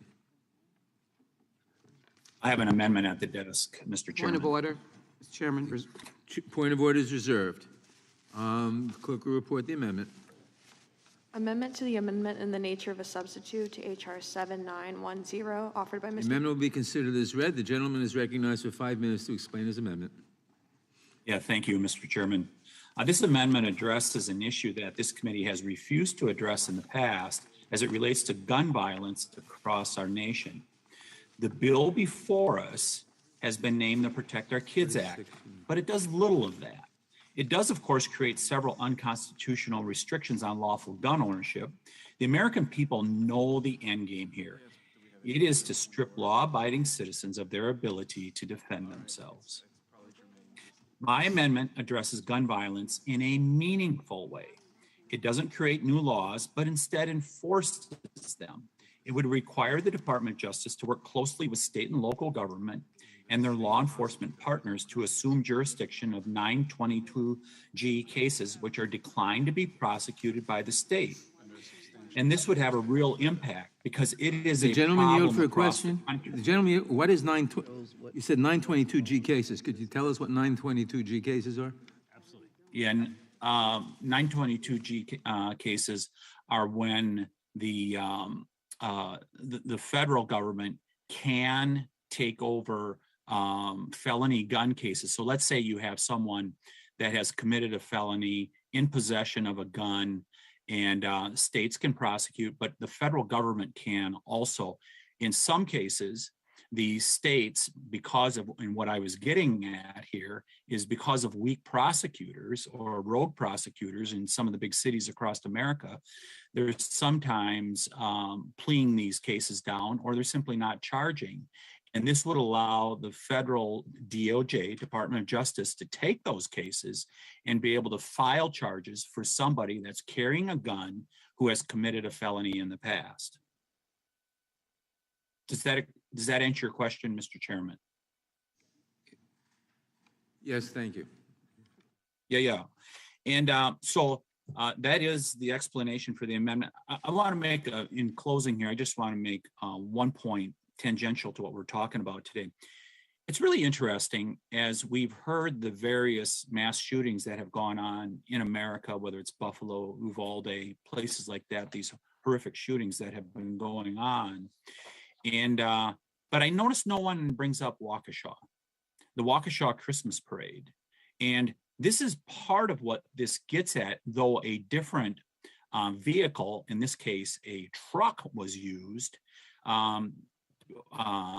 to kill 6 people in the Waukesha Christmas parade here in Wisconsin just 5-6 months ago. I noticed no one brings that mass killing up. And in that case, of course, it was a vehicle that was used, not a gun. We're not outlawing vehicles, I can see with today's markup. But I noticed no one brings that up, which I don't understand why, because we should all, whenever there is an unfortunate incident like a mass killing that goes on, we should all decry that. We should all be saying that this is Mr. Tiffany, will you yield to a question on the terrible amendment? loss of- Will And I'm you just yield to gonna a close- question on the amendment, Mr. Tiffany, just so I can understand it? It's Cicilline, sorry. Yes, I'll yield. So I'm just trying to understand. The amendment says the Attorney General shall coordinate with the State Attorney General and appropriate state law enforcement officials in order to prosecute a violation. So is the amendment require the coordination, or does it compel the Attorney General to actually file charges if the state doesn't? Because, one of them would be useful, I guess, to coordinate, but if it's directing the Attorney General, then it seems to me we run into some problems about compelling the executive branch to take certain actions. So Yeah, per the, if I may, per Sure. the language that you see in there, it requires them to coordinate with local units of government. But it says in The order to operative term- prosecute a violation. Yep, the operative term in there, Mr. Cicilline, is coordinate. Could you say coordinate in order to consider prosecution of it? Is that way you give prosecutorial discretion to the, it just seems like otherwise we're compelling a prosecution, which I'm not sure you intend to do. Now, DOJ just has to coordinate with the local unit of government. My understanding, and I hope I'm allowed additional time here, Mr. Chairman, my understanding, the term coordinate is equal, where both the federal government and state and local governments have an equal seat at the table. So they're going to sit down and coordinate the decision that will be made. Does the gentleman yield back? I would just like to, if I could take a couple more seconds in Sure. closing. There is, Mr. Cohen challenged us to come forth with proposals today.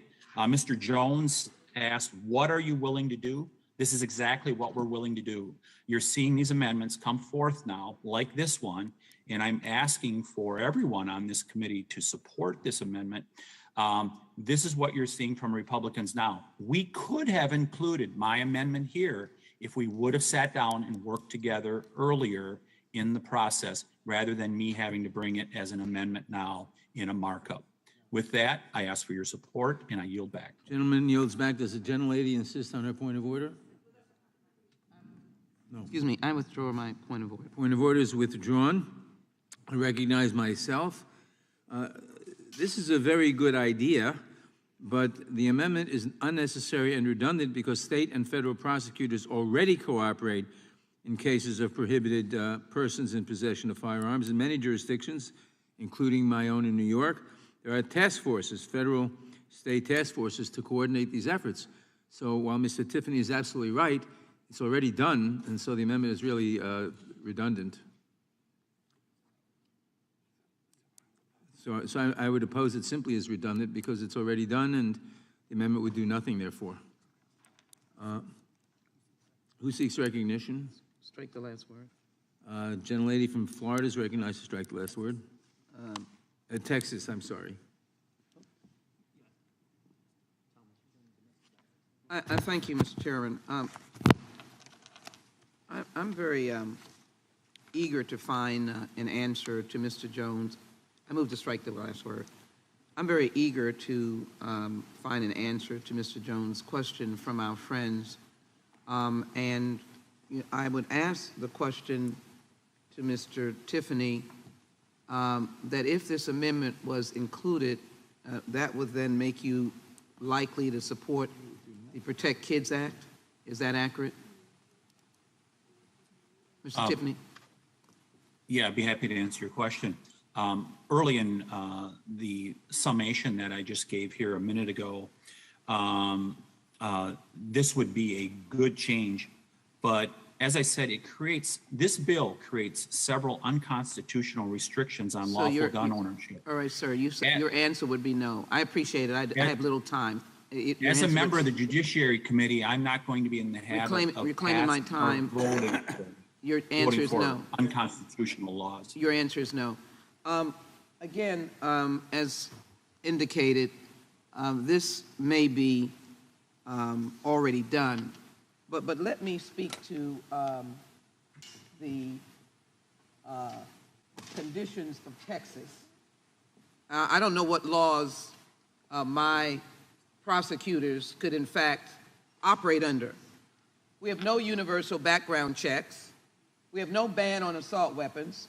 We have no red flag laws. We have no age 21 requirement to buy a rifle. We have no waiting period to buy firearms and ammunition. We have no closing of the gun show loopholes. We have no limits on open carry. In fact, we have open carry. And no ban on concealed weapons at universities. In fact, we are completely without an infrastructure for which our prosecutors basically could operate under. Obviously, if the mass shooter at the school in Uvalde had lived, Robb Elementary School, there might be a trial. In Buffalo, of course, this young shooter was motivated by white supremacy.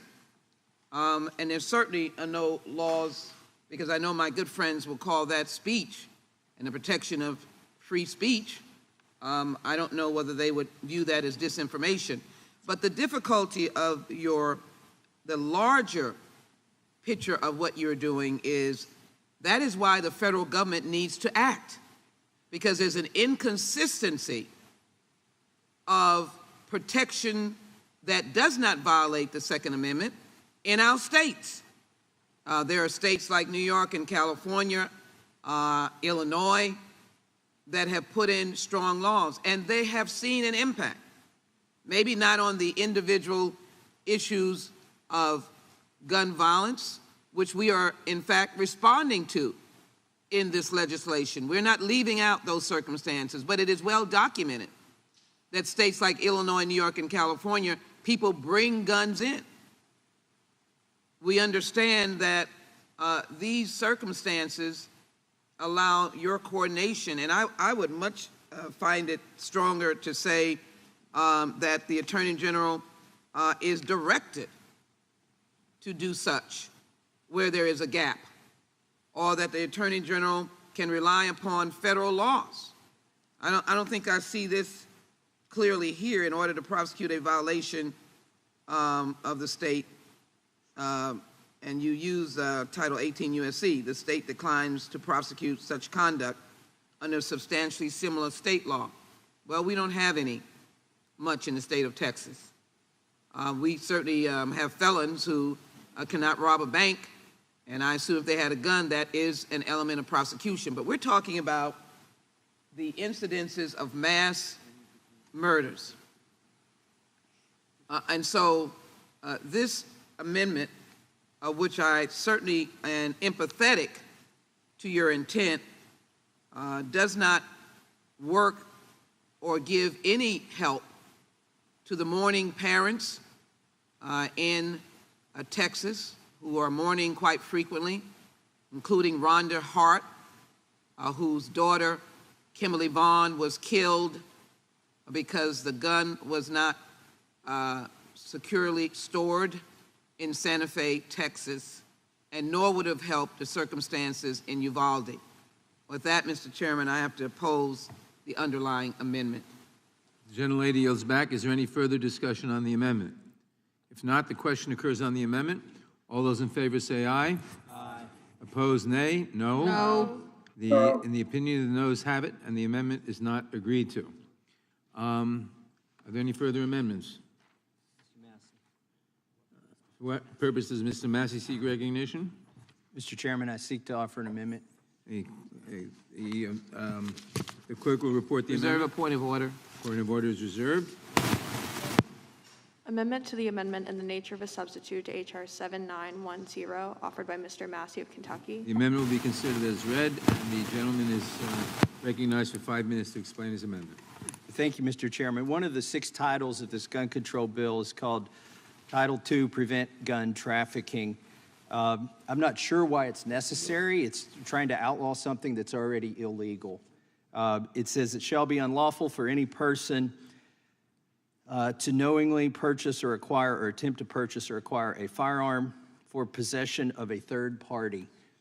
If you do this today, if you go to an FFL and you buy a firearm, you sign on the form, the 4473, that you are purchasing that firearm for yourself, not for another individual. In other words, you are attesting, you are swearing that you are not a straw purchaser of this firearm. So why is Title II, Preventing Gun Trafficking, necessary? It says that it's going to outlaw the exact same thing that's already illegal. So when somebody offers a law or a new law that does something that an old law already does, the question is, what more does it do? Or what more does it intend to do? And one of the things we should make sure that this new law doesn't do is create more victims, undefendable victims of domestic violence. So the law that's proposed today here, Prevent Gun Trafficking, has exceptions. It says that if the firearm is purchased or acquired by any person that wants to give it as a bona fide gift to another family member, that they're not a gun trafficker. Okay, that makes sense.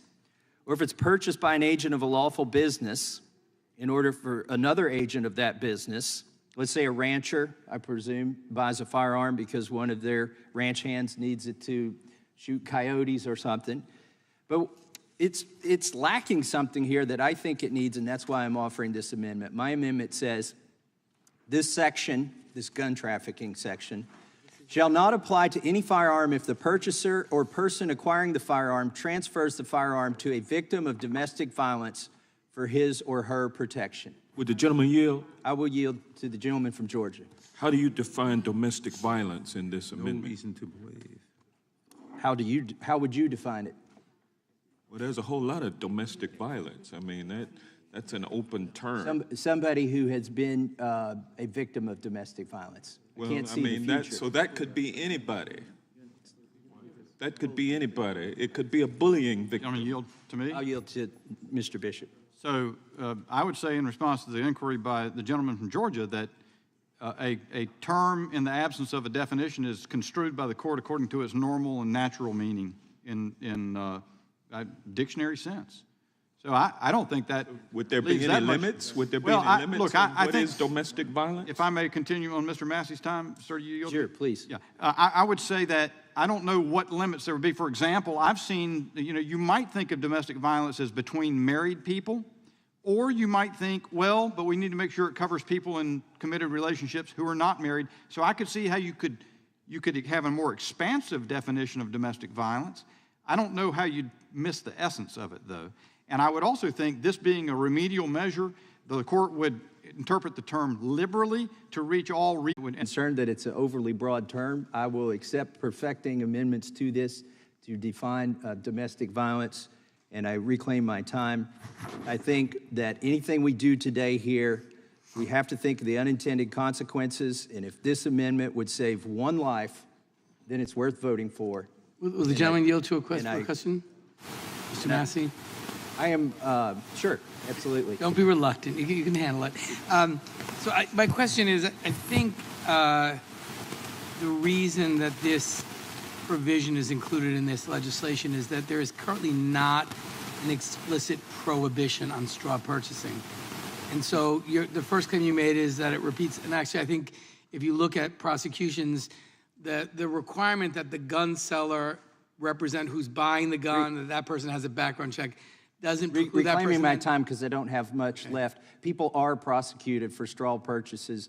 You are lying on a form when you fill out the 4473, and maybe they should be prosecuted more, but the law is already on the books. And I don't think that anybody who's trying to protect the domestic violence victim should be convicted of gun trafficking. And I yield back. The gentleman yields back. Gentlelady insists on a point of order. I withdraw my point of order. Point of order is withdrawn. I recognize myself in opposition to the amendment. This amendment is unnecessary because if you look at page 6 of the amendment nature of a substitute, lines 11 to 16, it reads, D, this section shall not apply to any firearm if the purchaser or person acquiring the firearm has no reason to believe that the recipient of the firearm will use or intends to use the firearm in a crime or is prohibited from purchasing or possessing firearms under state or federal law. In other words, this amendment does exactly what the bill already does. It's the straw purchase provision of the bill, and I assume, based on your amendment, that you support the ghost gun provision of the bill. Would the gentleman, I would oppose the amendment simply because it's redundant since it's already done in the bill. Would the chairman yield? Sure. Real quickly? The provision that he just read also requires that the firearm is purchased or acquired by any person or person that wants to give it as a gift to a family member, or that they are an agent of a lawful business and intends to give it to another agent of that lawful business. It requires either one of those in addition to what the chairman stated. It's still a gift. It's still a gift. It does not. No, it has to be a gift to a family member, which is defined in here, and family member is defined as stepchildren, uncles. A family siblings. member is covered by the term any person. No, the term family member is defined on the previous page.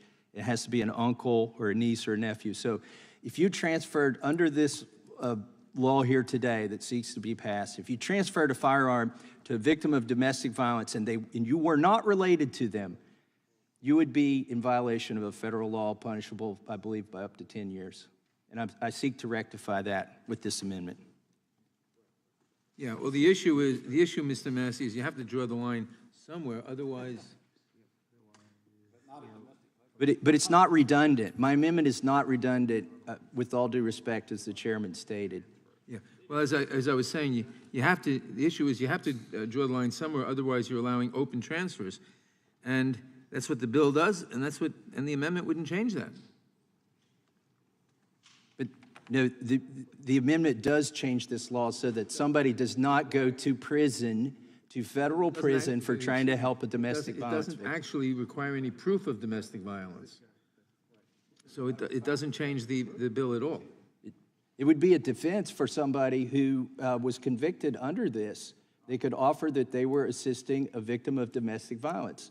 And if they could... They would still have to prove that. That's right. That's right. And that doesn't change the bill. Absolutely, because that is not a defense if the bill isn't improved with my amendment. That's not a defense. The amendment doesn't change the bill at all. They would have to do that with or without the amendment. I yield to Mr. Bishop, who could maybe explain.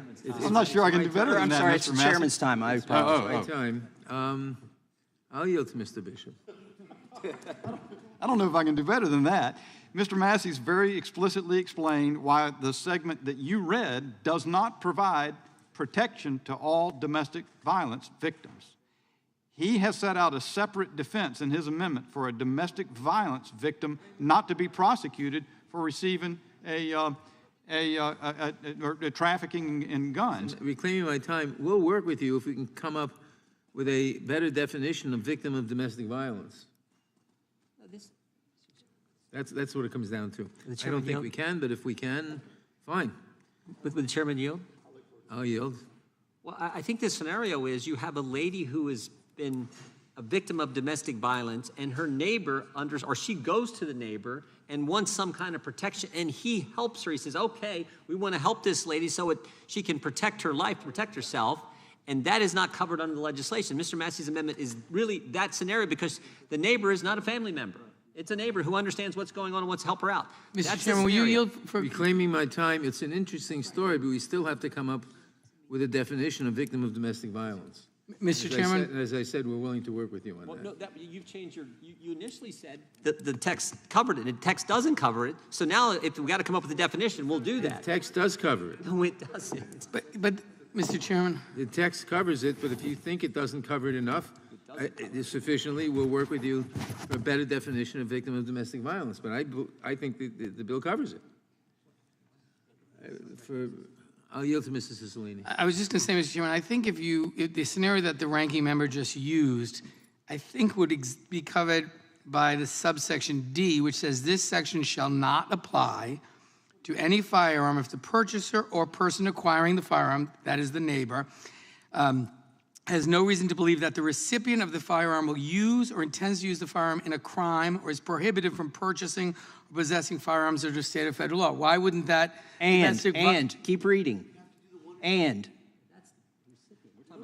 the firearm is purchased or acquired by any person or that any other person intends to purchase or as a bona fide gift between family members or is purchased or acquired by an agent. So why would that example not be covered by the existing language of the statute? Is there not a family member? No, or is purchased or acquired by an agent of a lawful business or that agent of a lawful business. They're not a business agent. Like you're having a hard time understanding what domestic violence is, but it's not a family member. It's not a business agent. It's not a hard time understanding what domestic violence is. It's a hard time understanding why you think the provisions that are in the bill now do not already cover that scenario. And I'll yield to Mary Gase. I believe it's my time, Mr. Chairman. No, actually, it's my time. And it's well explained. Oh, it is? I'm sorry. I thought you recognized me. I think it's our turn, right? Oh, I'm sorry, Mr. Chairman. I do. Who seeks recognition? Wait a minute. Who seeks recognition on the amendment? I do. Mr. Bishop is recognized. Thank you, sir. No, I was my time. It just, well, yeah. I think I'm gonna, are you ready to take some time yielded? Because I'm not sure I can get myself straightened out. I just Go want ahead. to, Well, let me say this before Mr. Massey comes back to it. Let's assume this is a superfluous amendment. Let's assume that Mr. Massey's amendment to protect victims of domestic violence from being prosecuted as gun traffickers because they receive a gun to protect themselves. Let's assume that particular protection is superfluous. That duplicates the protection in the subsection you're reading from. I don't think it is, but let's assume that. What is the problem in stating it twice so that a person who's been suffering domestic violence is protected? And just as a general theme here, I think what I've heard across the aisle all day long is that Republicans are intransigent and won't cooperate to come up with reasonable mechanisms. And third point, this is a great issue.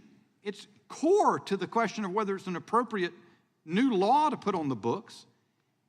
If you had had a conversation with us about any of the stuff in this, instead of just ramming it onto a markup and bringing us in here, we wouldn't be having the discussion from the dais trying to sort this out. With all that said, I'll yield to Mr. Massey. Thank you, Mr. Bishop. I mean, it's kind of frustrating here to debate the knowable and what is in plain language and what has been written and introduced by the other side of the aisle. Their bill has no provision to protect domestic violence victims. It does not apply to them. And the fact that they are just now discovering it in this hearing that was rushed, we got 48 hours of notice. Maybe they didn't think through all of these bills. Maybe they didn't realize you're going to create gun traffickers out of neighbors that are trying to help domestic violence victims. And just read the bill that has been introduced. It's not superfluous, what I'm saying here.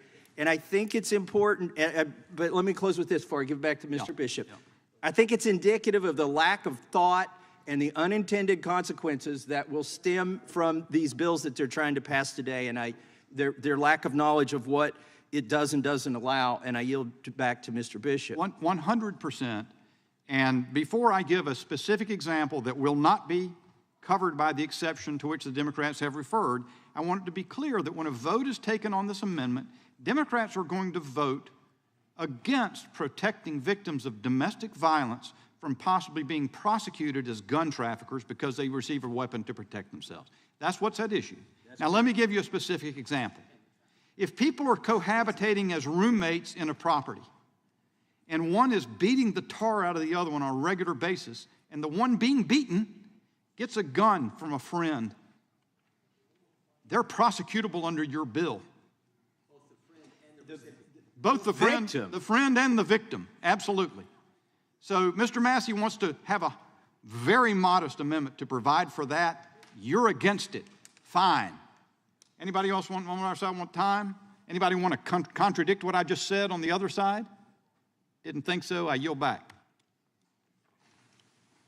Gentleman yields back. For what purpose does Ms. Scanlon seek recognition? I seek to strike the last word. Gentleman is recognized. I'm really gratified to hear that our colleagues have concerns about victims of domestic violence because they've been so resistant to helping us pass an evidence-based protection for victims of domestic violence, and that would be closing the boyfriend loophole, the loophole that precludes us from removing firearms from the home. I was going to finish my thought first. Okay. Prevents us from removing weapons from the homes of someone who's been convicted of domestic violence, and that would be a place we could look for a definition of domestic violence, certainly in VAWA. But our colleagues all voted against VAWA because of that very provision. So I would urge that if we want to do an amendment, we do one that deals with removing guns from the homes of stalkers, people who've been convicted of stalking or domestic violence, because the evidence shows that's where there is actually a risk of gun violence. And I'd yield back to the chair. Yes. The gentleman yield. Gentlelady yield. I just want to add that there is no research to support the idea that women's gun ownership increases their safety, regardless of whether they're in-person violence victims. In fact, studies show the opposite, that women living in households with a firearm are at greater risk of homicide. A study of female intimate partner homicide risk factors found that even for women who lived apart from their abuser, there was no evidence of protective impact from owning a gun. And a California study found that women who purchased a gun died by firearm homicide at twice the rate of women who did not. I'll yield back to the gentlelady. Do you wish to yield to me? Sorry, no, I yielded back to the chair. It's the gentlelady's time. Mr. Chairman, I ask unanimous consent to submit. It's the gentlelady's time. No, I yielded back to the chair. Oh, then Mr. Chairman. I yield back. Mr. Chairman. Mr. Chairman. Who seeks recognition? I have unanimous consent requests. Mr. Massey? I'd like to submit to the record an article from the New York Post, November 4th, 2019. Pregnant Florida mom uses AR-15 to kill home intruder. Without objection. Who seeks recognition? Mr. Chairman. For what purpose does Mr. Jordan seek recognition? I'd yield to the gentleman from North Carolina. Thank you, Mr. Jordan. And recognizing that this might be taken one step too far, I just want to make sure I understand. The gentlelady from Pennsylvania, did she respond to this concern by talking about another bill? That's what I thought. And so that's where it stands. No one has an answer to the example that I gave of a domestic violence situation that is not protected from being classified as a gun trafficker under this bill. Mr. Massey proposed I guess you guys are for victimizing domestic victims, domestic violence victims. You will not respond to it substantively, and the only answer coming from the other side in response to that, you can't rebut that example. The only answer of Ms. Scanlon is to talk about another bill that somebody didn't support. Fine. That's great. I don't think you could make a clearer case for the nature of the dialogue, the nature of this proceeding on this particular bill, this package of stuff, than that example. And I thank you, Mr. Massey, for a great bill. I yield back to Mr. Jordan. A great amendment. Mr. Jordan, would you yield to me, please? Yeah, well, I'll give you a second. The Good Samaritan in the illustration Mr. Bishop gave is going to be a trafficker under this legislation. The person who's been abused is going to be a trafficker under this legislation and face enhanced penalties under this legislation because they won't accept this amendment. That's what this does, which gets to the point we've talked about now for several hours. This is all about making it tougher for law-abiding citizens to protect themselves and exercise their Second Amendment liberties. That's what this legislation does. And we all understand it. It's a darn good amendment. I can't believe it won't be accepted. I yield to the gentleman from Kentucky. So I want to talk about where I started out here. If we have a law that does something that the law already accomplishes, why do we need the new law? Well, the difference between the existing law, if you're a straw purchaser under the existing law, you can be convicted. In other words, a Good Samaritan who buys a firearm gives it to domestic violence victim. Only the purchaser, the original purchaser, can be convicted under existing law. This amendment changes that situation so that the recipient of the firearm, the domestic violence victim, can also be prosecuted as a gun trafficker. So that's the difference between the existing law and what will happen if this law passes. Why in the world would Democrats want to prosecute a domestic violence victim who's received a firearm for his or her self-defense? Proud moment in the formulation of legislation in this committee. Proud moment. Mr. Chairman, I yield to the gentleman from Colorado. I thank the gentleman from Ohio. I really think this is precious. It's a precious moment, and I hope Americans get the chance to watch the last 15 minutes of this. The first argument that the chair raised in opposition to this amendment was that it was redundant, that the bill already covered it. And then when it was obvious that the bill already didn't cover it, then the chairman said, well, we don't really know what domestic violence is. We on the Judiciary Committee don't understand domestic violence. So, it may not be redundant, but define domestic violence for us. And then when it was obvious what domestic violence means, and it's covered in state law and federal law, but then we hear from the gentlelady from Pennsylvania, well, women can't really protect themselves. They're not capable of protecting themselves with guns. I hope you tell the women of this country that the Second Amendment doesn't apply to them, that they're incapable because in Colorado, frankly, the concealed carry permit classes, there are more women who are taking those classes in many jurisdictions, from what I understand from the sheriffs, than men taking those classes. So women should have the right to protect themselves, and I hope take advantage of that right to protect themselves from any predator who intends to harm them. Maybe the Democrats can come up with a few other red herring reasons to oppose this very good amendment, an amendment that would strengthen the bill, an amendment that would make America a safer place. But right now, you failed on 3 counts. And I think that it is time that you acknowledge that Mr. Massey has a good amendment and agree to his amendment. And I yield back to the gentleman from Ohio. The gentleman yields back. For what purpose is the gentlelady from Texas seek recognition? The gentlelady from Texas.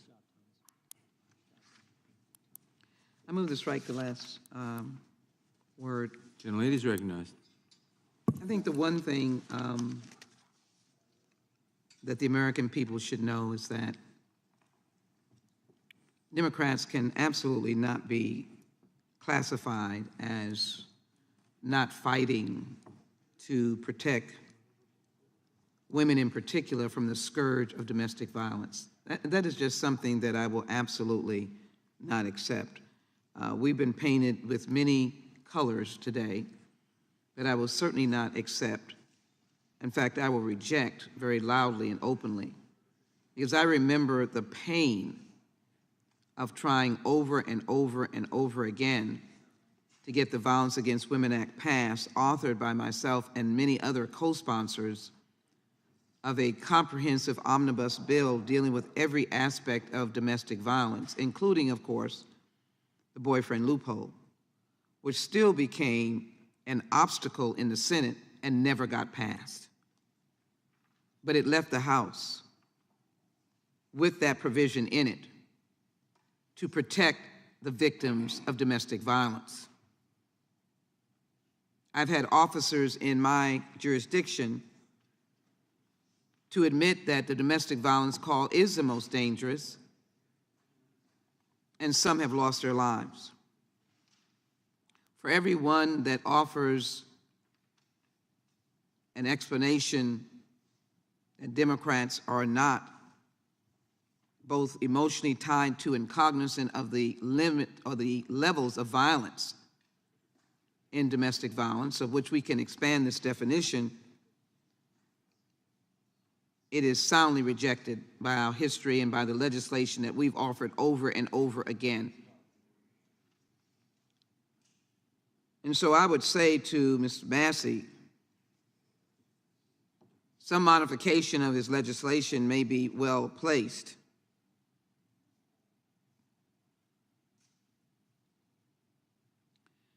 But I do think the underlying support for allowing the transfer in a domestic violence circumstance is in Section D on page 6. And if it was read simply, it says the section should not apply to any firearm if the purchaser or person acquiring the firearm has no reason to believe that the recipient of the firearm will use or intends to use the firearm in a crime or is prohibited from purchasing or possessing firearms under state law. Did gentlelady yield? There's an "and" at the end of that. Not at this point. Not at this point. There are 10 dead people in Buffalo choose to show their faces, their names I will put in the record before the end of this markup. And there are, some of them are women. And with that in mind, I think that we are trying to use falsities to label those of us who've been working on this issue very long. We've extended the olive branch, Mr. Massey, for some modification of your language. And that is a decent offer. The bill can move toward the floor and a more defined amendment might be appropriate. But apparently, with all well intention, my good friends grab on to one issue, Second Amendment. They go on and on and on and on about the Second Amendment, complete false argument, because there are no limitations on the restrictions that could be implemented under the Second Amendment. Several cases uphold that. For every case you have, the Supreme Court has upheld that. And the same thing, but using an argument about our opposition or lack of sensitivity to the victims of domestic violence, I could refute again the argument about a good guy or a good lady with a gun doesn't always rule the day, particularly against weapons of mass destruction or in a volatile situation like domestic violence. This is about trafficking, straw purchases. We want this section to stand for what it is supposed to stand for, and that is the outright outrage of people passing off guns and creating havoc and killing people in urban and rural communities. So I think there is merit to your intent, Mr. Massey, but I will not accept the high road in contrast to what we have done and what this committee has tried to do, my subcommittee in particular with its members, on protecting persons against domestic violence. And I ask you to reconsider your amendment. I yield back. Gentlelady yields back. For what purposes? Gentleman from Texas seek recognition. To strike the last word on this. Gentleman is recognized. Thank you, Mr. Chairman. Mr. Massey is right. He's proposing an amendment that will help with domestic violence. It will help protect women who are victims or have been victims of domestic violence. Because if they accept a gun from a friend after beatings, threats, the kind of thing that I dealt with as a prosecutor, I've seen, and by the way, to have more than one Democrat tell us, you know, we don't care about domestic violence, or that, oh, they're pleased that all of a sudden we've shown interest. I've got decades of dealing with it. And having had women, even all these years after leaving the bench, thank me that I don't even remember because I handled so many felony cases, for giving them their lives back because I saw through the garbage of their husband or their male partner who was so abusive. You've got no high road, no right to condescend. You don't know what our lives are. You don't know how we have fought domestic violence. I carry some of the scars from dealing with that issue, trying to help people over the decades that I dealt with it. But so he's got a good amendment. We don't need the condescension. It's not superfluous, this amendment. It's quite good, actually.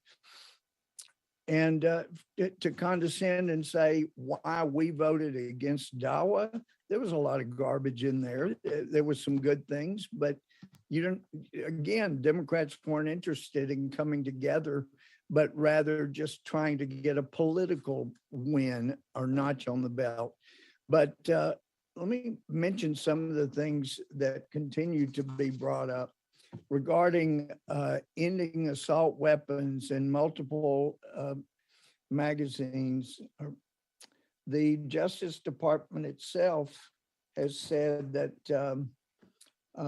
the impacts on gun markets and gun violence, well, he was talking about the assault weapons ban, but included multiple containments in magazines.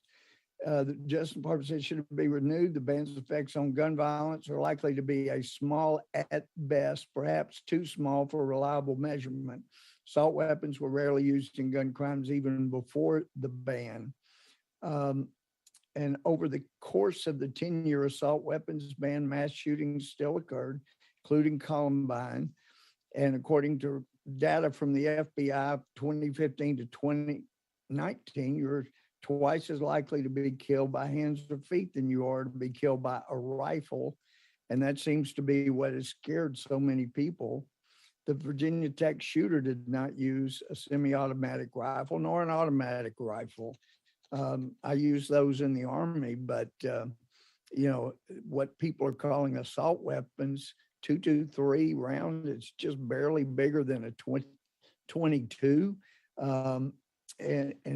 Which, by the way, experts testify organized crime like to use 22 because the rounds are so difficult to ever trace to a gun.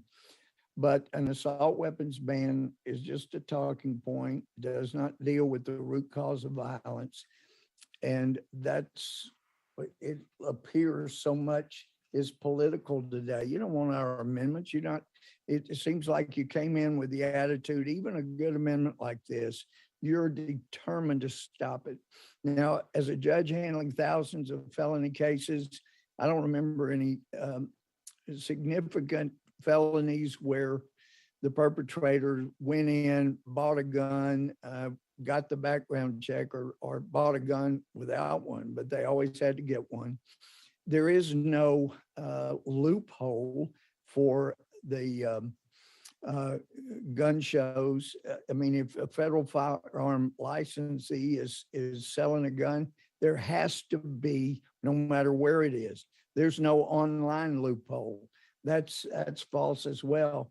But so many of these, most of these mass shootings, they got approved by the background check and they bought the gun. So there is so much that's just talking points, but it's not going to solve the problem. And we want to solve the problem. I yield back. Gentleman yields back. For what purpose does Mr. Johnson of Georgia seek recognition? Move to strike the last word. Gentleman is recognized. Thank you, Mr. Chairman. This is a solemn hearing.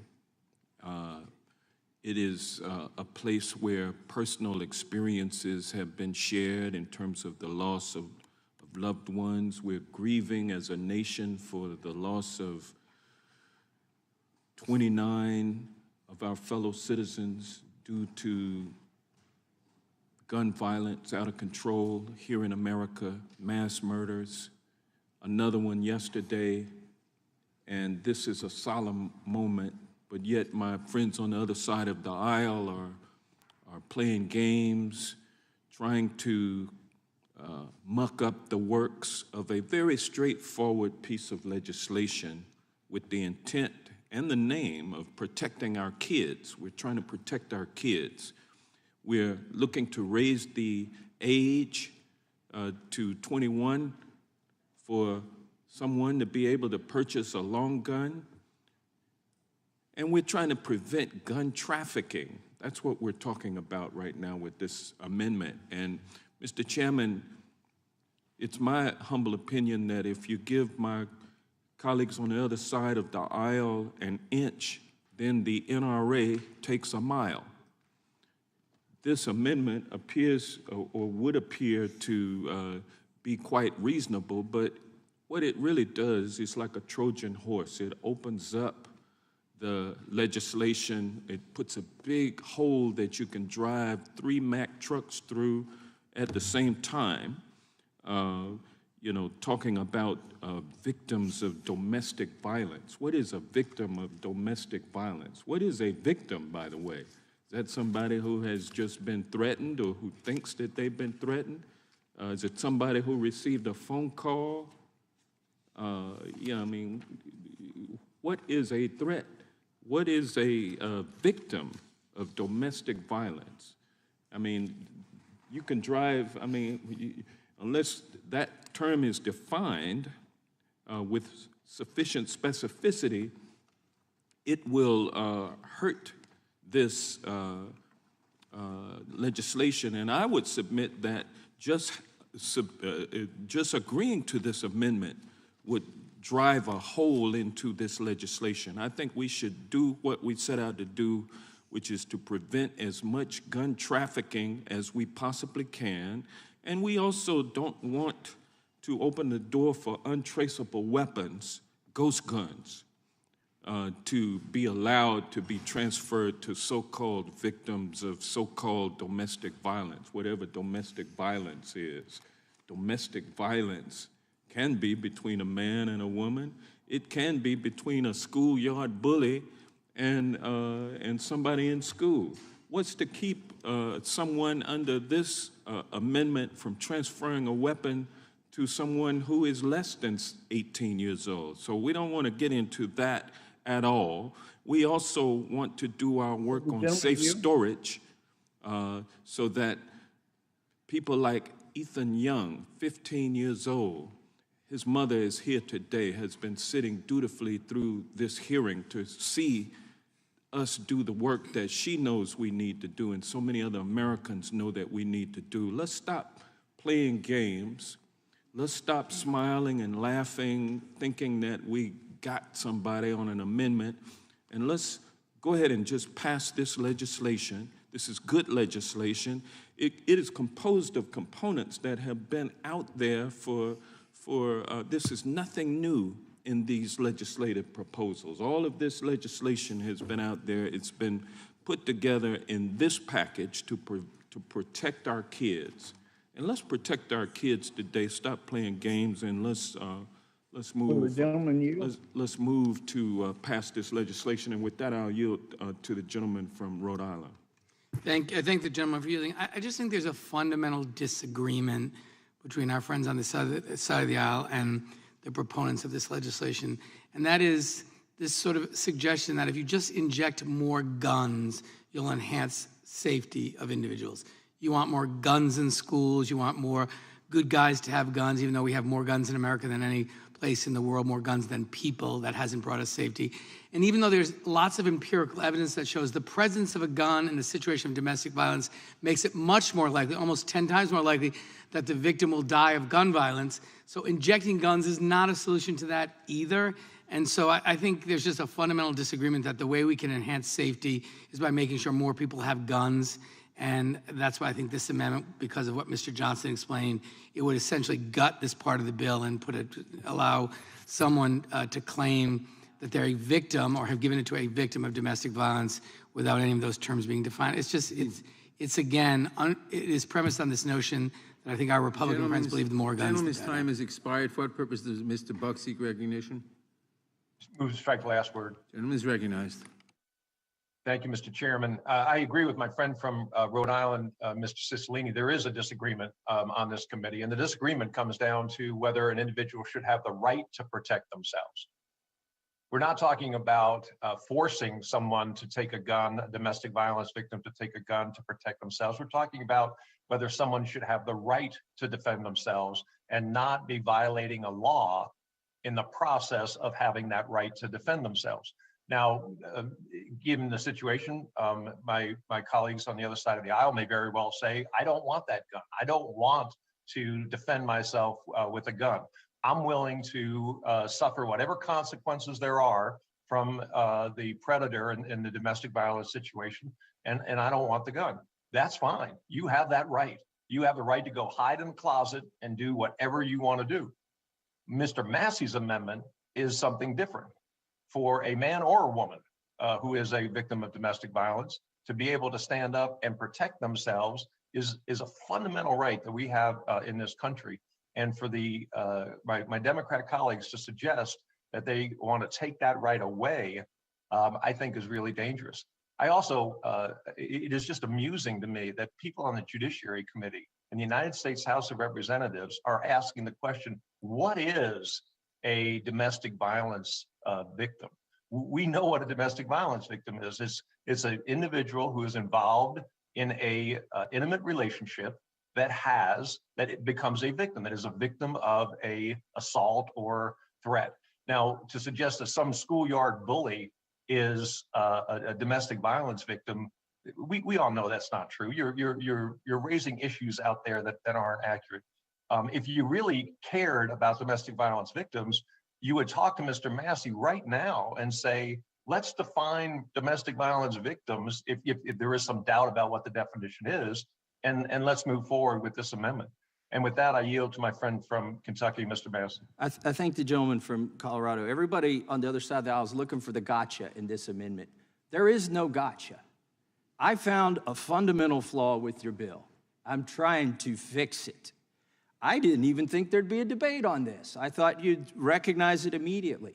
And I would love to take my colleague, Ms. Sheila Jackson-Lee's offer up to work on this later behind closed doors. But the problem is, how do you negotiate later in good faith with people who don't even recognize that the bill is flawed right now? Nobody on the other side of the aisle has yet conceded that there is an "and" at the end of the sentence that they keep reading, that in order to transfer a firearm and not be convicted as a gun trafficker, it has to be a family member or a lawful business agent. There is no domestic violence exception in their bill. I'm trying to add it. I'm confounded and confused as to why they would not accept it. Because there should not be such an exception. Wonder if in the bill. Mr. Buck would yield to me to supplement your point if you're done. Not quite. Not quite, but you know, we've gone through several levels here. First, they said that they didn't know what domestic violence was. I'm glad our Democratic colleague from Pennsylvania cleared that up for them, and they remembered they've introduced multiple bills to deal with domestic violence. So now they know what it is, but they still have a hard time reading this. And then we just were affronted by the claim that women can't defend themselves and that they shouldn't be given that right.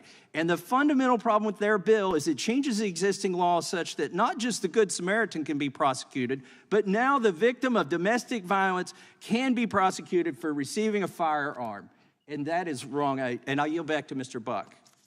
And I yield to Mr. Bishop from North Carolina. I thank the gentleman. And I don't know, Mr. Massey, it took me, frankly, sitting here very candidly, until Mr. Cicilline spoke, I wasn't getting it. Yep. I thought that what we were arguing over is whether your amendment was superfluous, whether it duplicated pieces that are already in the bill. As it turns out, Mr. Cicilline's made clear that is not the problem from the perspective of the Democrats. They don't want anybody to be able to defend themselves with a gun, even a person who's a victim of domestic violence. I yield back to Mr. Buck and hopes Mr. Jordan gets a chance. With gentlemen, And I yield to Mr. I'm sorry, I yield to Mr. Gomer. Does Mr. Jordan want time? Yeah, I'm please. sorry. I'll take time. Yeah, I yield to Mr. Jordan. Mr. Bishop made the fundamental point. This is about taking guns away from people, not letting them have a firearm to protect themselves. Where the Democrats are going to take us, let's just be clear. They're going to take us to a world where only the bad guys can get the guns. That's where they're going to take us. That is intentionally, exactly. That is the world they are taking us to, and that's why we are opposed to this legislation. I thank the gentleman for yielding. Gentleman yields. And I yield back. Gentleman Mr. yields Chairman. back. For what purpose does, who's seeking recognition? For what purpose does the gentleman from Rhode Island seek recognition? Move to strike the last word. Gentleman is recognized. Mr. Chairman, I'm just reading the legislation which is before us, and with respect to the issue of gun trafficking, if you begin on page 5, 932A, it shall be unlawful for any person in or otherwise affecting interstate or foreign commerce to knowingly purchase or acquire or attempt to purchase or acquire a firearm for the possession of a third party. So in the example of your neighbor giving a gun to an individual who's a victim of domestic violence, there is no third party. And so this would not be prohibited under the statute. This requires the receipt of a firearm for the possession of a third party in its initial definition. So I think this is an interesting discussion, but I think it doesn't apply because it wouldn't be criminalized. The gentleman yield? With that, sure. The victim is the third party in the hypothetical. No, in the hypothetical, you said a neighbor is giving a gun to someone who's a victim of domestic violence. There's two people, the neighbor and the domestic violence. No, reclaiming my time. The statute says a person who purchases or acquires a gun for a third party from... One party is the purchaser, the other party is the seller, the third party is the victim to whom you're giving the gun. And the example you're talking about is when a neighbor gives a gun to someone who's a victim of domestic violence. There's two people, there's no third party. The statute doesn't apply. I yield back. The gentleman yields back. For what purpose does Mr. Tiffany seek recognition? I'll just strike the last word. Gentleman is recognized. I yield my time to Mr. Gohmert. And I appreciate that. I've been flabbergasted after years of hearing Democrats talk about domestic violence to now hear Democrats say they don't know what it is, they don't know what a definition is, that's amazing, amazing. I think all the people on our side understand what domestic violence is, so we can talk about that later. But when it comes to, I'm also amazed, the scenario that Mr. Cicilline talked about, there is a third party. If you're not acquiring a gun for a third party, you're you're not guilty of the crime. Of course, there's a third party. So that's a good prosecutor would not be able to take that position. They would be able to go after the third party who is the victim of what those on the Republican side know is domestic violence. So, and like I said, bullied on a playground, that's not domestic violence. We understand that. So, and if you've ever prosecuted, perhaps if you've defended people guilty of domestic violence, you'd be familiar with it too. But having prosecuted, I can assure you, I know what it is, and I'm surprised more Democrats don't. But this amendment will be helpful to the bill and will help to avoid doing terrible injustice, which is one of the reasons it's good not to rush into a bill with an emotional basis for the bill. It's why a cooling off period is important. So you make sure you consider the very things like Mr. Massey has found to fix one of the injustices in the bill. So if you care about injustice, you would say, you know what, he's got a good point. If you still don't know what domestic violence is, I'll be glad to work with Thomas to get a definition that will help you understand. It won't be that difficult in view of all the domestic violence legislation that there's been. But in the meantime, please, just say this is going to create a hole you could drive a truck through. How about a tiny hole that it creates just enough to protect a victim and not have more injustice inflicted upon a victim because our committee was hell-bent on passing legislation without any input whatsoever from people on our side that have dealt extensively with this issue for decades. So I appreciate the amendment. I appreciate Mr. Tiffany yielding. I yield back to Mr. Tiffany. Mr. Chairman, sorry my camera's not on right now. Somehow I lost it here. But I would just add onto the point that Representative Gohmert just made, and it's germane to the amendment that I just produced prior to Representative Massey's, is that it's clear this bill has been rushed. And rather than coming in and working with Republicans to get additional items that we should be considering and working it out ahead of time, this is why we're here now with these amendments.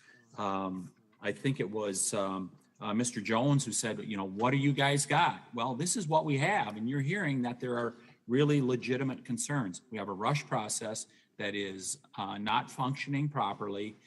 We should really take the time to do this in the right way. I yield back. Gentleman yields back. The question occurs on the amendment. All those in favor say aye. Aye. Opposed, no. No. In the opinion of the chair, the noes have it. Mr. Chairman, I request a recorded vote. Recorded vote is requested. The clerk will call the roll. Mr. Nadler. No. Mr. Nadler votes no. Ms. Lofgren. No. Ms. Lofgren votes no. Ms. Jackson Lee. No. Ms. Jackson Lee votes no. Mr. Cohen. No. Mr. Cohen votes no. Mr. Johnson of Georgia. No. Mr. Johnson of Georgia votes no. Mr. Deutsch. No. Mr. Deutsch votes no. Ms. Bass?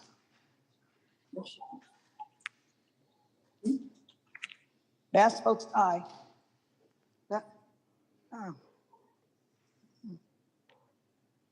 Bass votes aye. Ms. Bass votes aye. Mr. Bass Jeffries? votes no. I'm sorry. Bass votes no. Ms. Bass votes no. Mr. Jeffries? Jeffries votes no. Mr. Jeffries votes no. Mr. Cicilline? Mr. Cicilline votes no. Mr. Swalwell? No. Mr. Swalwell votes no. Mr. Liu? No. Mr. Liu votes no. Mr. Raskin? Raskin votes no. Mr. Raskin votes no. Ms. Jayapal? Jayapal votes no. Ms. Jayapal votes no. Ms. Stimmings? No. Ms. Stimmings votes no. Mr. Correa? No. Mr. Correa votes no. Ms. Scanlon? No. Ms. Scanlon votes no. Ms. Garcia? No. Ms. Garcia votes no. Mr. Neguse? No. Mr. Neguse votes no. Ms. McBath? No. Ms. McBath votes no. Mr. Stanton? Ms. Dean? No. Ms. Dean votes no. Ms. Escobar? No. Ms. Escobar votes no. Mr. Jones? No. Mr. Jones votes no. Ms. Ross? Ms. Ross?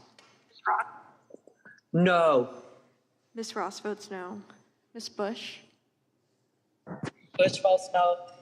Ms. Bush votes no. Mr. Jordan? Mr. Jordan votes yes. Mr. Shabbat? Aye. Mr. Shabbat votes aye. Mr. Gomert? Aye. Mr. Gomert votes aye. Mr. Issa? Aye. Mr. Issa votes aye. Mr. Buck? Aye. Mr. Buck votes aye. Mr. Gates? Aye. Mr. Gates votes aye. Mr. Johnson of Louisiana? Aye. Mr. Johnson of Louisiana votes aye. Mr. Biggs? Aye. Mr. Biggs votes aye. Mr. McClintock? Aye. Mr. McClintock votes aye. Mr. Stubbe? Yes. Mr. Stubbe votes yes. Mr. Tiffany? Tiffany, aye. Mr. Tiffany votes aye. Mr. Massey? Aye. Mr. Massey votes aye. Mr. Roy? Aye. Mr. Roy votes aye. Mr. Bishop? Aye. Mr. Bishop votes aye. Ms. Fishbach? Aye. Ms. Fishbach votes aye. Ms. Sparts? Bart? Ms. Sparts? Bart votes yes. Ms. Sparts votes yes. Mr. Fitzgerald? Aye. Mr. Fitzgerald votes aye. Mr. Bentz? Benz votes aye. Mr. Bentz votes aye. Mr. Owens? Owens votes aye. Mr. Owens votes aye.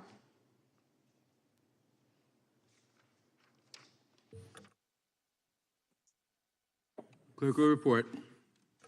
Oh, this is Stanton. How am I recorded? Mr. Stanton, you are not recorded. I vote aye. Mr. Stanton votes aye. Does Mr. Stanton really want to vote aye? Okay. Clerk will report. Mr. Chairman, there are 20 ayes and 24 noes. The noes have it, and the amendment is not agreed to. Are there any further amendments to the amendment in nature of a substitute? Mr. Chairman. For what purpose does Mr. Shabbat seek recognition? Reserve a point of order, Mr. Chairman. A point of order is reserved. Oh, wait a minute. For what purpose does Mr. Shabbat seek recognition? I have an amendment at the desk. Okay, point of order is reserved. The clerk will report the amendment. Amendment to the amendment in the nature of a substitute to HR 7910. Mr. Chairman, I ask unanimous consent the amendment. The amendment will be considered as read.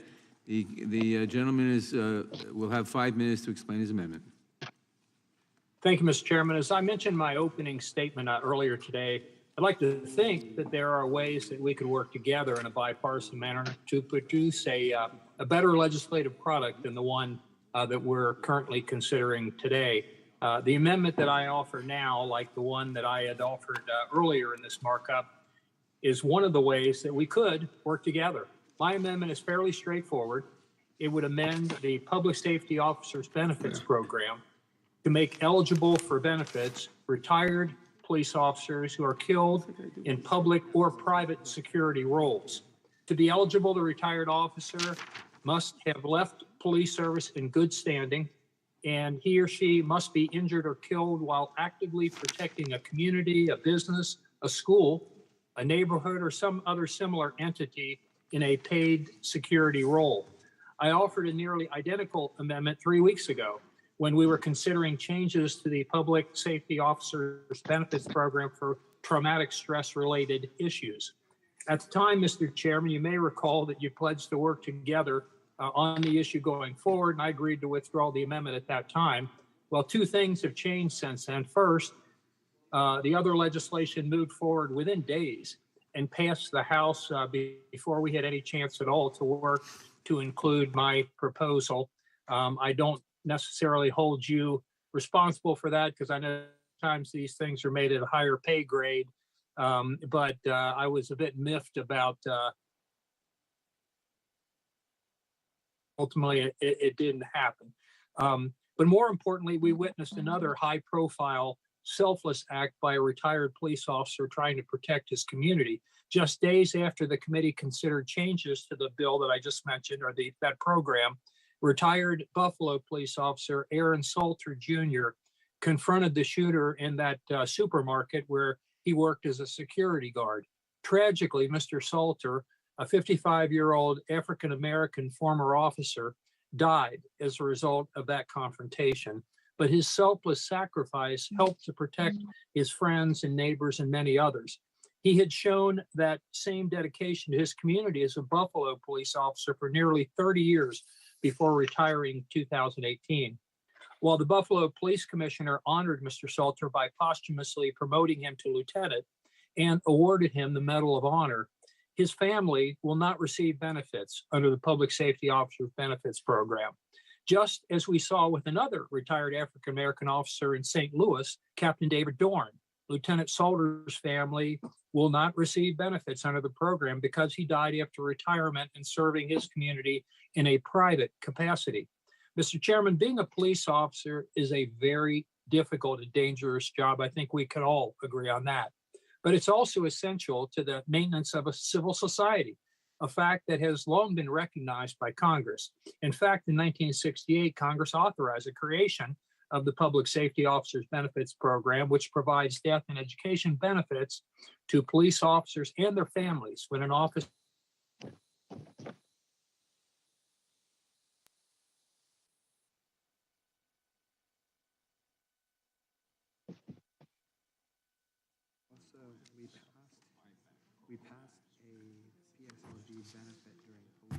Mr. Chairman, we have no audio. Yes, we know. We know that he's frozen. We're waiting to see if he comes back. Mr. Shabbat, you've lost your audio. work and contribute to society. Can you hear me now? Yes. Well, okay. Oftentimes, retired officers like Lieutenant Salter and Captain Dorn continue to serve their communities in a similar capacity as they had as a police officer. They work as school resource officers, provide security to hospitals, office building, places of employment, small businesses, neighborhoods, apartments, a whole range of places that they provide security. By all accounts, Mr. Salter and Dorn are the types of people we want serving as police officers. And yet, even though they both died serving the communities they loved, neither officer's families currently is entitled to benefits under the Public Safety Officers Benefits Program because they retired from the police force. Mr. Chairman, we have thousands and thousands of examples of police officers who are near retirement or have recently retired. And those officers have been trained with taxpayer dollars, and many want to continue to serve the communities that they love.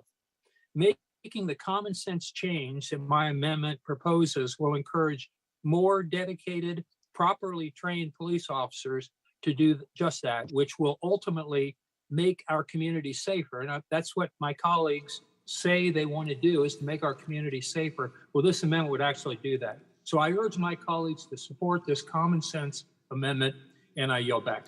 Gentleman yields back. Does the gentle lady insist on a point of order? Mr. Chairman, I do not insist on my, I do insist on my point of order. It's not germane. I agree that although I certainly appreciate where the gentleman is coming from, this amendment is way beyond the scope of this bill. This bill has nothing to do with public safety officers or their rewards, and I am constrained to rule it out of order. Is there any I further- obviously disagree vehemently, but if that's the way the chairman is going to rule, that's the way it's going to rule. And I know we would lose in a vote. I won't waste the committee's time on that, so I yield back. I appreciate that. Chairman, can I strike the last word very briefly?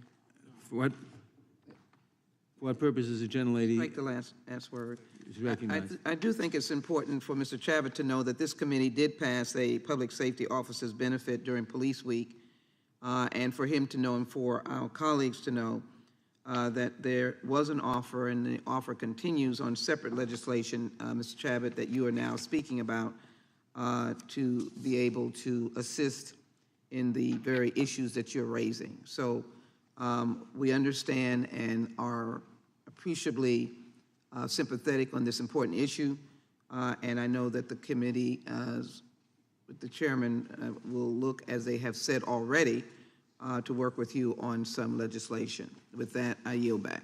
Gentlelady yields back. Are there any further amendments to the amendment in the nature of a substitute?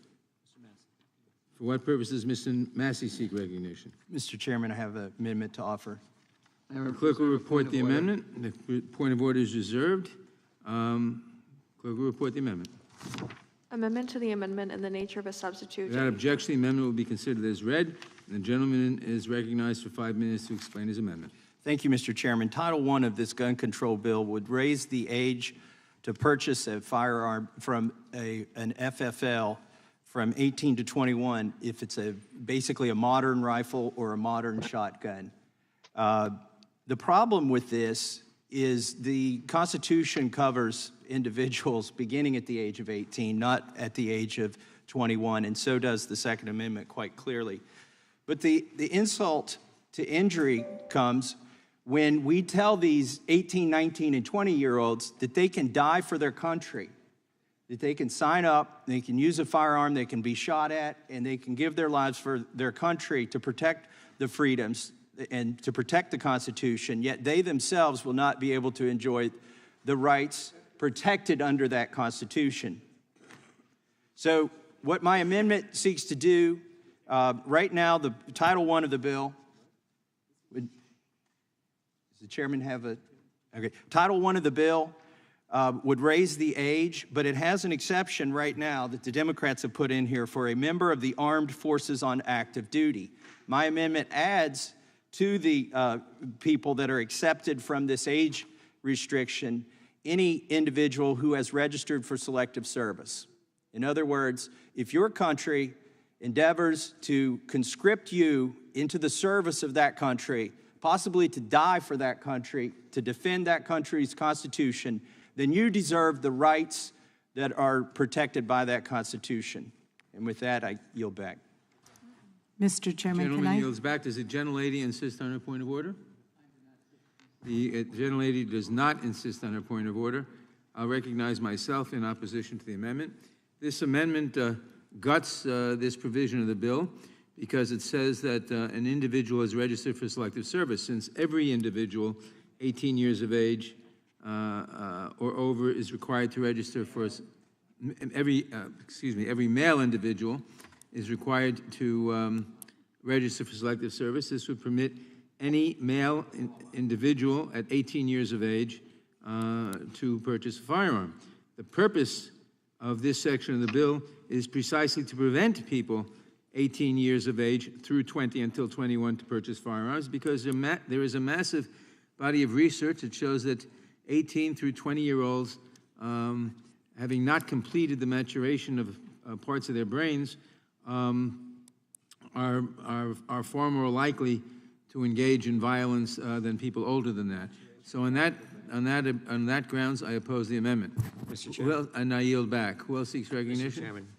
For what purpose does the gentleman from Ohio seek recognition? Strike the last word. Gentleman is recognized. You just said that they're not mature enough to make this kind of decision. But these, if I'm not mistaken, the Democrats are wanting younger people to actually vote. When 16-year-olds to decide who gets to make the laws in this country, but oh no, 18-year-olds can't purchase a firearm. And now we're saying that if you sign up for selective service, and as Mr. Massey indicated, will go defend your country, you're not qualified for the rights in that very Constitution you're going to take an oath if you join our military to defend. So this is just another good amendment from the gentleman from Kentucky, and I would yield to him to talk. Yield for a moment? Sure. Is the gentleman aware that until you're 21, you can't even go into a bar and and get a shot of bourbon?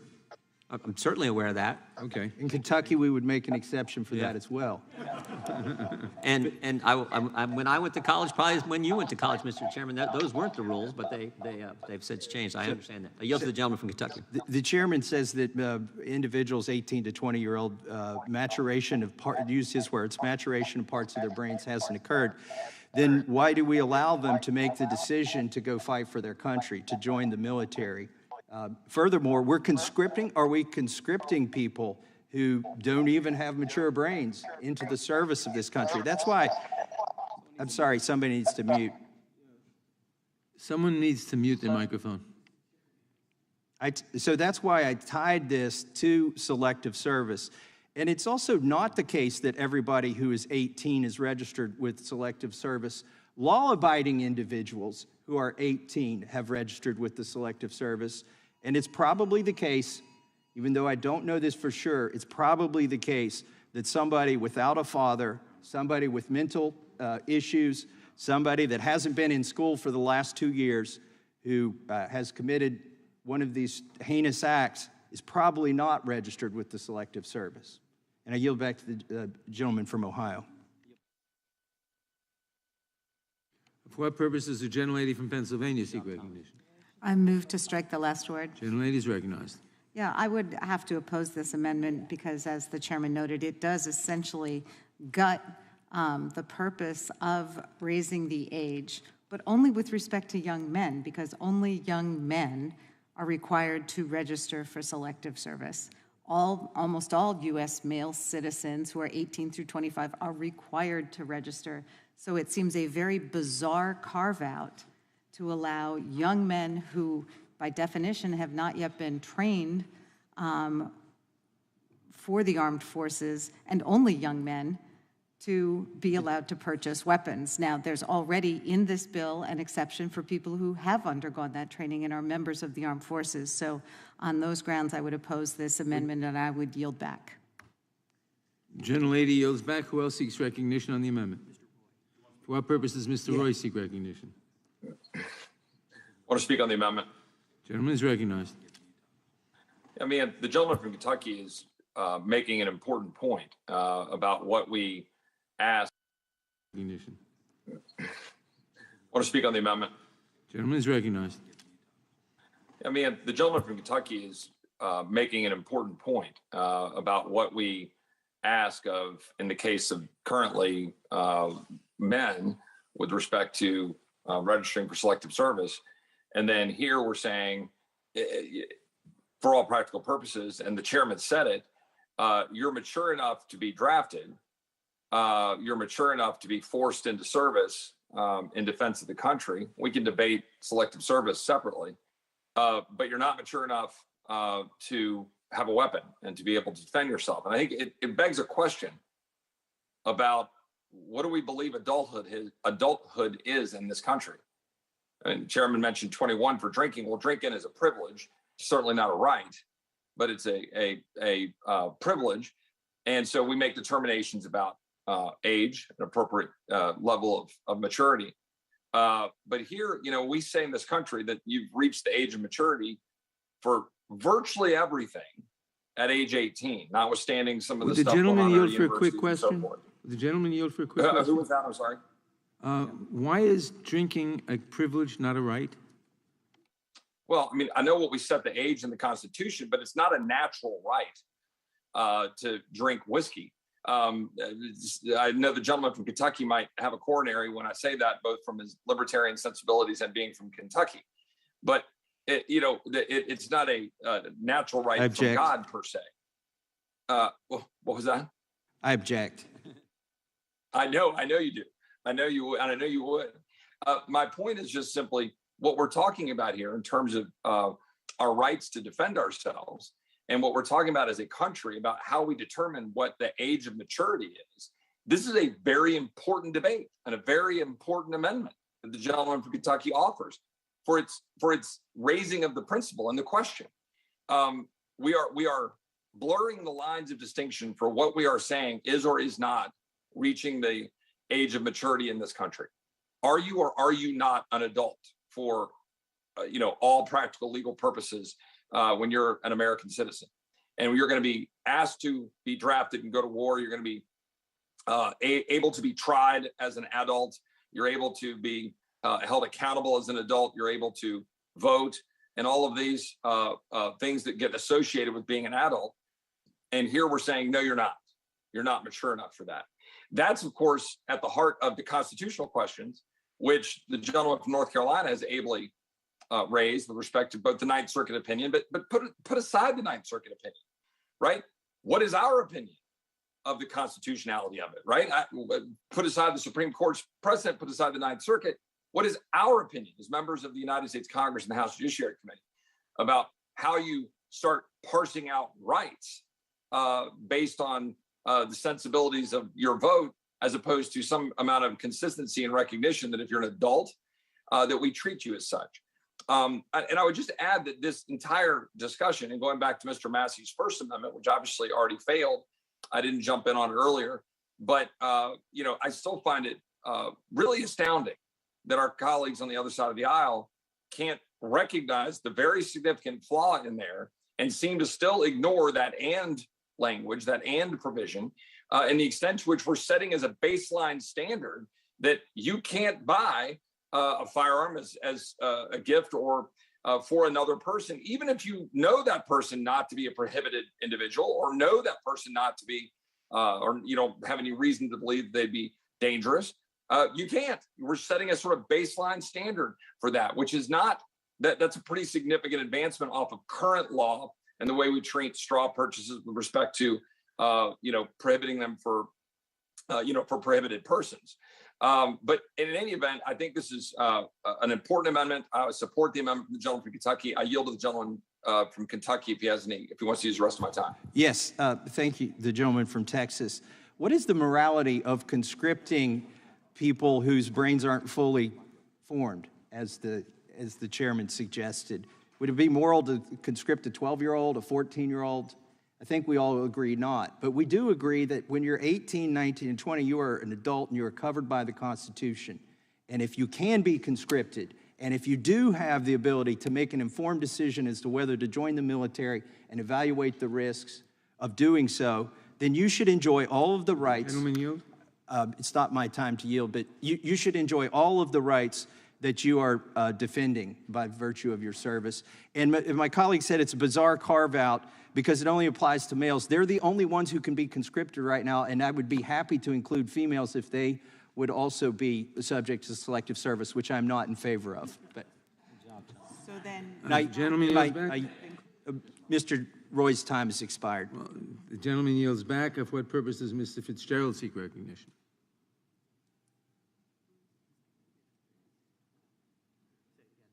For what purpose does Mr. Fitzgerald seek recognition? I think he's waiting on his amendment, right? Oh, he wants to talk. Mr. Fitzgerald needs to unmute.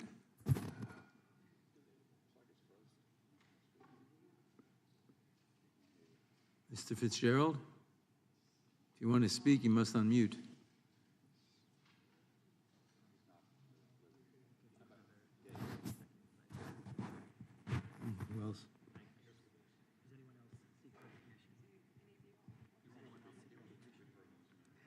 If no one else seeks recognition, the Mr. what Gates. purpose does Mr. Gates seek recognition? I'll move to strike the last word, if for Gentleman is no other recognized. reason than to alert Mr. Fitzgerald that his mute was never undone. We've But alerted I'm him sure he'll be. I have a few thoughts on the measure. To Would strike the the last gentleman word. yield for a moment? Yes, sir. Thank you. I just wanted to answer a couple of people. I'm not sure who at this point. We recognize different ages for different purposes. We recognize 18 for the draft. We recognize 16 for driving in some states. We recognize 21 for drinking. So we recognize different ages for different purposes. That's all I wanted to say. Thank you, Mr. Chairman. Could I have a second to engage that? Certainly. I'll yield to the gentleman from Kentucky. Would the chairman join me in co-sponsoring a bill to raise the draft age to 21? No. But the chairman feels that their brains aren't fully formed at 18, 19, and 20. The research does indicate that in certain respects, but the selective service needs, I mean, if the country needs people, it needs people. It needs people whose brains aren't fully formed? In certain respects, yes. I yield back. Hoping that mine is fully formed at 40. I hope so. Do you, Mr. Gates? I hope so. Yeah, we won't put that to a vote. Don't ask for unanimous Wise. All in favor? I support Mr. Massey's amendment. I think raising the age for gun ownership to 21 of any kind is problematic. And if it didn't offend the Second Amendment, if it didn't offend our recognition of the patriotism of people who sign up for the selective service, and if it didn't offend federalism, I also wouldn't support it because I don't think it would be particularly effective. So, like, assuming the typical school shooter scenario where you've got some, like, crazed 19-year-old, if they are that determined, where they're training in a backyard, like they were in the Parkland case, which was reported to the FBI, if they're writing manifestos in the case of the Buffalo shooter, if they're stockpiling ammunition, like in the case of Uvalde, I think they're going to find their way to precisely this type of weapon, despite this increase in the ability to buy it legally. And second, I don't think that these people wouldn't wait a year or two. I mean, I don't know that you gain a lot for people exercising their trauma a little bit later because you've artificially moved the line. So I think that raising the age for gun ownership comes at a really high constitutional cost and yields very little in terms of an ability to stop any of these violent events. And I yield to the gentleman from Kentucky for any of his neurological observations. I have no further comments. Yield back. The gentleman yields back. We'll try Mr. Fitzgerald one more time. Mr. Fitzgerald, you're recognized. Okay. Mr. Who? Does anyone else seek recognition? If not, then the question occurs on the amendment. All in favor say aye. Aye. Opposed, no. No. No. I had my hand up, Mr. Nevin. Mr. Chairman. Biggs, Yeah, did you seek recognition? I did. I raised my hand by the little deal here. The gentleman is recognized. Thanks, Mr. Chairman. And again, I hope that Mr. Fitzgerald is able to get his microphone going. But I wanted to talk to a point that on this amendment that Mr. Gates was just alluding to. And that was, again, the use or attempt to obtain weapons, plan mass shootings by people within this particular age demographic. So recently, well, actually, it's been a little more than recently, but one thing that we saw about under a GAO study of some time ago was the frequent use or attempted use of young people to use fake IDs to get weapons.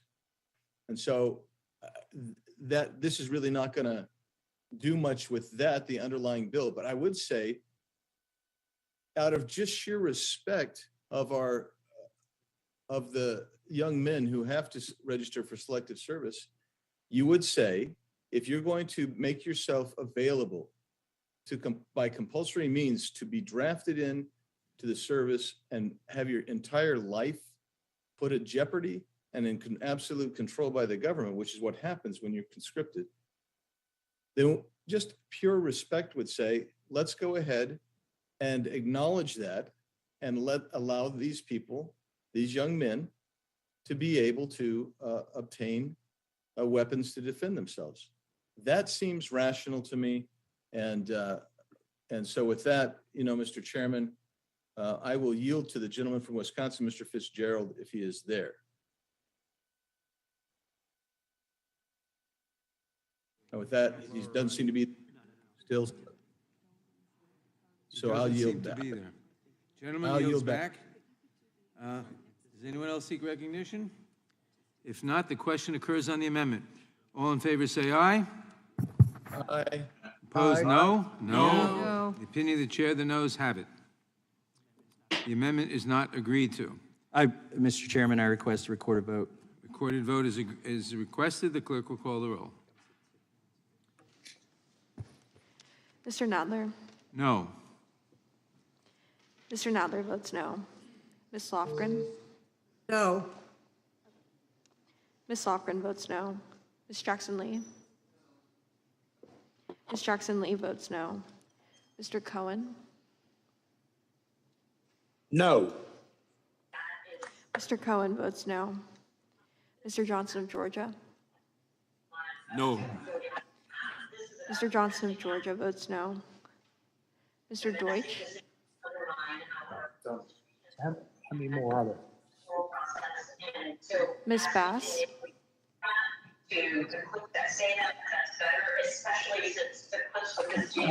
Someone should mute their microphone.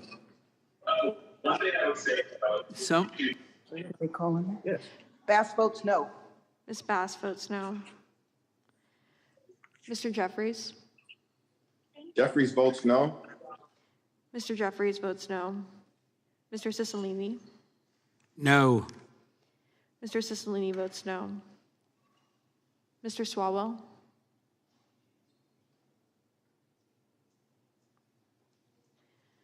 Mr. Liu.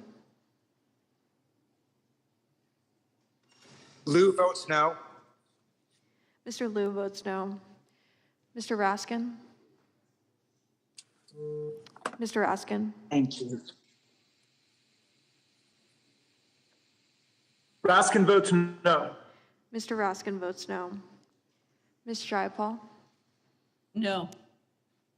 Ms. Jayapal votes no. Ms. Dimmings. No. Ms. Dimmings votes no. Mr. Correa.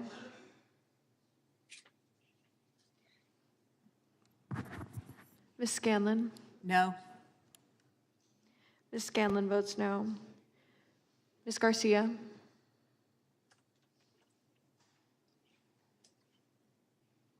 No. Ms. Garcia votes no. Mr. Neguse. No. Mr. Neguse votes no. Ms. McBath. No. Ms. McBath votes no. Mr. Stanton.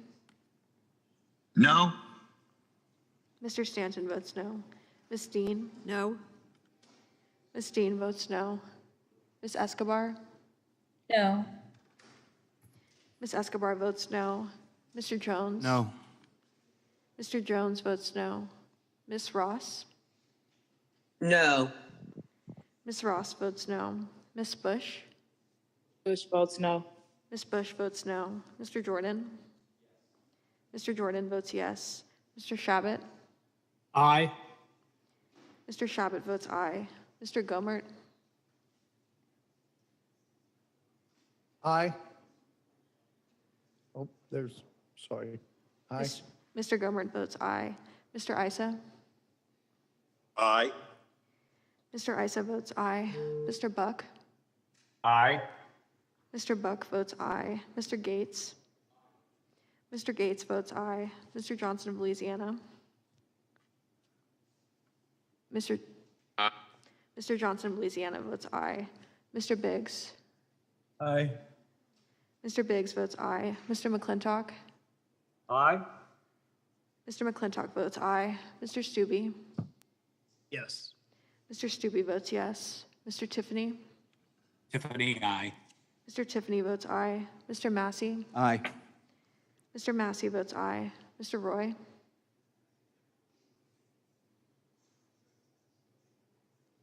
Mr. Bishop? Aye. Aye, sorry. Mr. Roy, you have to turn your camera on. Aye. Mr. Roy votes aye. Mr. Bishop? Ms. Fishbach? Aye. Ms. Fishbach votes aye. Ms. Sparts?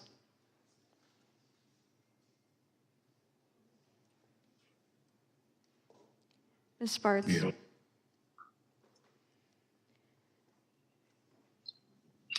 It's a bill. It's a bill that I'm Ms. talking Sparts? about. Sparts votes yes. Ms. Sparts votes yes. Mr. Fitzgerald?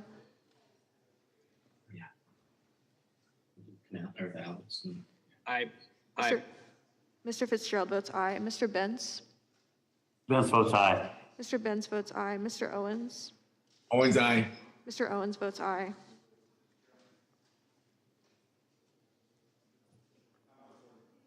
Mr. Bishop, you are not recorded. Mr. Bishop votes aye. How is Swalwell recorded? Mr. Swalwell, you are not recorded. No. Mr. Swalwell votes no.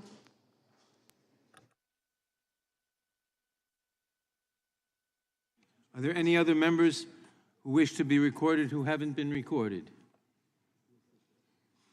The clerk will report. Mr. Chairman,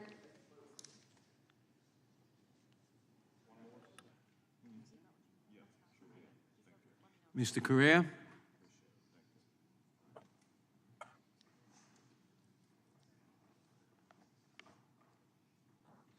Correa votes no.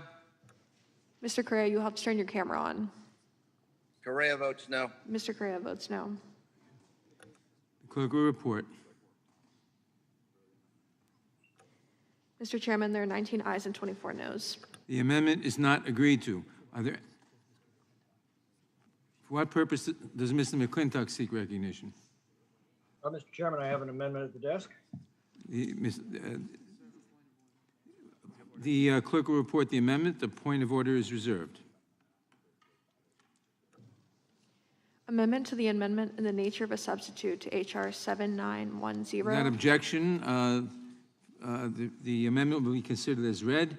The gentleman is recognized for 5 minutes to explain his amendment. Thank you, Mr. Chairman. Several members of the committee have asked for the Republican solutions to the growing violent crime we've seen in recent years, and I gladly do so. We know what works because we've seen these policies work before. Vigorously prosecuting gun predators and putting them in jail until they're old and gray, that works. Executing murderers works.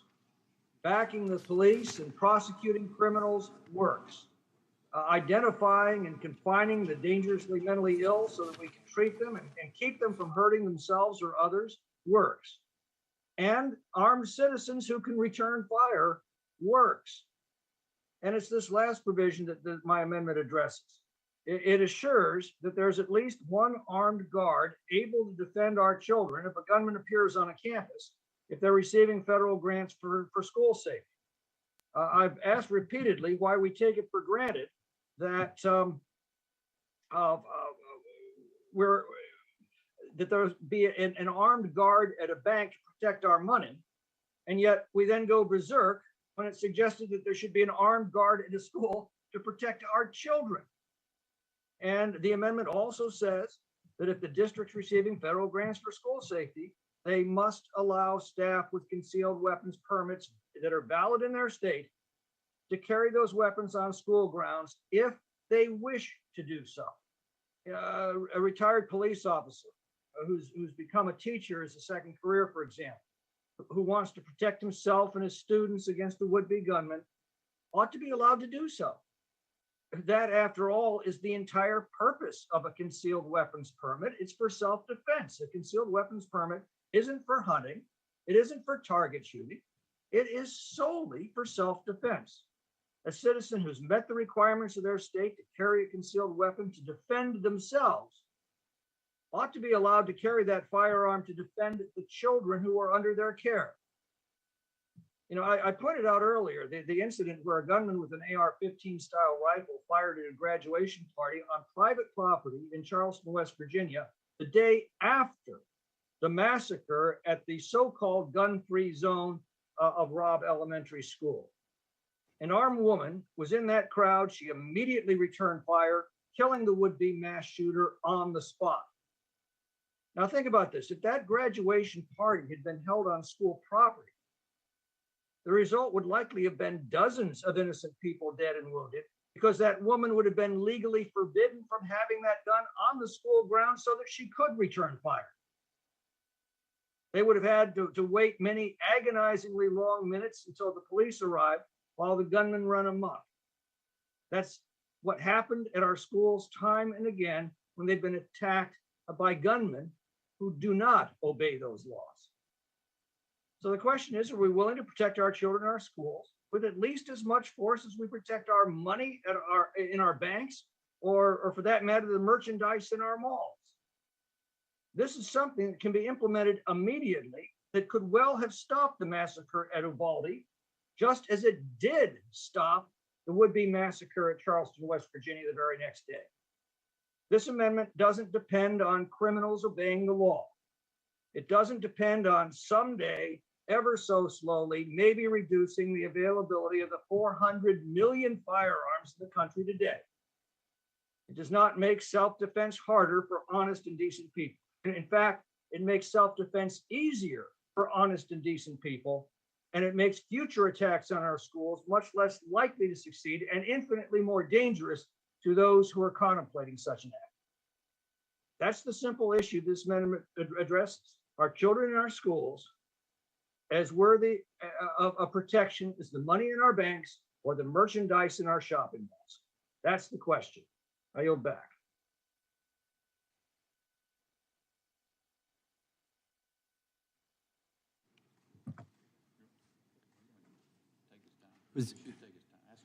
Would the gentleman yields from back. California yield? Would the gentleman, yes, the gentleman yielded back. Yeah, Does the gentlelady insist on a point of order? I insist on my point of order. Will you state it? Oh. This is out of the scope of the legislation, although a good intent. It is not tied to the programs in the legislation and therefore is not germane. The chair is prepared to rule. I agree with the point of order. This amendment amends a program that is not within the bill and is therefore outside the scope of the bill and is therefore not germane. The amendment is not germane. Are there any further amendments to the amendment in nature of a substitute? If there are no further amendments. I have an amendment. For what purpose does Mr. Massey seek recognition? Mr. Chairman, I have an amendment at the desk dealing with the Nix report. The Reserve a point of order. point of order is reserved. The clerk will report the amendment. Amendment to the amendment in the nature of a substitute to H.R. 7910 offered Without by... objection, the amendment will be considered as read, and the gentleman is recognized for 5 minutes to explain his amendment. My amendment is simply a reporting amendment. We need to get some information from the DOJ, from the Attorney General on the existing gun laws. Right now, the Nix background check for the latest year that we have numbers issued 112,000 denials, yet only 12 of those were federally prosecuted. So presumably they were rejected. I mean, the presumption is that you're rejected because you were an ineligible person to buy a firearm and you tried to buy a firearm. Why weren't they prosecuted to a greater extent? Why were only 12 out of 112,000 prosecuted? It's because the dirty little secret is most of those are false denials. Now you might say, well, it's better to be overly safe than to let a few through the cracks. The problem is that the current system is riddled with errors. If you have a similar name, phonetically pronounced or spelled to somebody else. Yield? The gentleman yield? Let me finish my amendment, and then I'll happily yield to the chairman. So what happens with the false denials is that within racial and ethnic groups that share similar surnames and first names, you get a higher percentage of false denials. And some of these false denials are overturned, but a lot of them are not. And individuals who don't have the money or the resources to pursue this legally often either have to turn to individual sale, or they don't complete the purchase at all, yet they were law-abiding citizens who had the misfortune of sharing a similar name. The problem with this, and this is why I want this report, is we're fairly certain that black males are 3 times more likely to be falsely denied during the NICS background check, and that Hispanic males are 2 times more likely to be denied falsely during a NICS background check because they share within their racial and ethnic groups similar names to people who are incarcerated. And we do have over-incarceration in this country, and there are a lot of black males incarcerated, so that you have the misfortune, if you're a law-abiding citizen within that racial group and you with the similar name, that you are more likely to get a false denial. So what my amendment seeks to do is to require a report, and this wouldn't turn over any personally identifiable data. All of this data is collected on the Form 4473. They have the data. They need to give it to us so we can determine if there are racial disparities.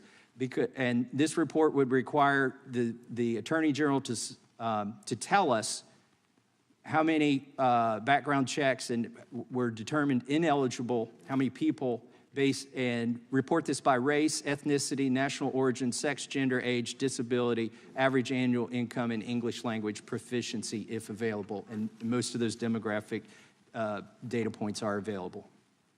And if there's nobody else that wants to speak during my 5 minutes, I'll yield back to, I'll yield to the chairman for his question. Okay, I'll yield back. Gentleman yields back. Does the gentlelady insist on a point of order? Mr. Chairman, I don't insist on my point of order. Gentlelady In fact, does not insist on a point of order, and we are prepared to accept this amendment. Well, then I will allow you to accept it, and I will not request a recorded vote. You don't want to question my judgment. You have great judgment on this regard. Thank you. All those in favor say aye. Aye. Opposed, no. In the opinion of the chair, the ayes have it. The amendment is agreed to. Are there any further amendments? For what purpose does Mr. Fitzgerald seek recognition? Thank you, Mr. Chairman. I have an amendment at the desk. The clerk will report the amendment. Point of order. Point of order is reserved. The clerk will report the amendment. Amendment to the amendment in the nature of a substitute to H.R. 7910, offered by Mr. Fitzgerald of Wisconsin. Without objection, the amendment will be considered as read, and the gentleman is recognized for 5 minutes to explain his amendment.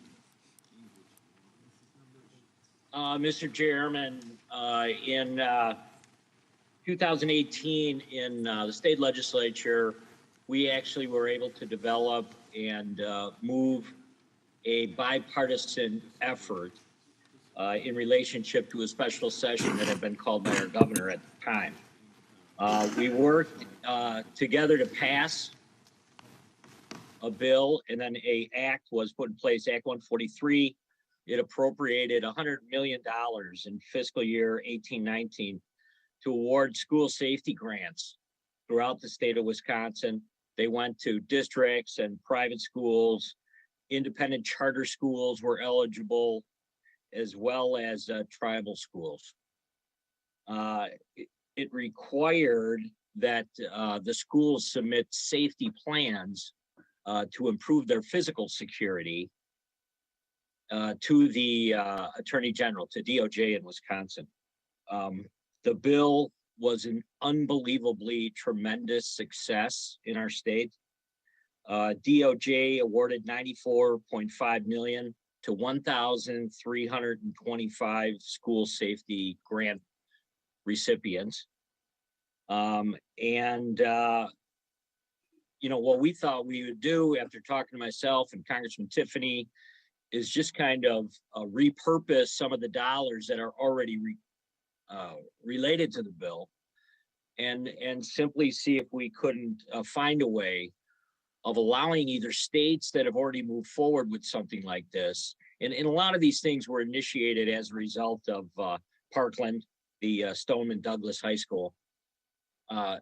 Or if there are states out there that are contemplating making these moves. And you know, if you look at the 8 bills that are before us today that have been pushed into this omnibus bill, and I even question whether or not some of this stuff has been cross-checked, especially on the personal security items included. But if you look at them, none of them really address what just happened in Texas. There are definitely weaknesses when it comes to physical security in a lot of these school buildings. So, you know, what I have is an amendment that I think is crafted in a way it's not heavy-handed. It doesn't just say that the federal government will in fact just issue these credits directly. It would be in working with the states to develop a strategy where, you know, and I heard some of the other members today say that, you know, hardening schools is not the answer. But quite honestly, I think, you know, a lot of people say if there's anything we can agree on, it would be to improve the physical security of these buildings. Some of them old, they were built in the 30s and 40s, and this stuff hasn't been addressed. And I mean, we could make this available. I think in a bipartisan fashion, there is support for this type of concept. And at the end of the day, I think that's one thing that we're kind of looking for here. So I would hope that we could add this amendment to this bill, and it might be something that would garner some bipartisan support. And before I yield back, I did want to make a comment about one of the earlier amendments that was offered by Mr. Massey. You know, in 1981, I went to basic training in Fort Jackson, South Carolina. And there were 40 17-year-olds, maybe some 18-year-olds, I don't remember. We were all issued M16s. And we used those on live fire ranges. We were taught to assemble, disassemble, and clean those weapons and take care of them like they were our own. So the idea that a 17-year-old isn't up to, or certainly doesn't have the ability to understand how a firearm works or whether or not they can be responsible or trusted with one, it's happening in our armed services each and every day.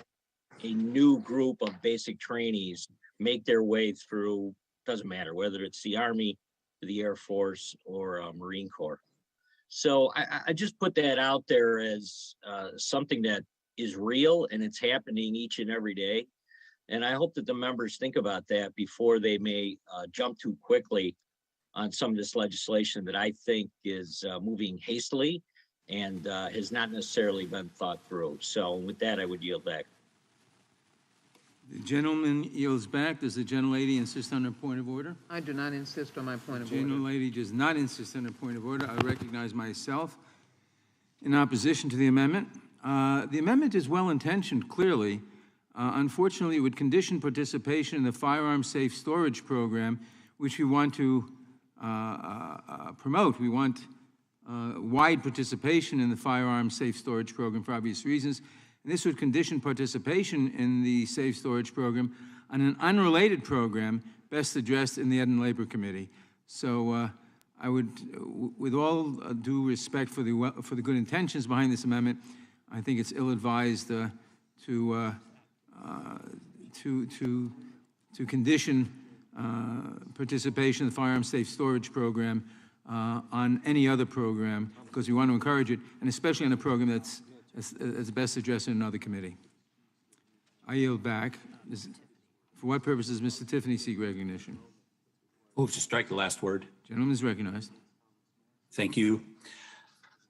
In spite of what President Biden says that it doesn't help to harden schools, we found out, as Representative Fitzgerald said in his remarks, that it does help in Wisconsin. And I've actually seen it in schools that my kids have attended over the years. I was one of those people that I was really skeptical of putting limitations on how people enter school buildings. After all, I remember 40, 50 years ago when I used to go to school and, you know, it was easy in, easy out. But, you know, the world has changed, and we in Wisconsin, we changed in 2018, and we offered these grants. And as Representative Fitzgerald said they have been successful. The one drawback that I heard from a few school administrators that I called last night, they said, we wish we would have had it sooner because we had already acted, but many schools had not acted yet, and they were able to take advantage of it. In fact, I think there was over 1,000 schools in Wisconsin that took advantage of this to, in many cases, harden their schools and make them safer. So it was a successful program. And in talking to one of my former colleagues in the legislature last night, they said they're considering additional measures. And I think that gets to the other point in regards to putting this hearing out in such a rushed manner. We should be taking a look at what is the responsibility of the states also, because even like in regards to red flag laws, I think it's chapter 51 of the code in Wisconsin, that there is a commitment procedure that's already in place in Wisconsin to deal with someone that has psychological problems, whatever may be a threat to the community, that is already in place. And I think as we're seeing, including with your comments, Mr. Chairman, about just a minute ago saying, well, this is well-intentioned and there may be a place for this. We've been hearing about this on amendment after amendment here today.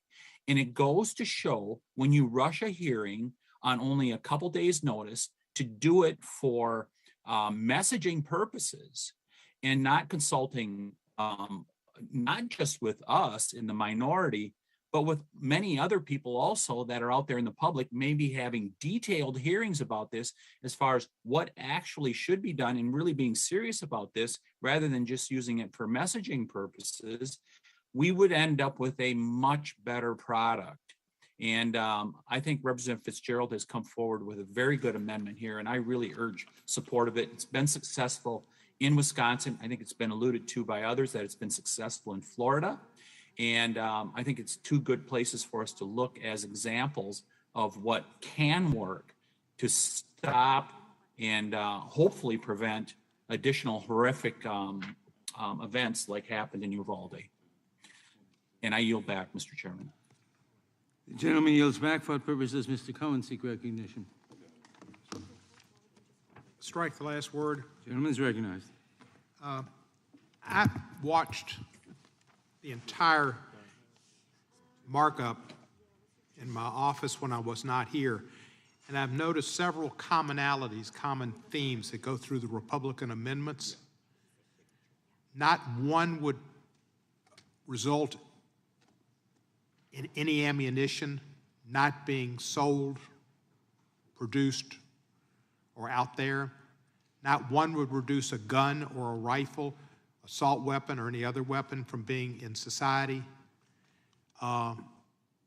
Nothing would hurt any of the NRA's business partners, and they would lose a single penny because the ammunition and the guns would continue to be available and sold and legal and no matter what. And that seems to be their theme. They come up with some ideas about recommending that people that could be 70 or 60 years old and retired military or law enforcement go to the schools and provide the security, which was not provided in Uvalde by people who were trained and had been in training just in December of 2021. And despite that, they were totally incompetent. And some of them have said that we have rushed into this. We didn't rush into background hearings. We had 2 background check bills that passed this Congress, supported by 90% of the public. They were not rushed. They had nary a Republican vote. So regardless if we give the Republicans long time to think about bills and lots of notice or very little notice, they vote the same way. They vote no. There is nothing we can do to bring them along, except maybe 1 or 2 of the folks who had the guts and the courage and the honesty to vote to impeach Donald Trump or to impanel a January 6th commission to look into the worst and most concerning act ever done against this country, an insurrection to overthrow the government and disturb the rightful election of the President of the United States. Other than the people who had the guts to do that, we don't have a hope for a vote. I yield back the balance of my time. Gentleman yields back. For what purpose does Mr. Owen seek recognition? Second. Thank you, Mr. Chairman. As my colleagues have expressed today, there are no words to describe the horrific tragedy that occurred at Rob's elementary school. I'm a father and a grandfather. Every life is a gift. I know this from my experience of raising a beautiful family. I have my entire life as a parent leaned on my Second Amendment rights to protect them. This markup is a hasty, unserious, and not designed to find true bipartisan solutions. We need to look at real solutions that actually improve the safety of the classrooms. This package is completely political, and this is the mark of true progress. It is a disgrace that to those who we have lost and their grieving families. As we work across the aisle to champion evidence-based solution, it is very important that the victims and their grieving families are front and center in every conversation we have, not the politicians or the political talking points. Tomorrow, I'm introducing a bill to use the unused COVID funding from the American Rescue Plan to improve classroom safety and to harden schools through evidence-based security measures. I welcome my colleagues from across the aisle to support this common sense solution to protect our children. My bill will clarify that school districts can immediately amend their plans under the American Rescue Plan and to use those funds to address without delay their school safety needs. It will require the states immediately approve any amendments that allow schools to begin this process without delay. The Luke and the Alex School Safety Act that is now in the House, shepherded with the bipartisan support of Representative George and Bellard, directs the Department of Homeland Security to establish a federal clearinghouse on school safety best practices. This will be done in coordination with the Department of Education, Justice, Health and Human Services. This clearinghouse would be the primary federal resource on best practices for schools, parents, law enforcement, and local officials. This bill does not require any additional funding. This bill was actually named after two of the Parkland, Florida shooting victims. How was this common sense bipartisan bill addressed by Democratic leadership, whose priority over the decades have been to progressively restrict law-abiding citizens from their Second Amendment rights? Remember, this is a simple clearinghouse database of state-by-state best practices. A day after the Uvalde tragedy, Democrat Senator Majority Leader Schumer ignored it. By design, he did not bring it to the floor. Let me make sure parents across the country understand how unserious the Democratic leadership is on this topic of securing the safety of our children in school settings. We have a president who states he does not believe in proposals that's going to harden our children's schools. We have a Senate Majority Leader who refused to allow for a federal database of best practices to be used nationally by schools, parents, law enforcement, and local officials. The rejection of the Luke and Alex School Safety Act 2 weeks ago prevents us in the near future of gathering school safety innovative ideas to be recorded, saved, and shared nationally with other vulnerable schools like those in Uvalde. We are committed to address violence in our schools. Our schools must return to the place of learning where students can learn free from the fear of violence of any form. This is what our students deserve. This is what our parents want. And this is what our focus should be as policymakers. The answer to this painful chapter is not continuation of the decades-long progressive attack on our constitutional rights that we as Americans have not, that's not available in other despotic countries like Cuba, Russia, China, and Venezuela, and other countries that restrict their citizens from protecting themselves from evil. There's presently over $100 billion of unused COVID relief funds now sitting in the secondary school emergency relief fund. Let's get serious as a body and make it possible within the next coming months to harden our schools, to protect our children, and to start nationally to share best safety practices across the country. For this reason, I support this amendment introduced to my friend from Wisconsin. I yield back. Gentleman yields back. For what purpose does the gentlelady from Texas seek recognition? It's a great state, but I'm going to continue to live in the great state of Texas. Mr. Chairman, thank you so very much. First of all, I want to indicate that where we can work together today, and I hope there is someone that captures that point. Mr. Massey, your amendment was accepted And interestingly enough, it captures my legislation, the Accidental Firearms Transfer Reporting Act. And so here we are with a moment where we can have not only compromise, but agreement. So we thank you for that amendment. I rise, Mr. Chairman, to strike the last word. Thank you, and pardon me for not. It is shocking to me that we continue to hear how rushed these hearings are.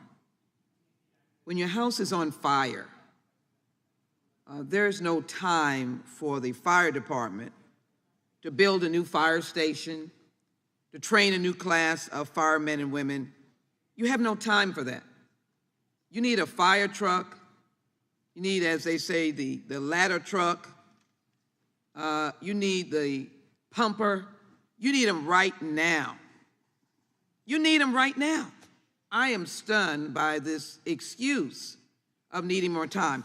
If we look at the districts of where my friends have come from, we have documented thousands, probably in totality, or hundreds upon hundreds of deaths by firearms in your collective congressional district. Would you tell those bereaved family members, let's wait, as we have done for decades? We waited in 2004 with a Republican president, Republican House, Republican Senate, and we couldn't get anything done to extend the ban on assault weapons. And we have seen a brazen rampage of young men using assault weapons mixed with the toxicity of white supremacy, as evidenced in Buffalo, New York. And let me take a moment to call those names: Roberta A. Drury, Marcus D. Morrison, Andre McNeil, Aaron Salter, Geraldine Talley, Celestine Cheney, Haywood Patterson, Catherine Massey, Pearl Young, and Ruth Whitfield. In addition, it is important to take note of the gentleman's amendment, Mr. Fitzgerald, who wants to take money from the Safe Storage grant program, which would in fact undermine the ability to secure young people by either, as the Kimberly Vaughn legislation provides, for at the point of purchase to ensure that there's best practices that would keep young people from getting guns, and Ethan's law that deals with the issue of guns in residential homes. And why would you want to do that when we can read the roll? January 23rd, 2018, again, a situation where the gun came from an unlocked closet. Nacogdoches, Texas, 13 and 10-year-old. A 4-year-old boy unintentionally shot and killed himself. A 4-year-old boy in Galion, Ohio. The previous one was in Colorado. 4-year-old boy again in Tempe, Arizona. Father in Shreveport, Louisiana. 3-year-old is dead. 5-year-old is dead in Pensacola, Florida. Or a 7-year-old. The 5-year-old killed the 7-year-old. Auburn, California. 13-year-old boy, he shot himself. And after he, his brother, and others had unsecured guns. That means they were not caused to do so at point of purchase, and they had them in the home. A 5-year-old in Berkshire, Florida, was reaching for candy that was stored on top of a refrigerator, found a gun, shot himself in the